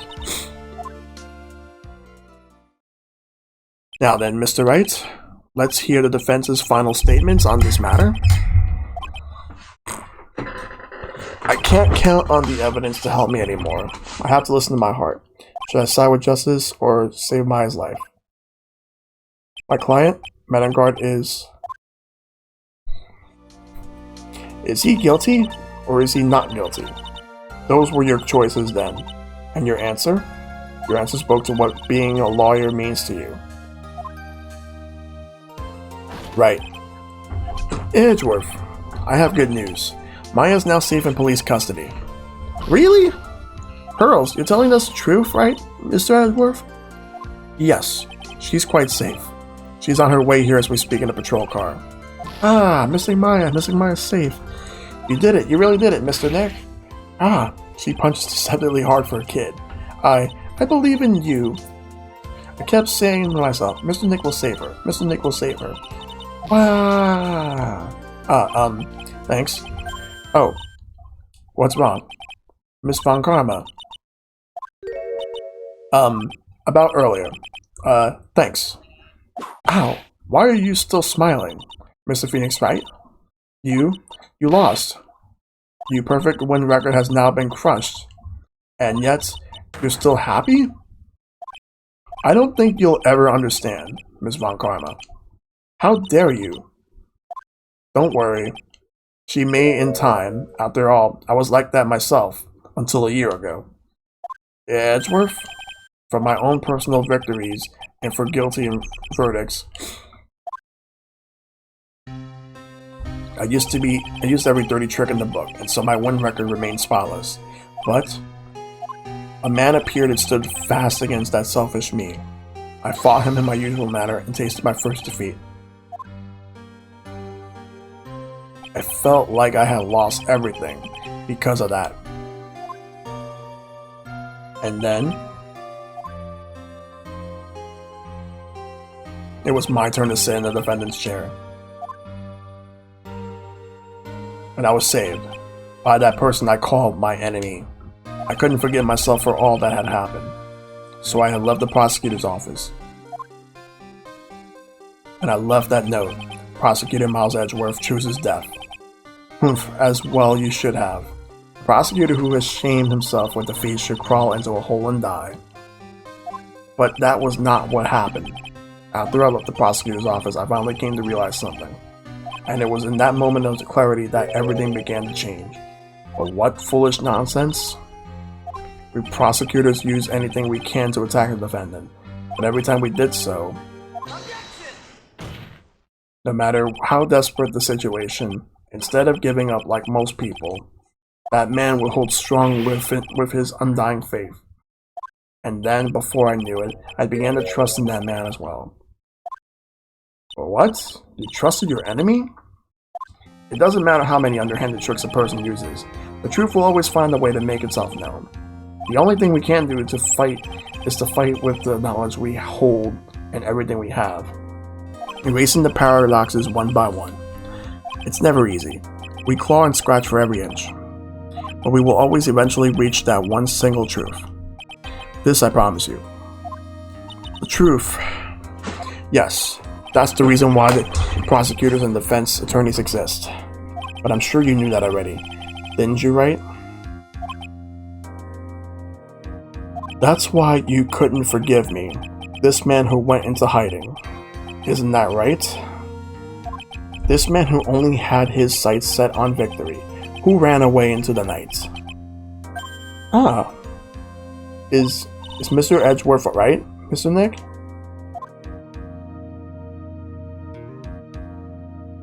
You really let me down.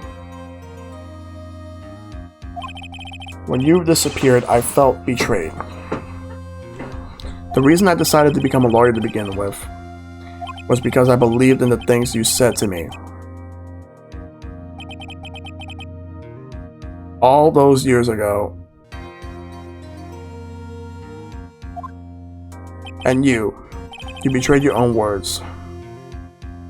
That's why 1 year ago, I made up my mind.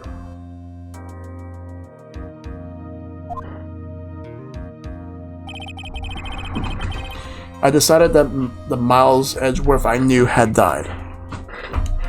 At least, that's what I told myself.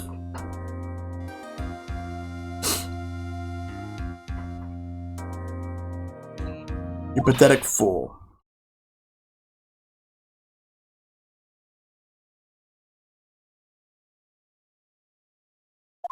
Miss Von Karma?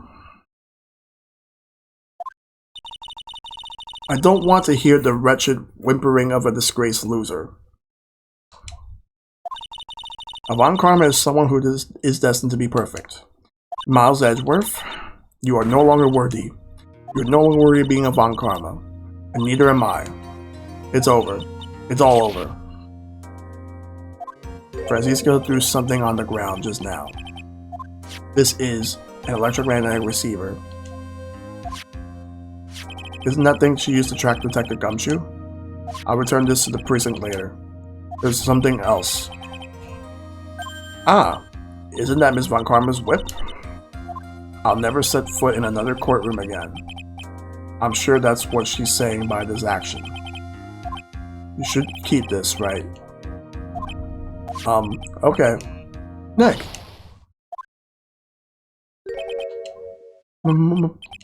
Maya. Mystic Maya. Mystic Maya.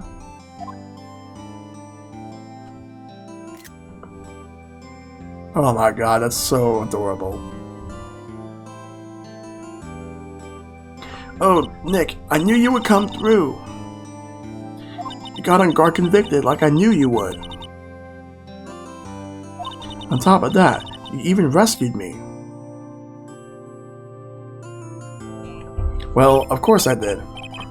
You know I would never desert you. Good. We sure pressed our luck this trial. You're really lucky to be standing here. Whatever. Look, it's over. Okay? Besides, if I did croak, I would just come back and haunt you like a bad ghost do Pearly.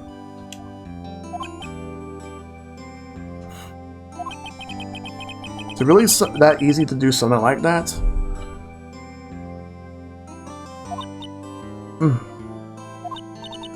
Thanks a lot, Nick.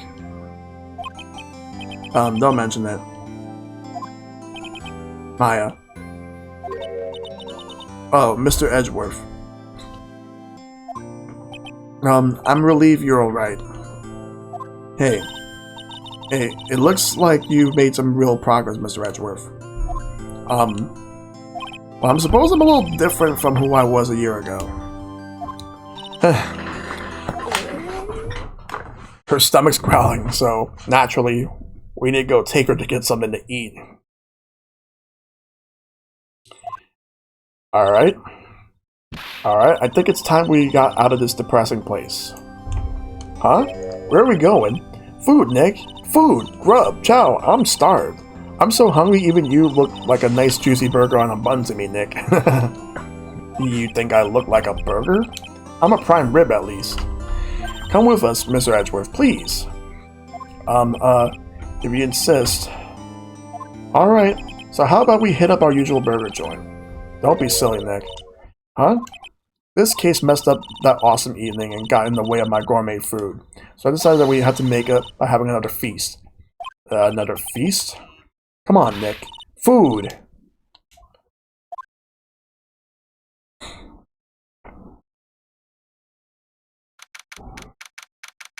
We're back in the hotel lobby. Hey, pal. Sorry to keep you guys waiting. Gumshoe, are you alright? Yeah, but I'm really embarrassed. I didn't think I would hit a telephone pole, of all things. A telephone pole? Then, it wasn't a red light that got him?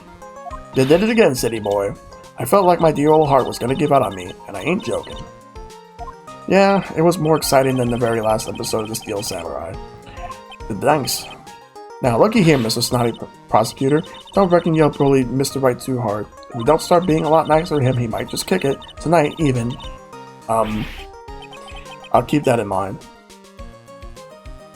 Well, come on now. Everyone gather around. Y'all gonna get your picture taken by a genuine professional photographer.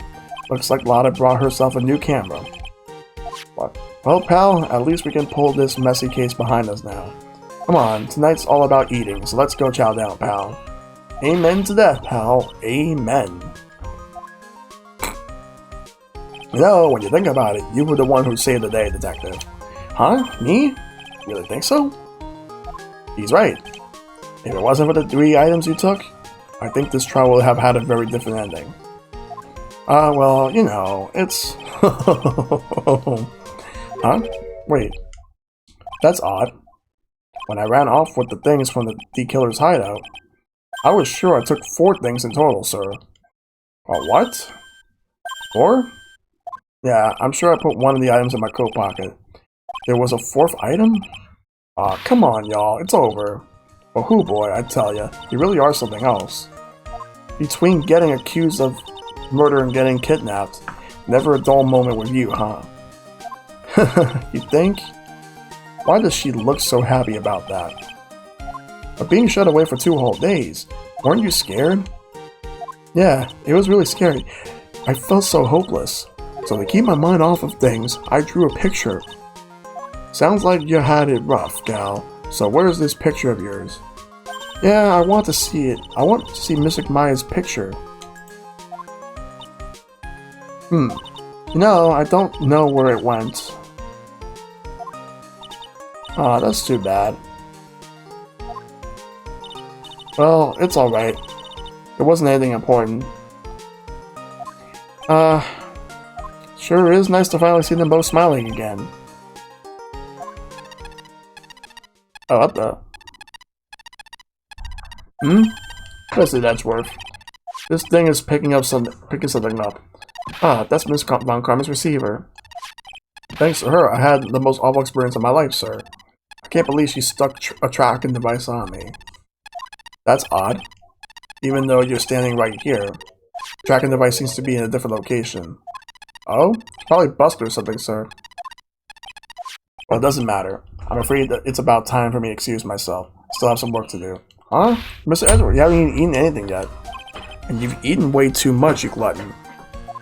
I had fun tonight. Now, if you excuse me. Wait. What? I just want to say, thanks, Edgeworth. You really saved me out there.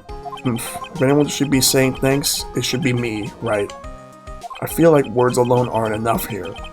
I wonder if there's anything I can get to express how I feel? There is. Let's give him this whip. What's this? Thank you. It's all thanks to you two. You and her. You don't need to thank me. I was only doing my job. It looks like Mr. Edgeworth has left, Mr. Nick. Hey, Mystic Maya. Yes, Pearly? I guess you two can go back to being lovey-dovey, right? You and Mr. Nick, I mean. Pearly, would you cut that already? You're embarrassing me. Anyway. So, who's paying for this lovely dinner party? As if you need to ask, everyone say thank you to Nick. Huh? Yeah, I'm kinda at the point where I can't even buy instant noodles, pal. So I kinda already put your name on the bill. Huh? Yeah, I got me a situation just like that myself. There's this camera shop in this hotel, see?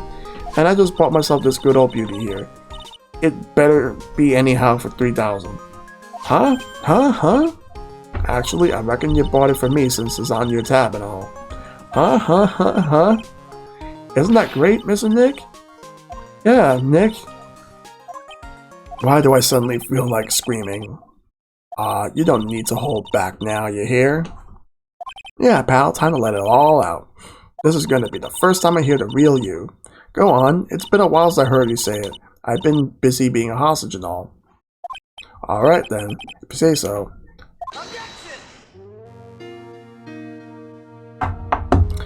And that, my friends, is Phoenix Wright Ace Attorney Justice for All.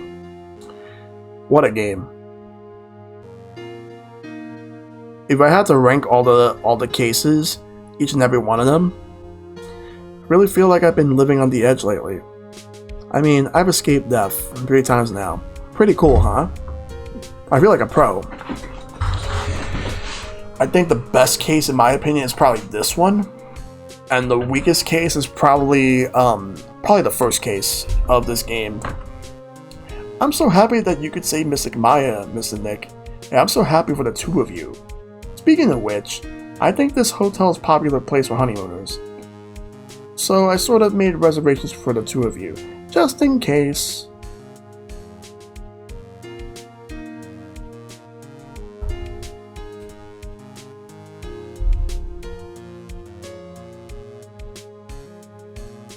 Well, pal, it looks like I'm back on the force again. Mr. Edgeworth had a long talk with the chief and he got me reinstated for my sake.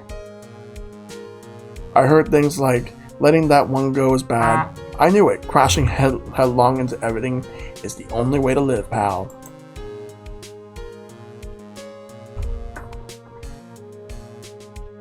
Yes. But yeah, like, that's how I feel. 4 the best, and 1 the weakest. I, Maggie Bird, am retiring this uniform as of today, sir. I'm going to be waiting waitress from now on, and bring smiles and joy to the people who come by the restaurant, sir. I hope you'll stop by sometime, Mr. Wright. I almost forgot about her, though. So, I'll probably rank them. 4th case, 3rd case, actually no, 2nd case, then 3rd case, and then the 1st case. Yes, a patient. You to visit a patient? Yeah, but fuck Matt. Oh boy. Overall, I enjoyed this game. I think I like this game a lot more than the first one. But I will say though, later, sometime this summer, probably like maybe, I probably might just save it for late June. I'm gonna do Trials and Tribulations. I won't be able to do Apollo Justice, Dual Destinies, or Spirit of Justice until I can get myself a 3DS capture card.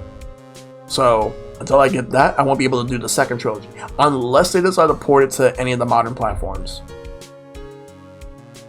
Preferably Nintendo Switch, since that's the version I'm playing. So to be consistent, I would get that version as well. I'm also waiting for a 7th game in the series.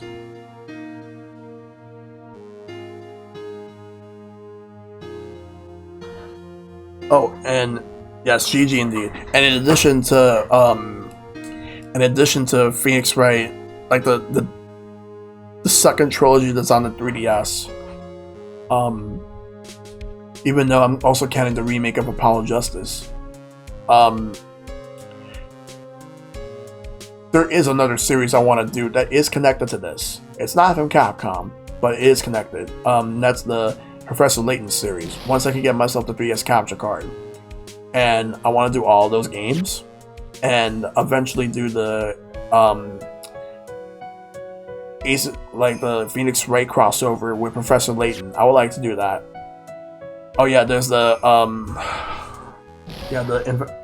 the Miles Edgeworth games. If I can somehow manage to get those, because I want to get a 3DS capture card and play it on the original hardware. If I can somehow manage to get those, then yes, I will do those. And the Great Ace Attorney. That one's going to be more difficult because that's a Japanese only release on 3DS, and you know that the 3DS is region locked. That one's going to be more impossible. And I don't want to mod my 3DS, so I would have to get another 3DS if I were to ever do that. But even though I don't really condone modding and all that, but yeah, Layton vs. Phoenix is something I would like to do. Yeah, the second investigation is just Japanese only, because the first Ace Attorney investigations. Ooh, Atsushi Inaba, he used to work for Capcom and now he works for Platinum. The first Ace Attorney investigations did not sell that well. It came out in 2010. Well, 2009 I think in Japan, 2010 here, and did not sell well here. Yeah, but for me, I only ever resort to emulators if I absolutely have to. I like playing either on the original hardware, or if they ported it or re-released the game, like remade or whatever, anywhere else. Oh, Shinji Mikami, he's a legend. Wait. What's happening? It's the airport. Where are you going, Francisco? How did you know I was here? With this. I heard you were planting things on a certain person. Things like tracking devices in his coat, for example. That's just like you.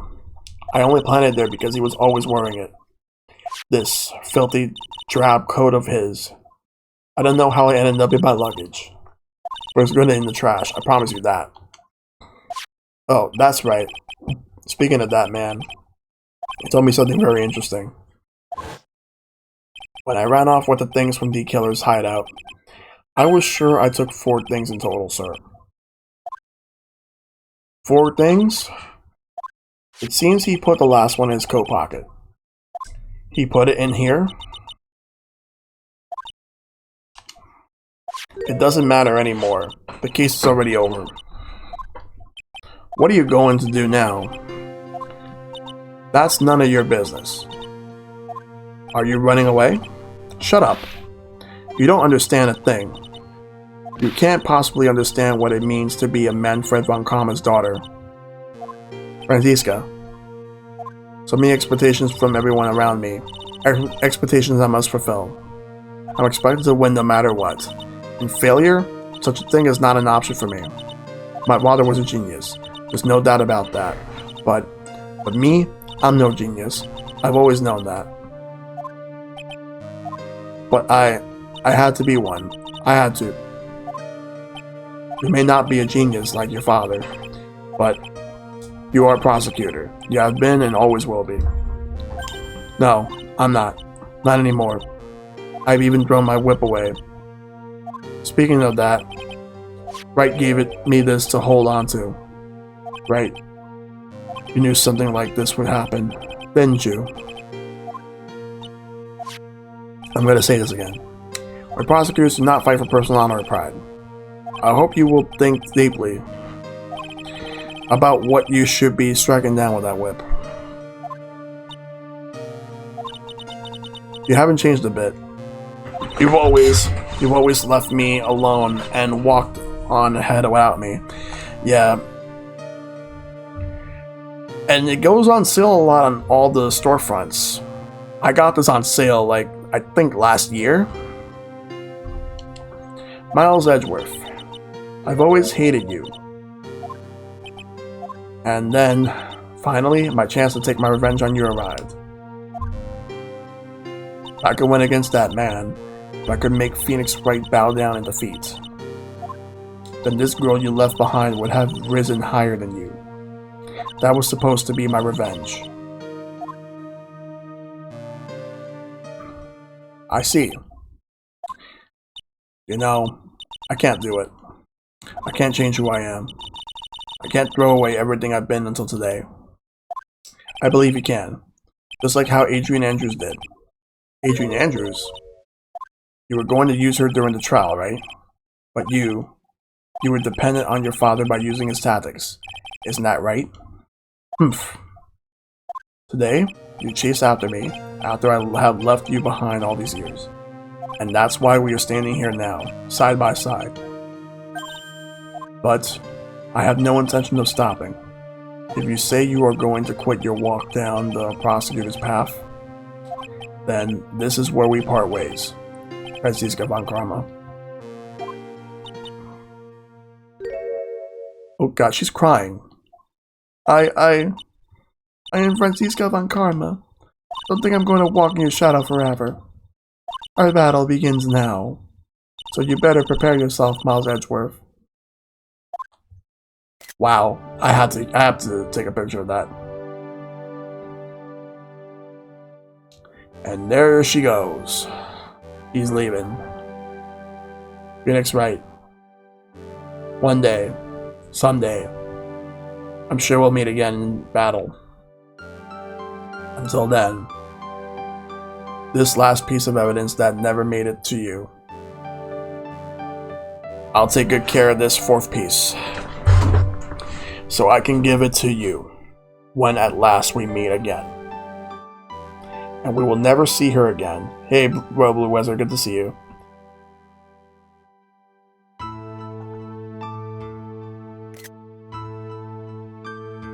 Wow. She's your second favorite character.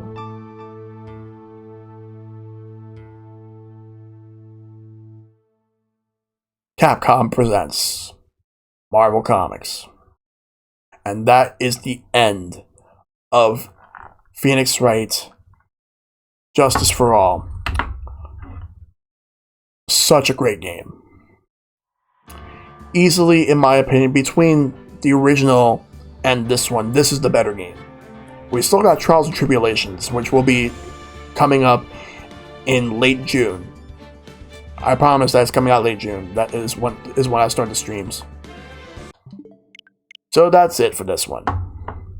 Because I am going to start a Mega Man X4 sometime next week while still doing Tales of Vesperia for my Ultimate Challenge. Yes, GG indeed. So for the schedule, tomorrow is Yoshi's Island. We're gonna do a short stream for that, and then we're gonna do Pound of the Pond, Retro Nights Thursday, where we celebrate 40 years of Pac-Man. And yes, I had fun with it. I enjoyed the game so much, Robo Wizard. Saturday is Splatfest, where I am gonna be teaming up with Silver, Epic Man, Hito Retro Gaming, and many others, as we're going to be playing for representing Team Ketchup as opposed to Team Mayo. And right over here, I still have the Alphabet Challenge Game U, so feel free to cast your votes. So it's either going to be Unepic, Undertale, Unruly Heroes, or Unravel 2. One of those games. Wasabi Tales with Vesperia. And thank you all for coming in. Such a great stream tonight. So many people. I'd like to thank. First off, I'd like to thank Hito Retro Gaming for the host, as well as the 100 bits. H-Bomb and Friends for the host, as well as the 17-month resub. Both Matt Big Fat and Vesperia for the raids, as well as Othean for the host, and Tesla Jeff for the follow. Thank you all. Thank you all so much. But yeah, so as far as who am I gonna raid, let's see who is online that that is still streaming right now that I can actually raid. Because there's plenty of people online. This is a matter of who is on.